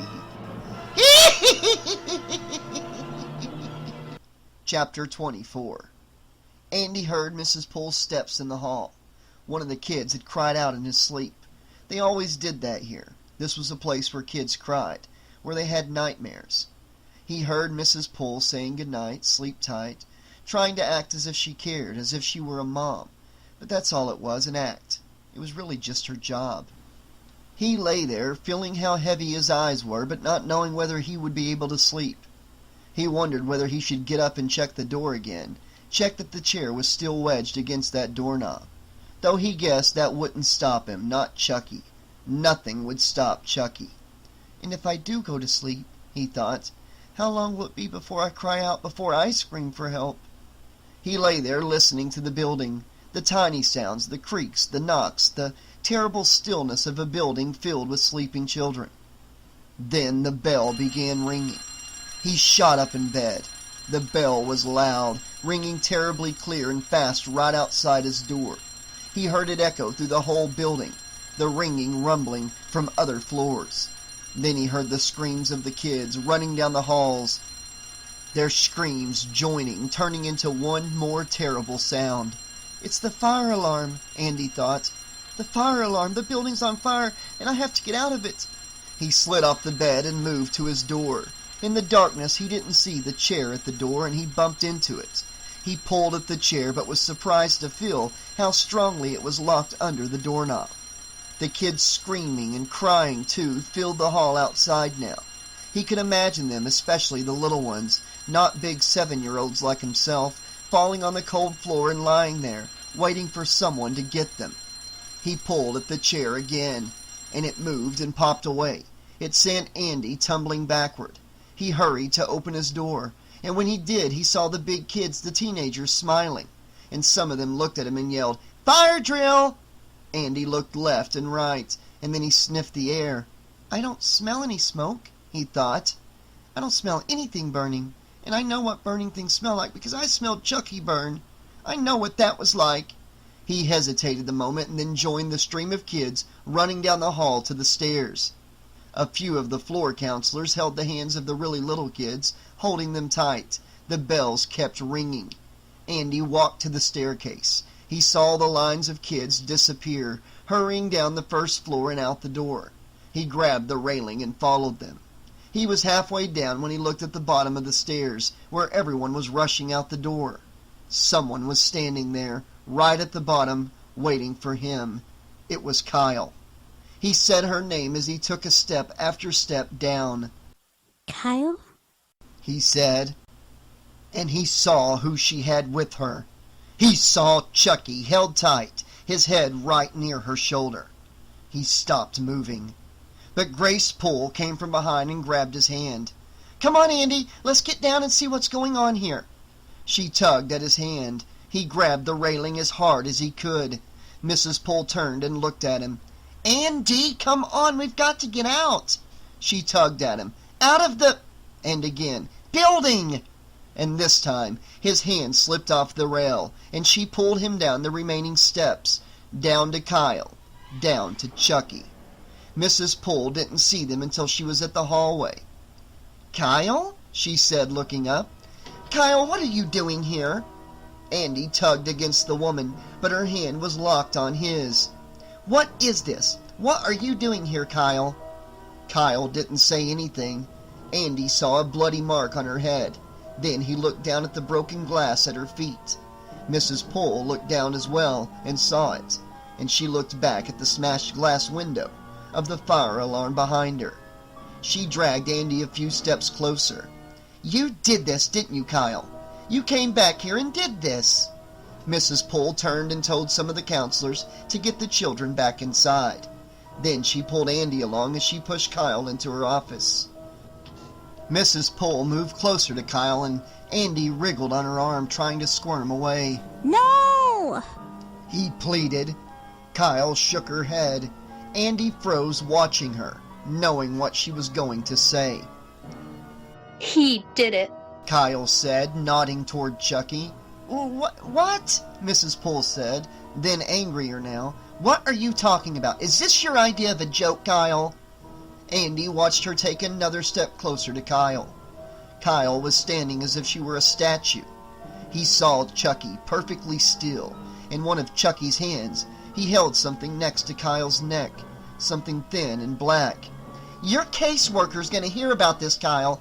I can guarantee that. Just as soon as we get everything settled here." She reached out and grabbed Chucky. "Now give me that," she said. Kyle moaned. "No." Andy slipped out of Mrs. Poole's grasp as she pulled Chucky from Kyle, not noticing that Chucky held something in his left hand. She looked down and then she saw it. "What's this? What in the world is this? What is this thing?" "No!" Kyle yelled. Andy backed away, and Chucky came to life. He turned and looked right at Mrs. Poole. His fingers worked a latch at the end of the black thing, and a blade popped out, cutting right into Mrs. Poole. She gagged. "Amazingly lifelike, isn't it?" Chucky said. He pulled the blade out and jabbed it in again, faster and faster and faster.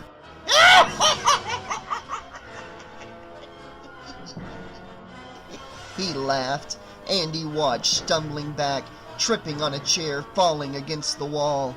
In and out, laughing until the woman staggered around the room, grabbing at the air. Chucky used his free hand to hold on to her blouse, which had suddenly changed from a starched white to a gummy red.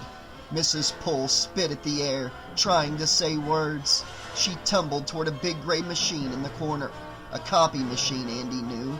Her head slammed down on the flat surface of the machine, and she must have hit a button, because the machine shook and began making clicking noises. Papers began flying out of a slot in the end of the machine, piling up until they started slipping out of a small tray, dropping to the floor. They were pictures of Mrs. Pool's face. Andy could see the pictures. They showed one big eye open and lips pulled back from teeth, and great big blackish specks that he knew in real life were red. Someone grabbed Andy's hand. He looked up. It was Kyle. Come on! She said. She pulled him toward the door. Andy let himself be pulled, not really sure where she was taking him. After all, there's no point in running, he thought. We know that now, don't we? Just no point. Come on! Kyle yelled again. Kyle ran out of the office into the hall, pulling Andy behind her. Chapter 25. Andy saw Chucky's small red sneaker kick the door and slam it shut. It banged on Andy's hand, separating him from Kyle. The door slammed shut. Then Andy felt the bloody blade against his throat, and he thought, "This is Mrs. Pool's blood." It dripped on Andy while all the time the copy machine kept whirring away, belching up pictures of the nice woman's head. Chucky reached up and locked the door. There's no way to escape Chucky, he knew. No way at all.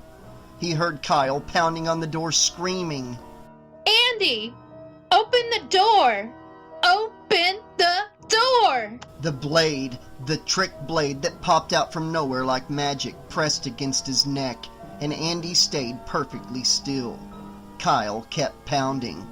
"Okay, sport," Chucky hissed in his ear. "We're gonna have a little game of Chucky Says. You understand?" Andy nodded. Then he heard something in the distance, but growing louder. Sirens. He saw Chucky look at the window. The sirens were right outside. A red light flashed on and off in the room. "Shit," Chucky cursed. It's not nice to curse, Andy thought.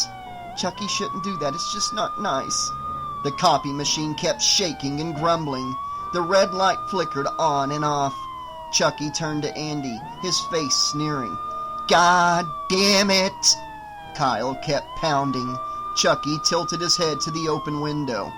"Chucky Says, move your ass." Chucky directed Andy with the blade, guiding him over to where Mrs. Pool lay slumped. He had to step in a red pool on the green rug. It looked almost blackish. Andy stopped moving. He stood there and watched the woman's lifeless body. It looked like something he might see in a museum, some stuffed animal in the African Hall. Chucky slapped him. "Snap out of it. You act as if you've never seen a dead body before." Andy reached up to the open window and grabbed the sill. He pulled himself up, helping by Chucky pushing from below. Friends to the end. Heidi-ho. The door was a solid piece of wood, and Kyle's pounding was doing no good. She looked down at the doorknob at the lock and had an idea. She ran a hand through her hair and pulled out a bobby pin. Then she crouched in front of the lock. She bent the pin into a probe and began to dig around in the lock. Just like they do in the movies. She thought, but her fiddling did nothing. The door remained locked, even after a few tantalizing clicks inside the lock. Damn it! She said. Give me a break! She heard the sirens outside. Soon there would be policemen here, maybe firemen. They could chop the door with an axe, but by then it might be too late. She heard a different sound from the lock, a more solid click. She grabbed at the knob and gave it a violent twist. The door opened. She saw the empty office and the open window, with the curtain blowing in the cool night breeze.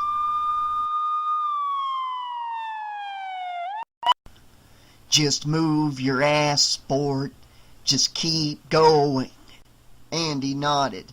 Chucky was on Andy's shoulder. He had his legs wrapped around him, and he had one arm on Andy's neck. His other hand held the blade right next to Andy's skin, jiggling up and down, scratching with every bouncy step that Andy took. Andy let Chucky's legs direct him. This must be what it's like to be a pony, Andy thought. Kick, go left, kick, go right, and then a tiny press of the blade. "Don't you dream of stopping, kiddo." They passed the kids who were standing on the lawn, laughing now. It was like a party out here with the bright lights from the fire trucks and the scary costumes of the firefighters who were running in and out of the building. Andy saw one little kid crying. looking around for anyone bigger to pick him up. But Chucky just kept him moving away from the corner, off the lawn and down the street, until the sounds faded and all he heard was the rustle of Chucky's good guy corduroys rubbing against his neck. Chucky gave him a sharp kick. Andy, who had been running, looking down at the sidewalk, looked up and saw a van just ahead. The back door was open. "There we go, sport," Chucky whispered in his ear. Then, "Now get the hell inside and hurry." Andy nodded, making the blade scratch his neck again. Kyle got to the window and looked out. For a second she couldn't see anything, just the lawn filled with out-of-control kids and all the firemen. The red lights kept flashing in her face, blinding her. Then, all the way across the lawn, she saw someone running away. For a second she thought it was an adult. It had to be an adult too tall for Andy or Chucky. She watched the figure for a few more seconds, and she knew who it was. Chucky, riding on Andy's back, using him like some sick animal to carry him away. She started to go out the window, and then hesitated. He's not my kid. He's just another kid with no one who cares about him. So why should I get bashed around any more for him? It's not my problem. She considered. But then she thought, That's it. He's got no one, just like me. He's all alone. The hell he is! She said out loud to herself as she climbed out the window. Kyle had to weave her way through the kids, nearly knocking some of them down, stepping around giddy groups of boys and girls. She followed Andy and Chucky to the sidewalk. He hasn't seen me, She thought, and I know I can go faster than Andy. He's just a little kid. He's just 7. She saw them closer now, and she saw the van with the open back. Andy ran up to it and popped the back door open even further. No! She said, running full out as fast as she could, gasping for air. Those lousy cigarettes! She thought, fighting for wind, feeling the terrible burn in her lungs. She watched Andy carry Chucky into the back of the van, and then the door slammed close. A man hurried out of a building and got into the front. Hey! Hey, you! She yelled at him, but she heard his door close and knew he hadn't heard her. But she tried yelling one more time. Stop! The engine started up and the lights came on. She was thinking, no, don't pull away. She was almost to the van. She saw Andy's face against the glass, and right next to him, Chucky, leering and grinning at her. As the van's engine revved up, she saw the switchblade against Andy's neck. He's not crying. She saw. Why isn't Andy crying? The van screeched away and Kyle staggered to a stop, gasping for breath. But she knew she couldn't stop. She couldn't. The van disappeared down the street. Kyle found Joanne's wagon where she had left it in the ditch, looking dead and useless. She saw the windshield, the tiny shards of glass littering the front seat. She ran around to the driver's door and got in. The keys still dangled from the ignition. She slammed the door shut and caught herself just as she was about to give the engine some gas before turning the key. Can't flood it. She told herself. She took a breath. She turned the key. Fitful clicks. The idiot lights flashed on. Oh, come on! Start, you big piece of... She said. She rammed her foot down on the accelerator, and the car snapped to life, the engine roaring. Okay, now if I can just get the suburban nightmare out of the ditch. She thought. She tried to go forward, but the wheels were pinned, and she saw a spray of mud shoot up into the air. She tried reverse, and the car backed out of the ditch. She gunned it, flooring the accelerator until the wagon backed up onto the road. She shifted into forward and steered down the street in the same direction taken by the van. The air buffeted her, blowing into her eyes, sending her hair swirling. Where are you? She thought. If that van had turned, she could easily miss it. She ran a yellow light that threatened to slow her down, then a red one, and she wasn't going to stop for a cop. Then, just ahead, she saw something. She drove faster down another block. It was the van. Thank you. She muttered. The van was stopped at a light. Just when Kyle was only a block away, the light changed to green and the driver turned. Damn! Kyle said. She took the corner on two wheels, both of them screeching. She leaned to the side right into a chunk of window glass. The van took another corner, but this time when Kyle got to the same corner, the van was gone. She kept on going, thinking, How could it have just disappeared? it wasn't parked on the street. It must have turned right away at the next intersection. But then she passed an alleyway and happened to look down the narrow strip that cut across to another block, and she saw the van. She cut the steering wheel hard, pushing the wagon as fast as it could go. She was into the alley before she wondered if the obese car would fit. Maybe it will get stuck, she was thinking. Maybe the damn car's too wide for the alley. But it careened down the alley, barely fitting, picking up garbage cans and boxes along the way, scattering them in front like the cowcatcher of a train. She saw sparks flying from the side, where the car scraped the wall of the building, the warehouse. This is some kind of industrial place, she thought. Lots of big dark buildings. Something about that bothered her. What was here? What was... She rocketed out of the alleyway, sending the garbage cans careening across the street. And now the van was close, just there, ahead. I got you, sucker! She said, and then, more quietly, I'm coming, Andy. Just hang on. Chucky tightened his grip around Andy's neck. He moved the blade from the side to just under Andy's chin. When Andy gulped, he felt his Adam's apple rubbing against the blade. Say your prayers, Andy. It's time. I can't move, Andy thought. I'll just have to let him do this. He heard Chucky say those words again, dumb words that made Andy feel dizzy and sick. Ate Dewey Dembella. Give me the power, I beg of you! Then the back windows filled with light. It blinded Andy, and it blinded Chucky. He blinked. The blade moved from Andy's neck a bit. The lights, really bright lights, flashed on and off, on and off. Andy couldn't see the car, couldn't see who was driving. The lights flashed off again, and he saw Kyle holding the steering wheel of the station wagon like a crazy woman. Chucky saw her as well. Damn it, he said. Kyle started blasting her horn. The bitch is too late, Andy. Too late. Chucky cackled. He shot Kyle the middle finger, and then he turned back to Andy. Kyle passed the van, pushing the wagon as fast as she could. She drove abreast of the driver and yelled to him, Pull over!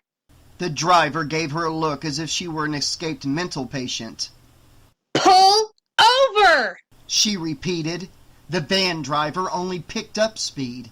No way, Buster, she thought. She floored her pedal and threw the wagon in front of the van, cutting it off. The van hit its brakes, screeching. Kyle stopped the wagon just before it went flying onto the sidewalk.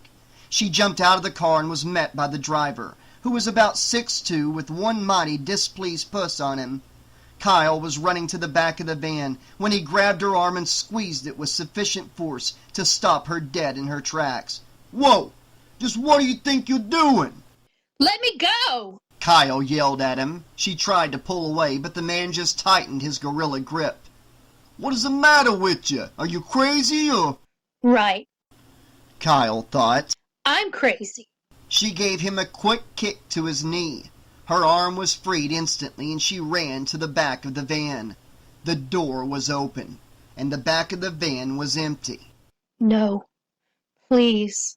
Kyle turned around and looked everywhere. She finally saw Andy still carrying Chucky on his back. They were running back to the buildings, the warehouses.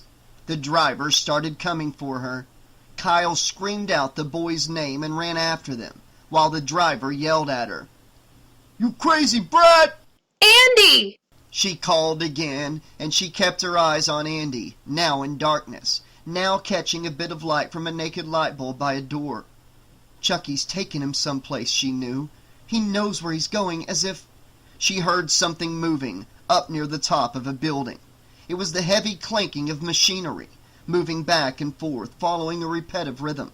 She kept running while she looked up, and she saw a giant good guy, a monster-sized good guy looking down at her, waving at her. "Bye-bye, Kyle, you'll never catch me. I'm home, babe, this is my place," she thought. Her foot got caught in a crack on the street, and she fell, grunting, slamming her elbows hard against the ground. She landed in a puddle that sprayed her with muddy water. A few gritty drops landed on her lips, and she could taste them. She looked up, just in time to see Andy disappear down a dark alley, right under the sign that said, "Play Pals Toys." She jumped to her feet and started after them. Chapter 26. Just keep moving, Andy boy. Just keep those little legs of yours pumping. Andy nodded. This is where he was born, he thought. This is the place where Chucky came from. And then he thought, no, Chucky didn't come from here. He came from someplace else, someplace evil. Now cut down here, sport. Move it! Andy turned. His back and his neck ached.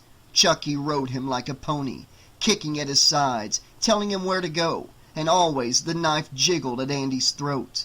But when Andy turned down the alleyway, he heard sounds, a truck's engine, and voices. "All right, stop, right here." Chucky gave him a kick, "and back up over to the corner." Andy backed into the corner of the building. While he stood in the darkness, Chucky could lean out and peer down the alleyway. "Yeah," he said, "we can get in there, in case anyone's following us." Andy leaned a bit forward until he could see the truck. A machine was dumping boxes into the back of the truck. Boxes of good guys. One last box tumbled in, and then the workman pulled the sliding door, sealing the back of the truck. One of the men ran around to the front, to the driver's seat. Andy heard the engine start. The other worker turned a key, and the metal door on the factory entrance began coming down, slowly. "All right," Chucky hissed. "This is it." The other man hurried to the truck's cab. Andy heard the man laugh. The truck roared away, making a big turn. "Move it!" Chucky yelled. "Move it, you little creep!" Andy ran for the loading doorway, leading inside the factory. As he got to the door, he noticed how slowly that it was coming down. He stopped at the steps leading up to the loading platform and the door. "I don't want to go in there," he thought. Then Chucky kicked him hard. "Inside," he said. Andy nodded and took a breath. The knife was always on his skin, always touching his neck. He walked into the building. Kyle saw them go inside. She also saw the truck disappearing down the block. And from too far away, she saw the great metal door to the warehouse gliding shut. "I'm not going to make it," she thought. "There's no way." Chucky gave Andy a sharp kick. "The runt learns fast, and I like a good little horse." The boy stopped. "Because," Chucky thought, "I got to see this." All around them were mountains of dolls, hundreds of plastic faces, hundreds of flaming redheads who just wanted to play. The boxes towered above them, in piles stacked like little buildings, with alleyways and small roads crisscrossing the warehouse floor. They must be doing pretty good with all these good guys. Maybe, after all this is over, I'll work on getting a piece of the action.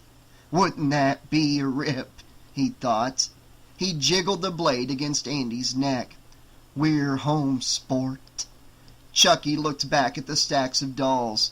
"If only I could command them," he thought. "Make them all come to life and work for me. Now wouldn't that be something?" He leaned closer to Andy. "And it's time to play."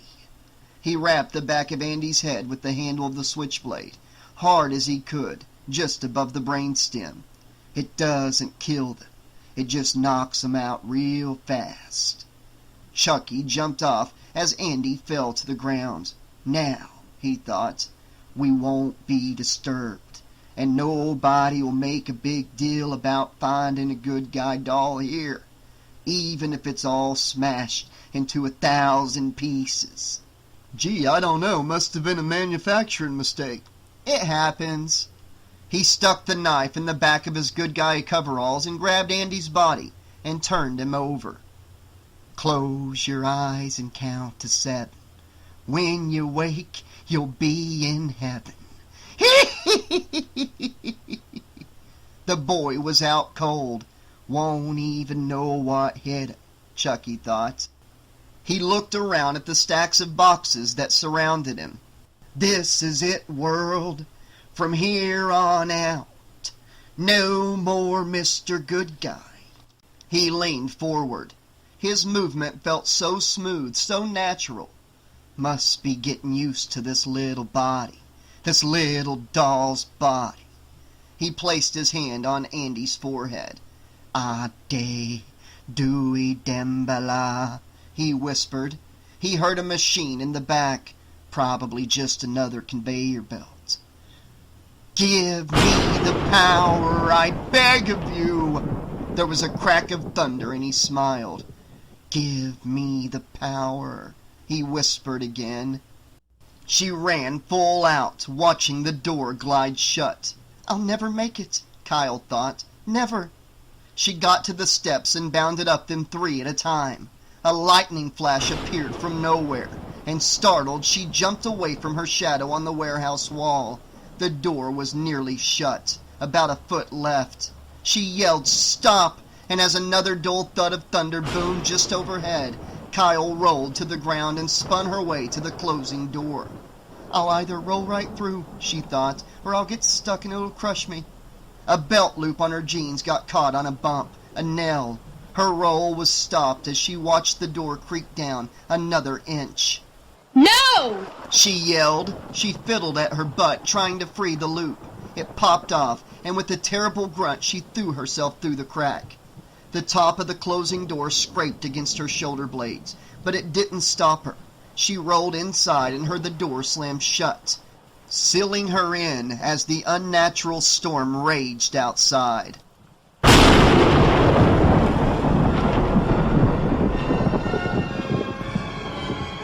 Chucky raised his voice to be heard.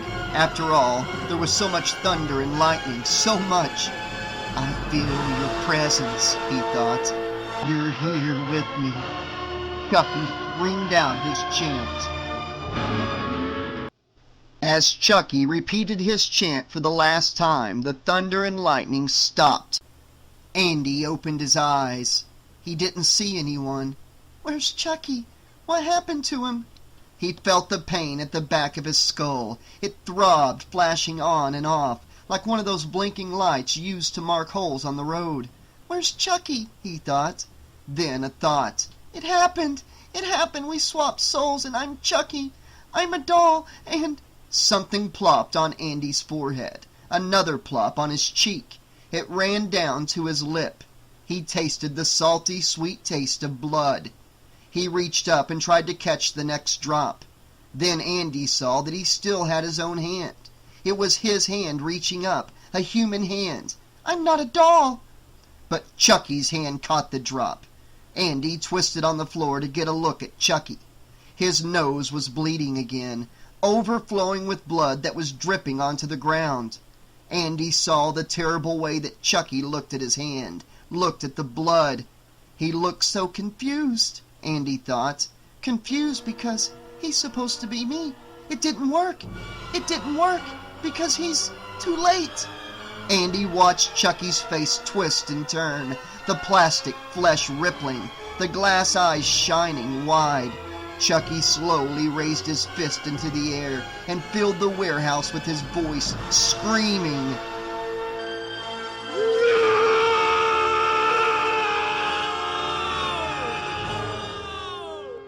Andy tried to slide away despite his throbbing head. I just want to lie down, he thought. I don't want to hurt anymore. Chucky turned and fixed him with his evil, glassy eyes. You little shit. He took a step toward Andy. Do you realize, he said as loudly as Andy's mom had been when he broke the sugar bowl, what you've done? Do you? Another step. Know what you've done to me? Andy kept trying to slide backward. He bumped into something. He turned and looked at the stack of good guy dolls. It's too late, Chucky said, staring hatefully at Andy. I've spent too much time in this goddamn body. I'm trapped in here. Andy watched as Chucky dug around in the back of his good guy coveralls. He watched him pull the switchblade out. And you're trapped, Chucky gestured at the warehouse, in here, with me. Andy tried to stand up, but he was frozen. There didn't seem to be any place to go, and his head hurt so bad. Then the boxes exploded from behind him, dozens of them tumbling down onto Chucky. A few bounced on Andy, smacking his head, crashing into his legs, but Chucky was buried. And he heard a voice, Kyle, yelling at him from above. Run, Andy! Get up and run! Kyle, she's here! Just her voice was enough to get Andy scrambling to his feet, stepping on to the good guys in their plastic boxes. He looked around for Kyle. He whispered her name. Much too quietly for her to hear, he knew. He just wanted to hear the sound himself. Kyle? He kept looking around. He finally saw her hurrying down a ladder from above. She was still yelling at him. Come on! Kyle said, reaching the floor, waiting for him. Andy ran as hard as he could, even though his head still hurt, and he felt sore all over. He pumped with his hands, thinking, I'm almost next to Kyle, and we can get out of here and leave Chucky and all the others behind. Kyle's hand reached out to him. That's a boy. She smiled. He took her hand and she pulled him, running, nearly dragging him off his feet, flying down the aisles of good guys. Andy turned once and watched them, looking at the faces watching him. He told himself not to do that again. There's got to be another way out of here. Some side door or something. And she said, but every turn Kyle took brought them down another alleyway to another wall of good guys. Like a maze, Andy thought. He knew there were some mazes you just couldn't get out of, no matter how long you tried. They came to an intersection. Kyle stopped. Andy saw her bite her lip. She looked up one alley, then another. Then she looked down at Andy. This way, she said, pulling Andy to the left. But Andy knew she didn't have any idea where to go. We're lost in a maze, he thought. He ran behind Kyle now, growing tired. He heard a sound, a machine noise ahead of them. There was something ahead, something... The wall exploded, and Chucky leaped at him from behind a wall of good guy dolls. He grabbed Andy around the ankles. No! Andy called to Kyle. Kyle turned and saw him as he fell hard to the concrete floor. It won't take him long, Andy knew. Just a quick cut at my neck, that's all it'll take. He wants me dead now. Andy turned over just in time to see Chucky crawl on top of him with the knife, moving fast now, too fast for anyone to do anything. But Kyle had taken a giant step toward Andy and she kicked Chucky in his little ass. It was a good kick, Andy thought. No, a great kick, he thought, as he watched Chucky go sailing into the air over the stacks of dolls. get up! Kyle yelled at him, pulling his hand. She led him straight ahead, straight toward the noise, to the machine. Then Andy saw it. Kyle stopped to look at it and study it. There was a big conveyor belt entering from a gap in the wall. It was completely covered with a fence, creating a tunnel effect. Good guy boxes moved down the belt and tumbled into a giant bin. The fence keeps the boxes from falling off, Andy saw. The boxes of good guy dolls were dumped in a great pile at the other end. It doesn't seem as if they need any more good guys, he thought. Don't they already have enough? He heard something from behind him. Little steps. He turned and tugged at Kyle's hand. I know. This way. She said. She pulled him to the open end of the belt, where the boxes tumbled out. There were steps there and a platform. Andy knew what Kyle wanted to do. Kyle climbed the steps, pulling Andy up with her. He held her hand tightly. I know what she wants to do, he thought, but I don't know if I can do it. The belt was moving fast, dotted with good guy boxes. The wire tunnel sealed it in. There was just this opening, and another one somewhere at the other end, in another building through a wall. In another building where the good guys are made. Andy heard more footsteps. When he turned and looked back, he saw a shadow moving down the alleyway. Chucky's shadow, holding his knife up high. Kyle took his chin in her hands. Think you can do it? She asked. Andy looked at the belt rolling towards them. He knew what she wanted to do. He nodded. Good boy. I'll go first. You just follow me and do what I do, she said. Kyle jumped onto the belt and started walking. For a second, she didn't seem to go anywhere, but then she took more steps, and she grabbed at the mesh of the tunnel, pulling herself forward. When a good guy box came along, she just stepped over it. Come on, Andy. Come on, she said. I'm not as big as Kyle, he thought. I can't take such big steps. I can't go as fast. But Andy stepped onto the belt and immediately felt himself being whisked backward into the big dumpster filled with dolls. But he grabbed at the fence to try and hold himself in place. Then he ran. When he got just a little bit ahead, he let go of the mesh and ran a few more feet. Kyle turned to look at the front of the belt, at the hole leading into a different building. Andy hurried to catch up with her. But at the same time, he turned to look backward. He saw Chucky climbing up to the platform, up to the opened end of the conveyor belt. Andy didn't see the next good guy box in his path. He tripped on it, and then he was flat on the belt, speeding backward, back to Chucky. Chapter 27. Andy felt himself tumbling backward to the dumpster filled with brand new good guys, back to Chucky. Kyle stopped at the opposite end of the conveyor belt, at the opening to the other building. She turned and yelled at him. Andy, get up! He's behind you! Please, get up! Andy dug at the rubber ribs of the belt, as he also turned around and saw Chucky crawling behind him. Andy watched Chucky grab at the mesh while he jabbed his knife into the belt, pulling himself along. Andy! Kyle kept yelling, and then from behind him, Andy heard the same word. Andy! I can't look back at him, Andy thought. If I look back at him, he'll get me. He saw Kyle leaning into the hole, reaching out for him. If I can just get to her hand, she'll pull me out, I know it. Now he heard the thud as Chucky's blade dug into the belt. He's right behind me, Andy knew. He's right at my feet, my ankles, he'll grab me. Andy felt the tips of Kyle's fingers. Then Kyle grunted and reached in. Her hand closed around his wrist. Another grunt and she pulled him through the opening. Into another place. The place where they make the dolls. No. He looked around the room. No, this is the place where the machines make the dolls.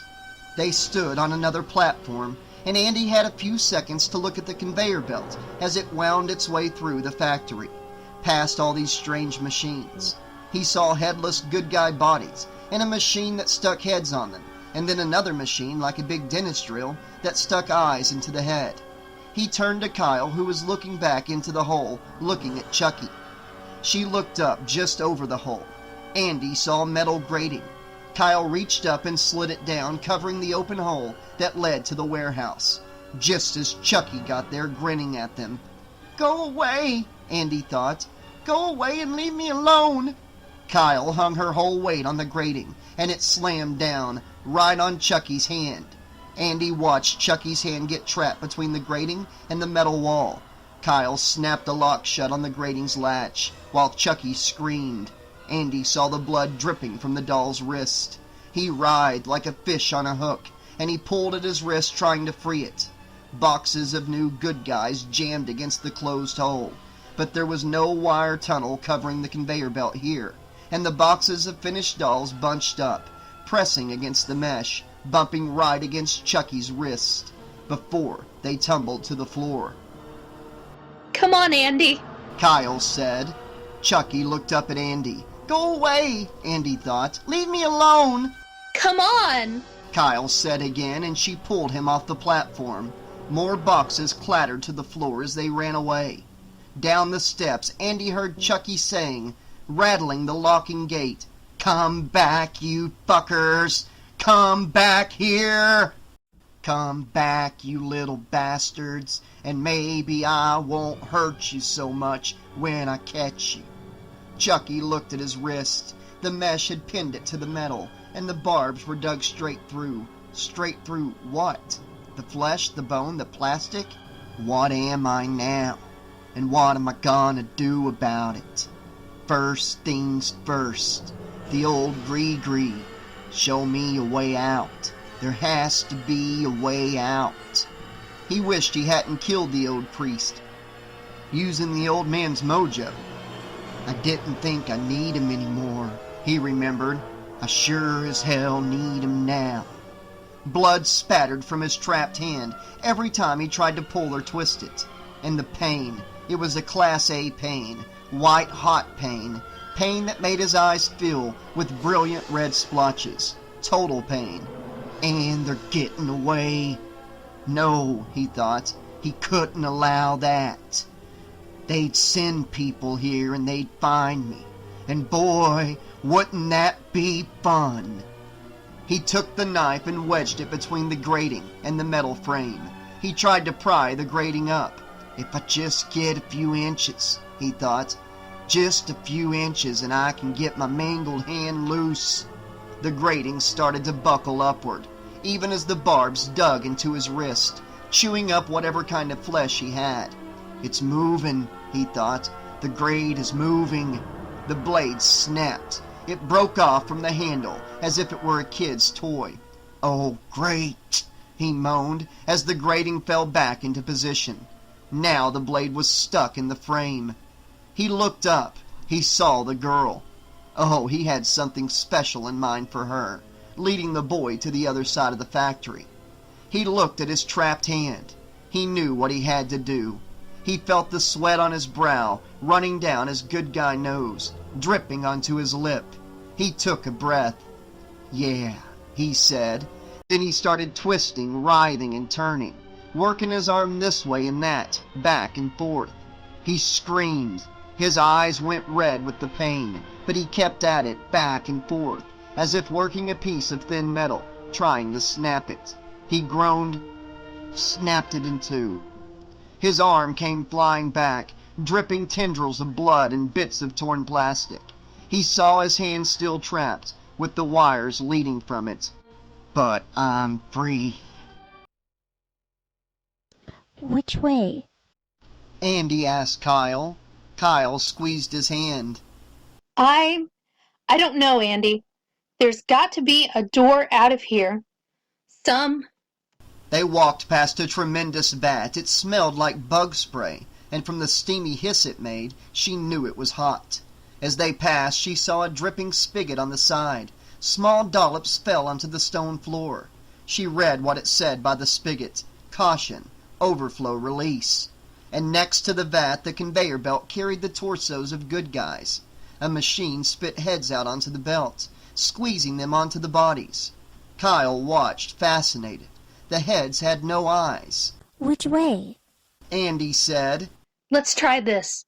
Kyle said, running to the right, hurrying, though she didn't know whether they were moving closer to the some exit or farther away. She only knew that they were following the path of the conveyor belt. They passed another machine, this one shaped like a giant X. When a body arrived, the machine snapped closed, like a dry cleaner's steaming pants press. When it popped open, the dolls had arms and legs. This is wrong. We're heading back to the hole. The place where Chucky is trapped. But when she looked behind her, she saw that the conveyor belt looped back past another machine.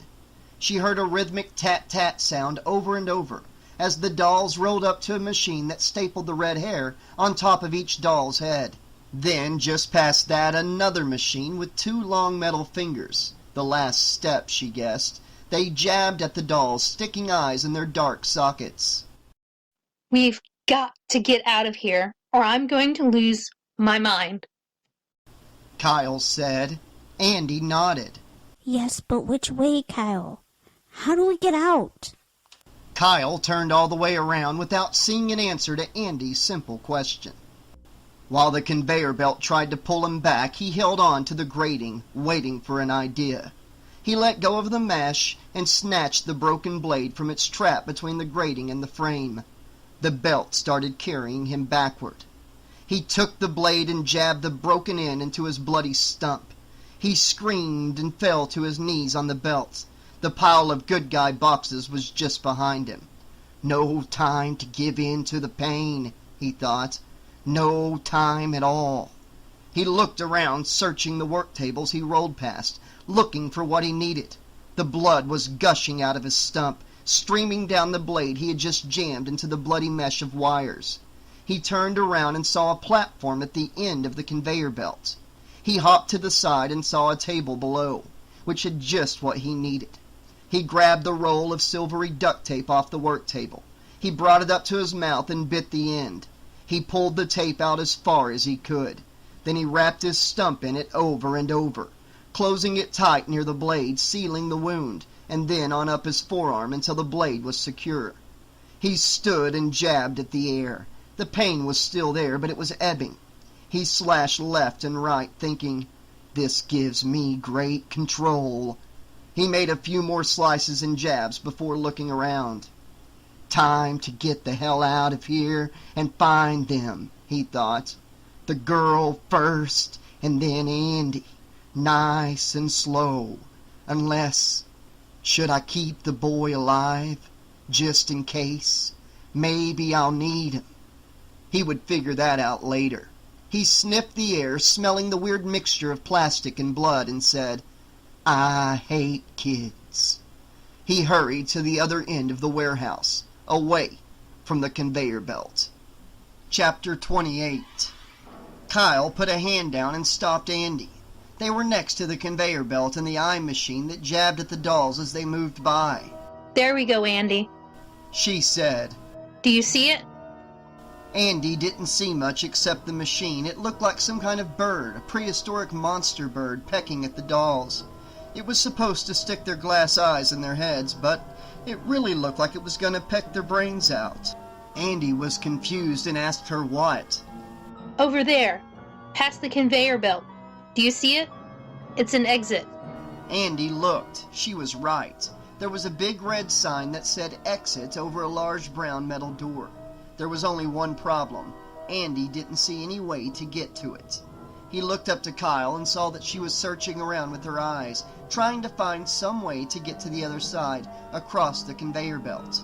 But Andy kept drifting back to the bird machine as it jabbed and jabbed and jabbed at the dolls. Finally, Kyle knelt down next to him. Looks like the only way out, Andy. Looks like we have to go across there. She said while turning toward the door. She means the belt, Andy realized. She means we have to cross right here, right where the bird machine is. We have to pass it. I knew it, he thought. I knew that we'd have to do this. Suddenly, this reminded him of a story his mom had read to him, about Arthur and Galahad and a lot of other knights whose names he had forgotten. They always had to do scary things to go on. Quests. The quests were never easy. There were always these really bad things they had to do, like this. Do you understand, Andy? Kyle said. We have to cross here. He nodded. She smiled at him. Good boy. I'll go first, then you go. She smiled again. It won't be so hard. She took his hand and led him to the belt. The noise it made moving seemed even louder now. She gave his hand a squeeze and then let go of it. He watched her climb up on the metal lip next to the belt. He studied the bird machine. Jab, jab, jab. He saw Kyle tense her legs. She was jiggling on her feet, bouncing around, getting ready. Jab, jab, jab. Then he heard her take a deep breath. 1, She said. The bird jabbed at a doll. The machine, the bird's neck, moved so fast that it became a big blur. 2, Andy crossed his fingers and thought, what will I do if she doesn't make it? What will I do if I'm left alone? 3. Kyle yelled, and she ran across the belt. The bird reared back. Andy knew her timing was wrong. It's ready to spring at her. She'll never make it. But he was wrong. It pauses a bit, he saw, when it pulls back. It pauses just before lunging at the next doll. And Kyle was across to the other side. Her words that terrified Andy. Okay, Andy. Now it's your turn. And there's nothing to it. Andy licked his lips and for a second didn't move. He was too busy watching the bird. Come on, Andy. Now he moved. He climbed up to the metal lip, so close to the bird now. He almost expected it to turn and look at him. It's probably thinking that this is a tasty morsel that I can catch, he thought. It was an evil machine. All silvery metal and evil. Andy, hurry! Just watch the machine. Time your run. It's not hard. Kyle yelled. But when Andy looked over to Kyle, he saw that she was scared. He saw fear in her eyes. She's worried about me, he thought, so I guess I should worry about myself. He watched the machine. Jab, jab, jab. I have to catch it just when it pauses, just when it gets back to its standing position. He licked his lips. He shuffled his feet a bit. He looked down to make sure there was nothing that would catch his feet. Jab, jab, jab. He took a big breath and held it. It jabbed, popped back, and he ran. And halfway across, he felt he was too late, too slow. I'll never make it, he thought. So he did something he had practiced for a long time, whenever he played G.I. Joe.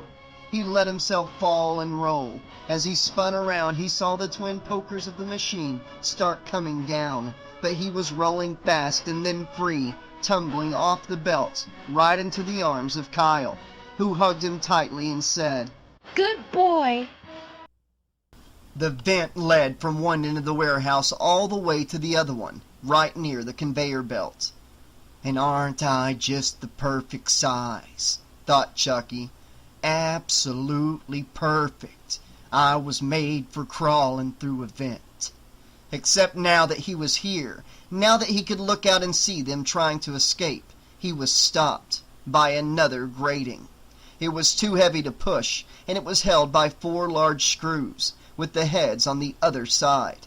But then he looked at his knife hand and had an idea. Yeah, it just might work. He fit the blade into the screw bottoms. It was just sharp enough to gouge a slit in them. He proceeded to unscrew the vent grating from inside. He heard one screw fall to the floor, then another, and when all 4 were out, he pushed the grating away from the vent and sent it flying down to the factory floor. He leaned out of the hole just a bit and dug at the wall with his knife as if he were a mountain climber. He jabbed at the wall and then lowered himself to the floor. He looked at his knife hand thinking, why, it's better than my old hand. A lot better. I can't open it. Kyle moaned. Kyle gave the doorknob one more bang with the metal pipe that she'd found on the floor. It bounced off the doorknob. Shit! I can't open it. She said. Andy looked right and left and then asked Kyle a question he already knew the answer to. Is there another door? Another exit? Kyle banged the doorknob again. She blew at her hair to get it off her forehead. We'll have to find another way. She tucked the pipe in her back pocket and grabbed his hand again. Come on. For a moment he thought she would lead him back to the conveyor belt, to another pass by the eye machine. But, for now, she led him along the other side of the belt, by the machine that made the good guy dolls. He saw them, trapped like rats. Great. He stepped closer to the conveyor belt. A good guy, flat on its back, sailed past him. Chucky stepped onto the conveyor belt and kicked the doll off onto the ground. Enrique Vasquez, Bud to his American friends, was sipping his cold coffee, thumbing through Car and Driver. My next car, he told himself, will be something with some cojones. Something that will, what do they say here, eat the road. He flipped past a few pages of next year's Z cars. Nice, he nodded to himself. Very nice. I'll get one in black with black leather upholstery. There's nothing like leather. Women love leather. The smell, the feel of it, and... The buzzer sounded. He hadn't been watching the screens. Nothing ever happened there.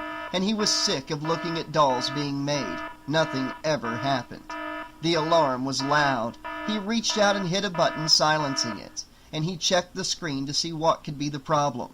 There never was a problem before, but then he saw it. On the screen, 3. The finished dolls, the little red-haired gringos in boxes, were not coming into the warehouse. And there on screen 2, he saw them bunching up and falling off the side of the belt, as if something was stopping them, as if the gate was closed between the factory and the attached warehouse. "Shit," he said. "Nothing ever happens, and now this." He got up and left his small office. He didn't notice the badly made doll rolling by on screen 7. They were back near the head-making machine in the big vat of plastic. Andy was beginning to think Kyle didn't know what to do. She stopped, and Andy stepped closer to the belt, fascinated with the headless dolls and, out the other side, the dolls with the eyeless heads. He moved a bit farther along the side, closer to the big vat.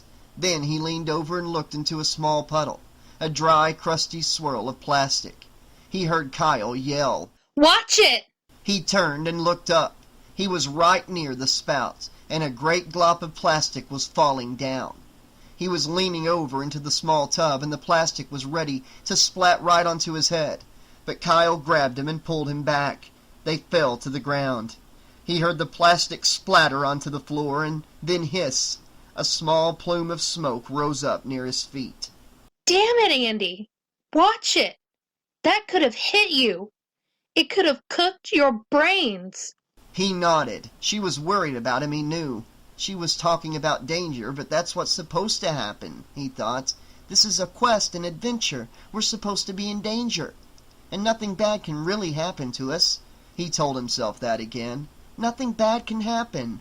But he knew that that was just in fairy tales. Bud Vasquez scratched his head and looked up at the line of good guys banging against the gate, piling up and then tumbling to the ground. I'm in deep trouble here, he thought. It's my shift, my responsibility. The Playpals people had been real good to me. Nice salary, good benefits.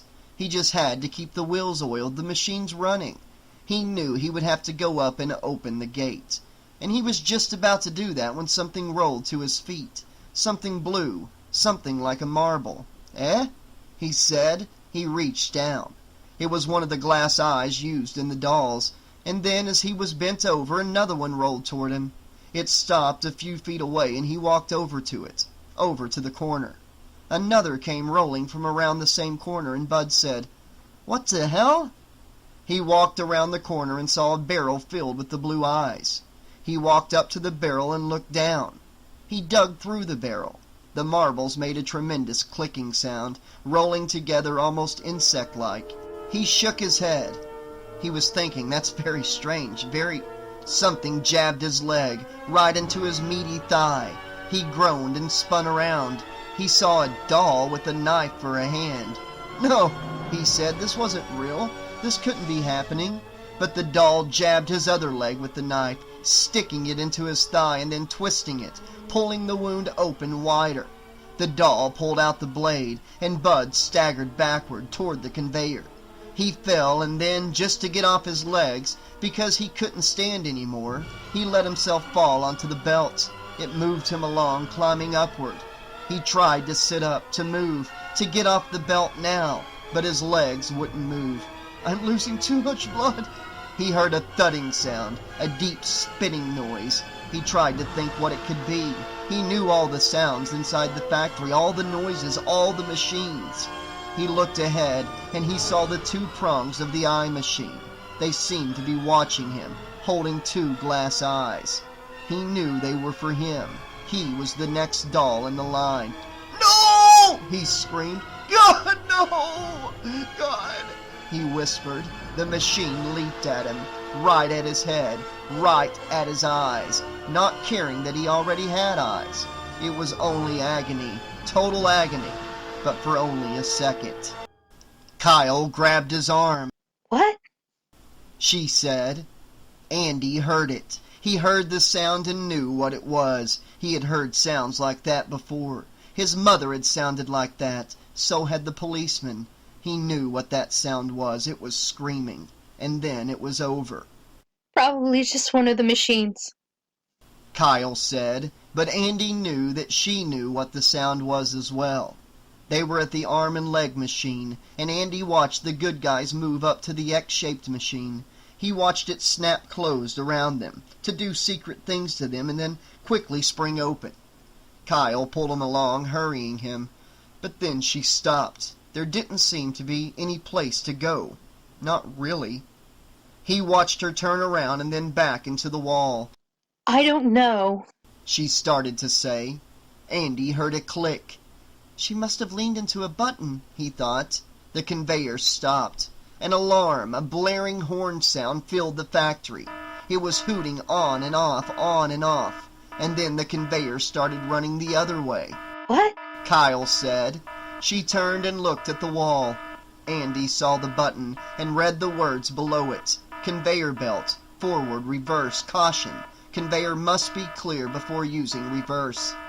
Andy turned to watch the belt. A doll that had just gotten its legs and arms moved back into the X-shaped machine. It closed on the doll again, but this time the good guy didn't fit. The machine couldn't tell that the doll didn't need any more arms and legs. It chomped on it, and bits of the doll were left hanging out.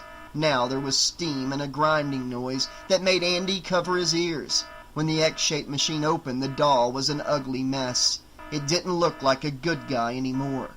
Kyle hit the switch again, and the conveyor started moving forward again, and the alarm stopped. Chucky heard the alarm booming from a far corner of the factory. Just over there, he thought. That's where my little babies are playing, screwing around with the machinery. But now I know where they are, and it's time to end this game of hide and seek. Chapter 29. There has got to be another way out of here, Kyle said. They ran alongside the conveyor belt, following its snaky curves back and forth. And Andy kept looking over the line of dolls that streamed by. They all looked like Chucky. They all looked the same. Kyle stopped, trying to see a way out. Andy turned away from the conveyor to see what she was looking at. A monstrous scream came from behind him, from the belt. Andy turned just in time to see one of the dolls stand up, one just like the others, only different. This one had a knife for a hand. Chucky sliced at Andy and the air whistled. Duck! Kyle screamed. Andy fell to the floor as the knife came close enough that he felt a breeze. Andy looked up to see Kyle take the pipe out of her back pocket. Chucky wasn't watching. He was pulling the small arm back for another swing at Andy. Kyle swung the pipe at Chucky like a baseball bat. She hit the doll on the side, and Andy heard the sick thud. The smack knocked Chucky right off the conveyor belt, and he crashed to the floor. Andy got up off the ground, but Chucky bounced up quickly, as if the pipe hadn't hurt him at all, because it hadn't. Andy knew. He's too strong. But Kyle pushed past Andy. She ran up to Chucky and gave him another swing while the doll man was still dazed. Chucky's mouth went open in surprise. Good, Andy thought. I like that. Chucky went sailing again, flying over to another loop of the conveyor belt. He plopped down, landing on the belt, just in front of the stapling machine. He doesn't see it, Andy thought. Chucky doesn't know where he's headed.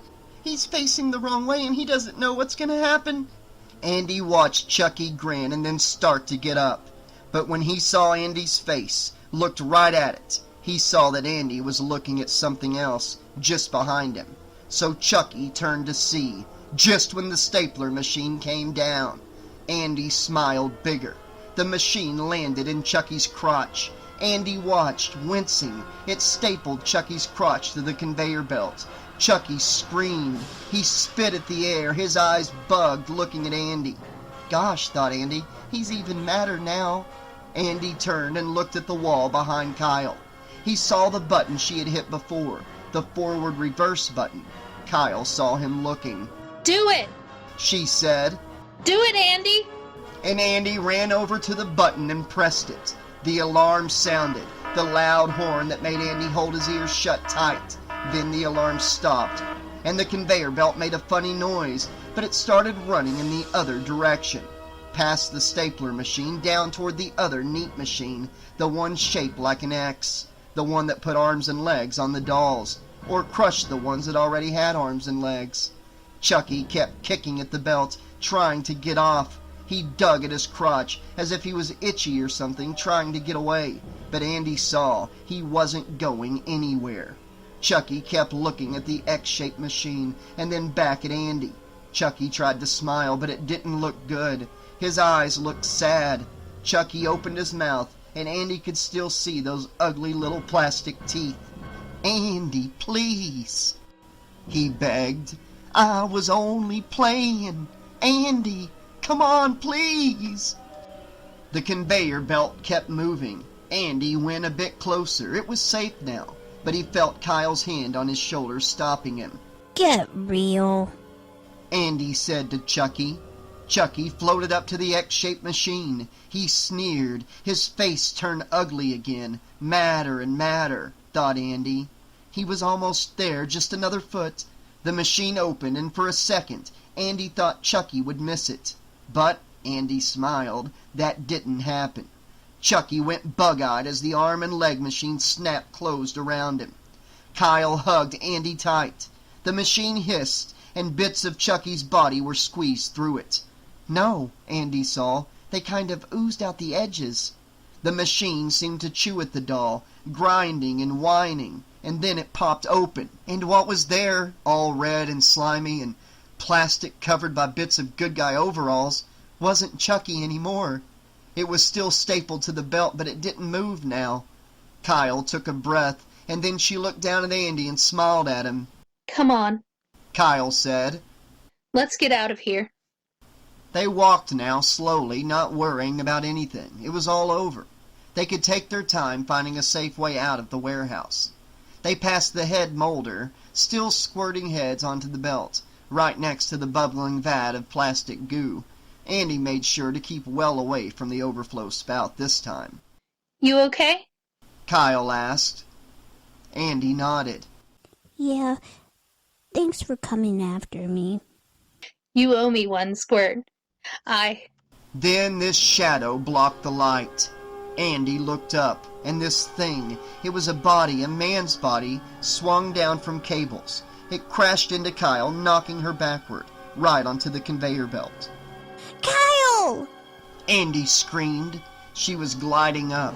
He saw Kyle's face. Her eyes were shut tight, and she was sprawled on the belt. Close by, right at her feet, he saw the man with good guy eyes staring off into space, his mouth wide open.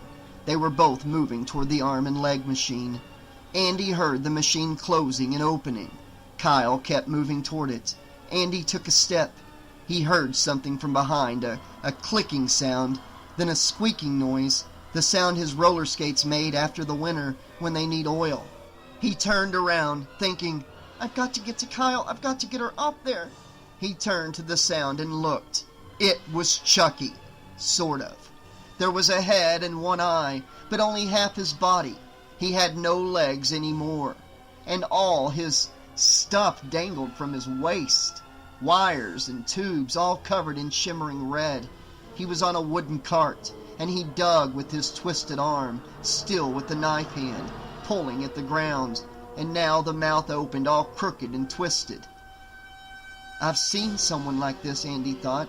It was Christmas and we were shopping and this man came up. He was on a cart. He sold things. The man, he scared me, Andy remembered, but not as much as this. "Look," Chucky said. "Look what you've done to me, Andy. Look what you've done to me." Chucky dug at the ground with his knife. It clicked. The wheels squeaked. While behind him, Andy heard the sound of the conveyor belt and beyond. The machine closing and opening, and closing again. Chapter 30. Chucky wheeled closer, his knife clicking on the ground like a crab's claw. "I've got you now, Andy. And you know what I'm gonna do to you. I'm gonna cut off your legs, too." Andy backed up, bumping into something hot. He spun around. It was the big vat of plastic. He heard it bubbling above him. Chucky's blade clicked on the ground. No legs, Andy. Maybe no arms either. How does that sound? How does... Andy turned and looked at the conveyor belt. Please, he thought. Please, Kyle, get up, please. But she was still lying on the belt with her eyes shut tight. And the dead man in front of her was almost at the arm and leg machine. Andy turned to face Chucky, who wheeled up to him and, laughing his terrible witch laugh, slashed at Andy.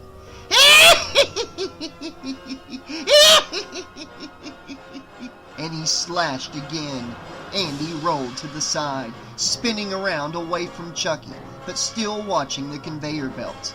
The man was almost there. The X-shaped jaw opened. Another slash and Andy yelped, following the curve of the vat. Chucky's knife was coming right toward him, but it hooked a rubber wire that ran up the side of the vat. Chucky's knife hooked it and then sliced right through it. Steam whooshed through the tube, causing it to dance around, shooting steam up and down everywhere. A glop of hot plastic fell at Andy's feet, splattering on the ground and hissing. Andy's head bumped against something. It was a faucet. He read the metal plate next to it. Overflow release. Chucky slid closer. Come here, Andy. I'm gonna get ya. Chucky got even closer. Andy looked above Chucky. He's right under the spigot, Andy realized. He reached up and turned the faucet. It didn't move. Chucky stabbed at him. Andy moved his legs apart, and Chucky's blade went into the metal vat and stuck there. No! Chucky said. He tugged on the blade while Andy kept trying to turn the faucet. Andy looked at the belt. The man was at the X-shaped machine. Andy grabbed the faucet with two hands and hung from it, grunting, twisting his hands.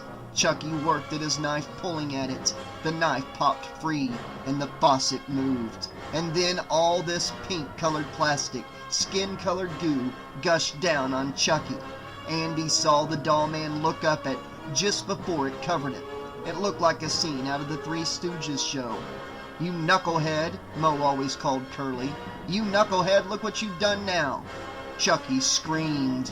His face melted under the plastic, and his body melted right off its cart. I can still see an eye, Andy told himself. I can still see his eye. The doll gurgled. Big rubbery bubbles grew on the wet mess. Andy stood there for just a second. It didn't move anymore. It looks like throw up, Andy thought, as he turned and ran to the conveyor belt. The machine closed on the man. Andy heard it shut and start making grinding sounds, as if it were chewing on him. Blood dripped from the side, just like his mom's pancake maker, Andy thought, when it overflowed. He climbed onto the belt. He had to climb over the dolls to get to Kyle, but he managed to grab her hand and tug at her. Kyle, wake up! Come on, Kyle, you have to wake up! The machine popped open and Andy smelled the body, the blood. He kept on tugging. The X-shaped machine was ready to eat someone else. Kyle! He screamed. She opened her eyes. What? She said. Andy looked to the side just off the conveyor belt. It was a big fall. The machine hissed. Andy pulled with all of his might, jumping to the side, pulling Kyle off with him. They tumbled to the concrete floor just as the machine closed on nothing. Kyle looked at Andy, then up at the conveyor belt. She pulled him close and hugged him. It felt good, and Andy thought he might cry. No, I can't cry, he thought. Not now. Maybe not ever. Are you okay? He asked Kyle instead.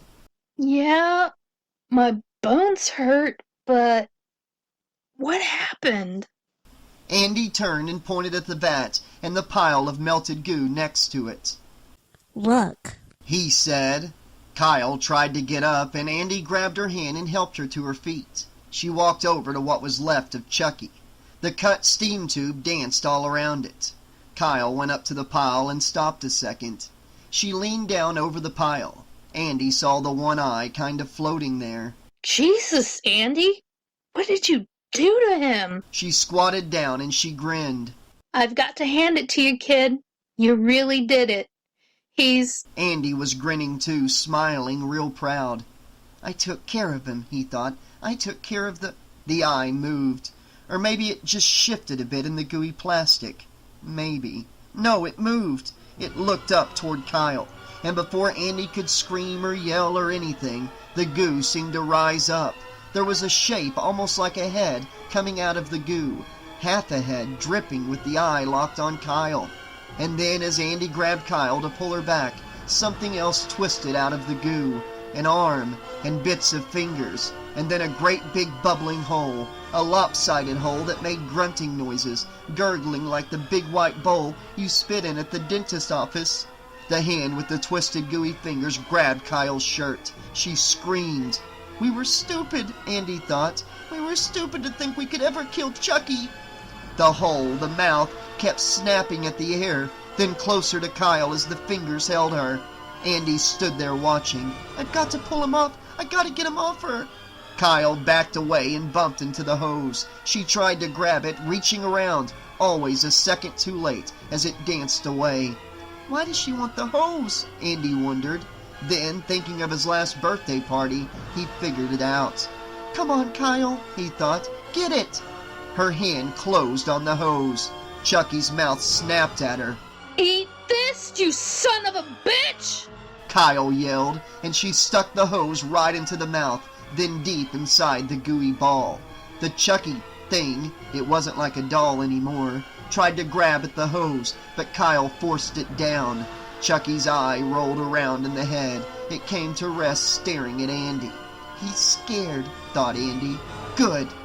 Kyle pushed the doll off of her. The steam whooshed inside Chucky. The head was bubbling, then growing bigger and bigger. Come on! Kyle yelled, pulling Andy away. They ran hand in hand, as fast as they could. Kyle ducked under the conveyor belt, pulling Andy down.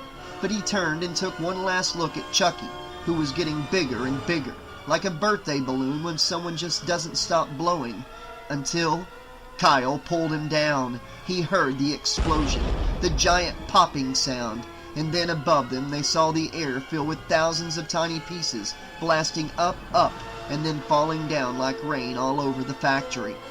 The pieces covered everything. Kyle held Andy's hand, holding him there for a long time until it was all over, and then she pulled him out. Andy looked around. There was Chucky goo everywhere.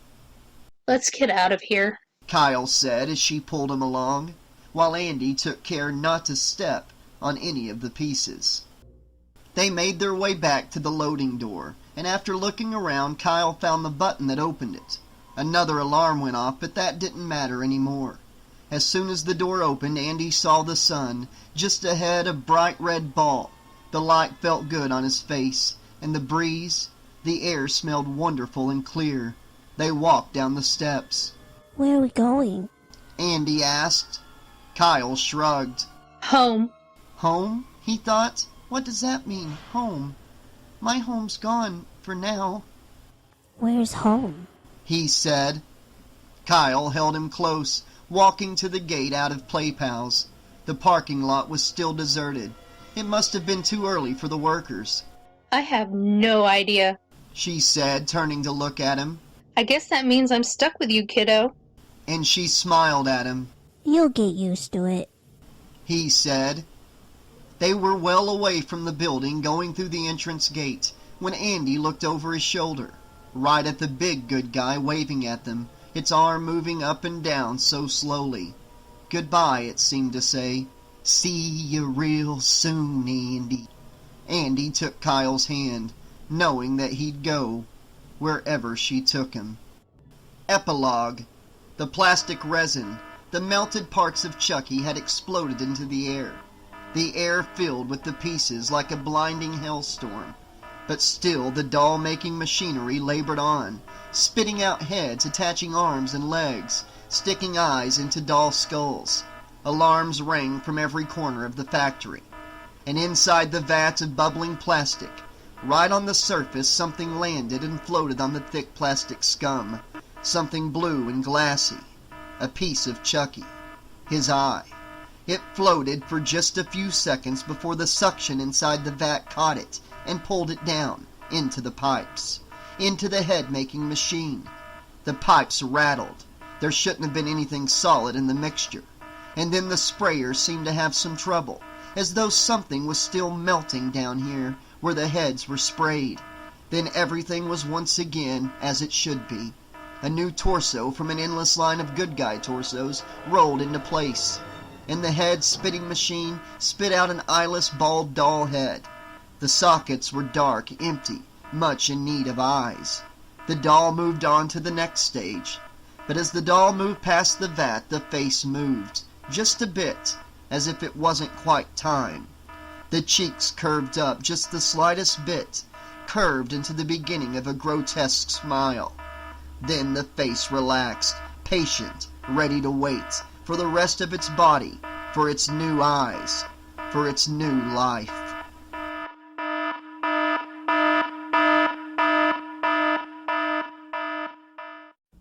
The end. Okay, Slash-a-Holics. This has been Child's Play 2, the novelization of the movie, written by Matthew J. Costello. And I gotta say, going into this book, I really didn't know what I was getting into. I've read a lot of Jason books on the channel, Freddy books, a few Halloween novels, a few Final Destination novels. I didn't know what to expect from the Chucky novelizations, and I kind of held off a little while because there's only 2 of them. There was only a book written for Part 2 and Part 3. But I was really impressed with this book, really impressed, and I had a lot of fun narrating it. I know I'm not Brad Dourif, and all I can hope for is hopefully I was at least 10% of Chucky, you know, just enough that at least the voice was a little bit familiar and it fit the character. That's all I can hope for. All I know is I had a blast voicing Chucky. I want to say thank you to 2 of my patrons, Cecilia Spears, who voiced Kyle in this entire book, and Bonanza Jellybean, who voiced Andy.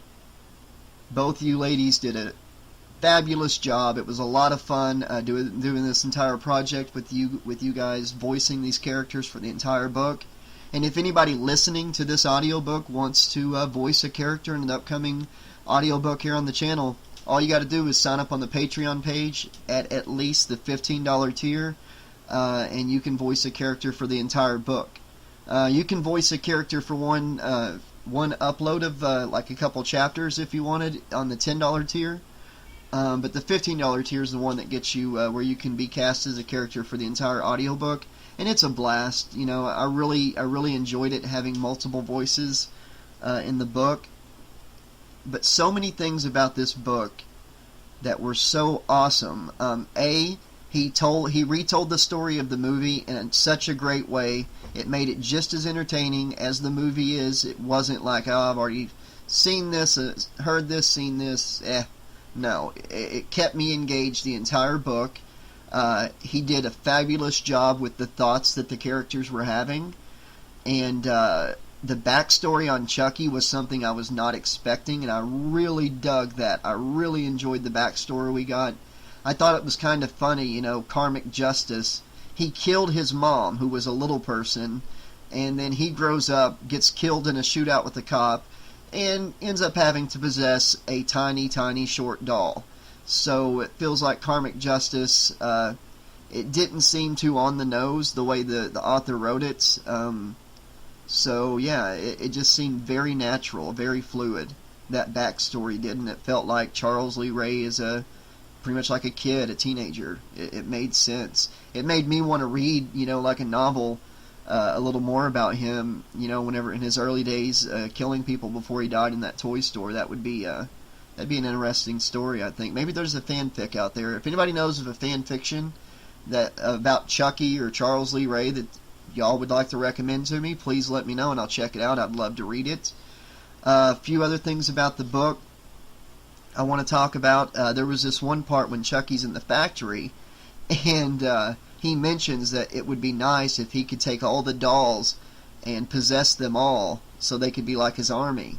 And you know, this is a book that was written back in the 80s when the sequel came out, And like they had no way of knowing that in Cult of Chucky, which is the latest Chucky movie, Chucky has figured out, Charles Lee Ray has figured out how to possess multiple dolls and multiple people. So it's kind of a cool throwback to hear that in this book. And it makes me wonder if Mr. Mancini himself didn't read this novelization at some point and be like, I might do something with that in one of the later movies, because it's right there in this novelization from the 80s, and it's in Cult of Chucky, the most recent Chucky movie we have, before going into the TV series that should be coming out sometime this year, unless the whole thing going on right now postpones that. I'm going to go into more detail on this book whenever I have the Out of Print Slashers podcast episode that features discussion on this book.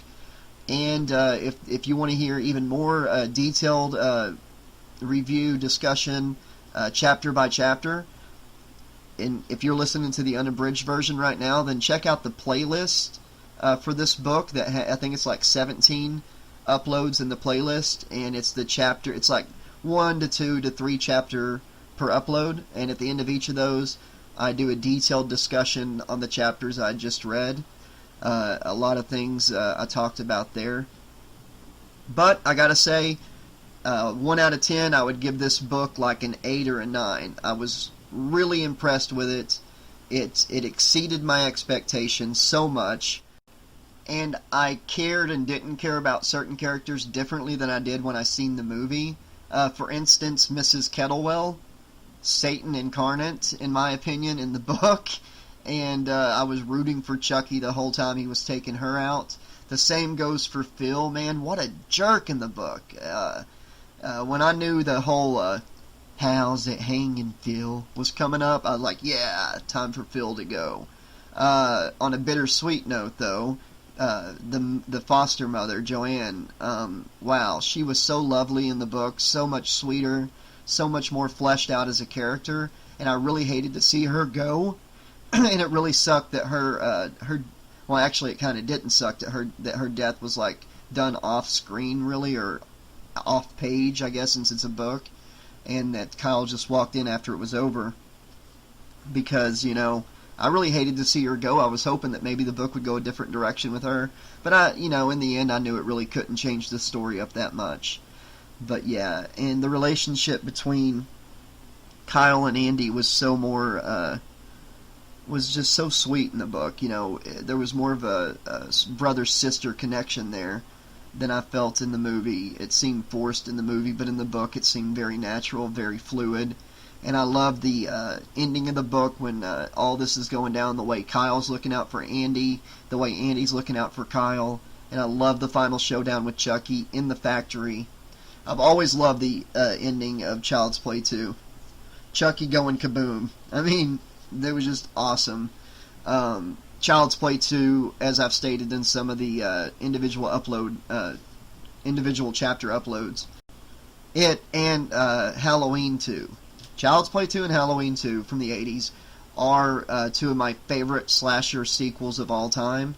And in a way, I think both of them are as good or better than the originals, especially Child's Play 2.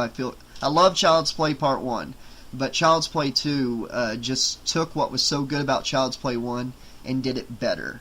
And it's always been one of my favorites. I really enjoyed doing this narration of it. And I love the whole ending in the book here, of the eye landing in the vat and then the doll forming.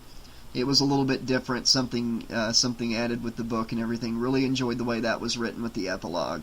And I look forward to narrating Child's Play 3 in the future. I had such a blast getting to voice Chucky, whether I know that half the people listening are going to hate my Chucky, and maybe half of y'all will love it, or think it was good enough for the part. All I know is I had a blast doing it. I look forward to each narration. Never felt like work to me recording this book, even though this book was the hardest I've worked on editing uploads. That's why there was so many uploads, because I had to do shorter uploads.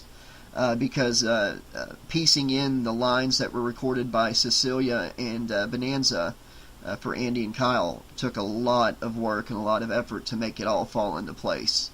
And but I'm glad, because everything just fell together perfectly.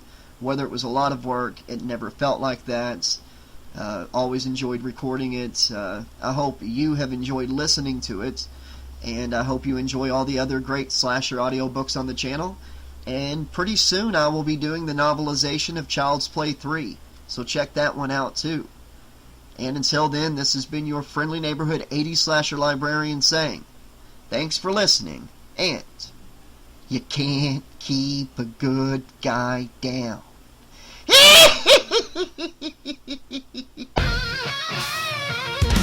at night I hear a scream, pages turning in my dreams. Josh narrates the killing spree, horror tales set my soul free.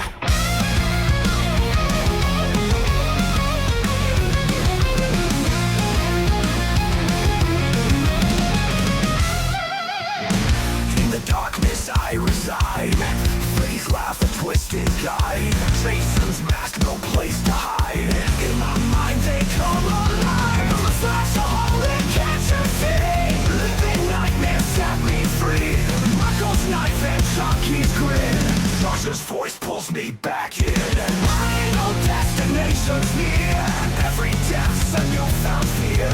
All to madness year by year. Josh's words I always hear. Bloody pages, crimson sea. Monsters crawling from my screen. Josh describes it all obscene. Lost in horrors dark and mean. I'm a Slash-a-Holic, can't you see? Living nightmares set me free. Michael's knife and Chucky's grin. Josh's voice pulls me back in.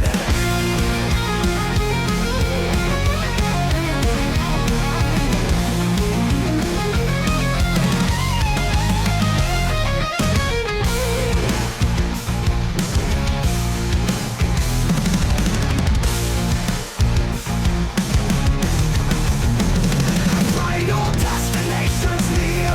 Every death's a newfound fear. All through madness year by year.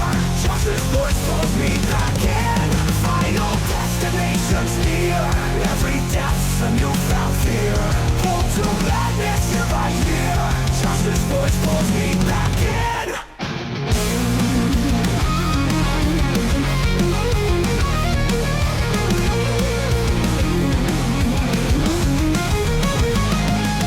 Final destination's near. Every death's a newfound fear. All to madness year by year. Josh's words I always hear. Lying pain. Final destination's near. Every death's a newfound fear. Pulled to madness year by year. Josh's words I always hear. Bloody pages, crimson sea. Monsters crawling from my screen. Josh describes it all obscene. Lost in horrors dark and mean. Bloody pages, crimson sea. Monsters crawling from my screen. Josh describes it all obscene. Lost in horrors dark and mean. I'm a Slash-a-Holic, can't you see? Living nightmares set me free. Michael's knife and Chucky's grin. Josh's voice pulls me back in.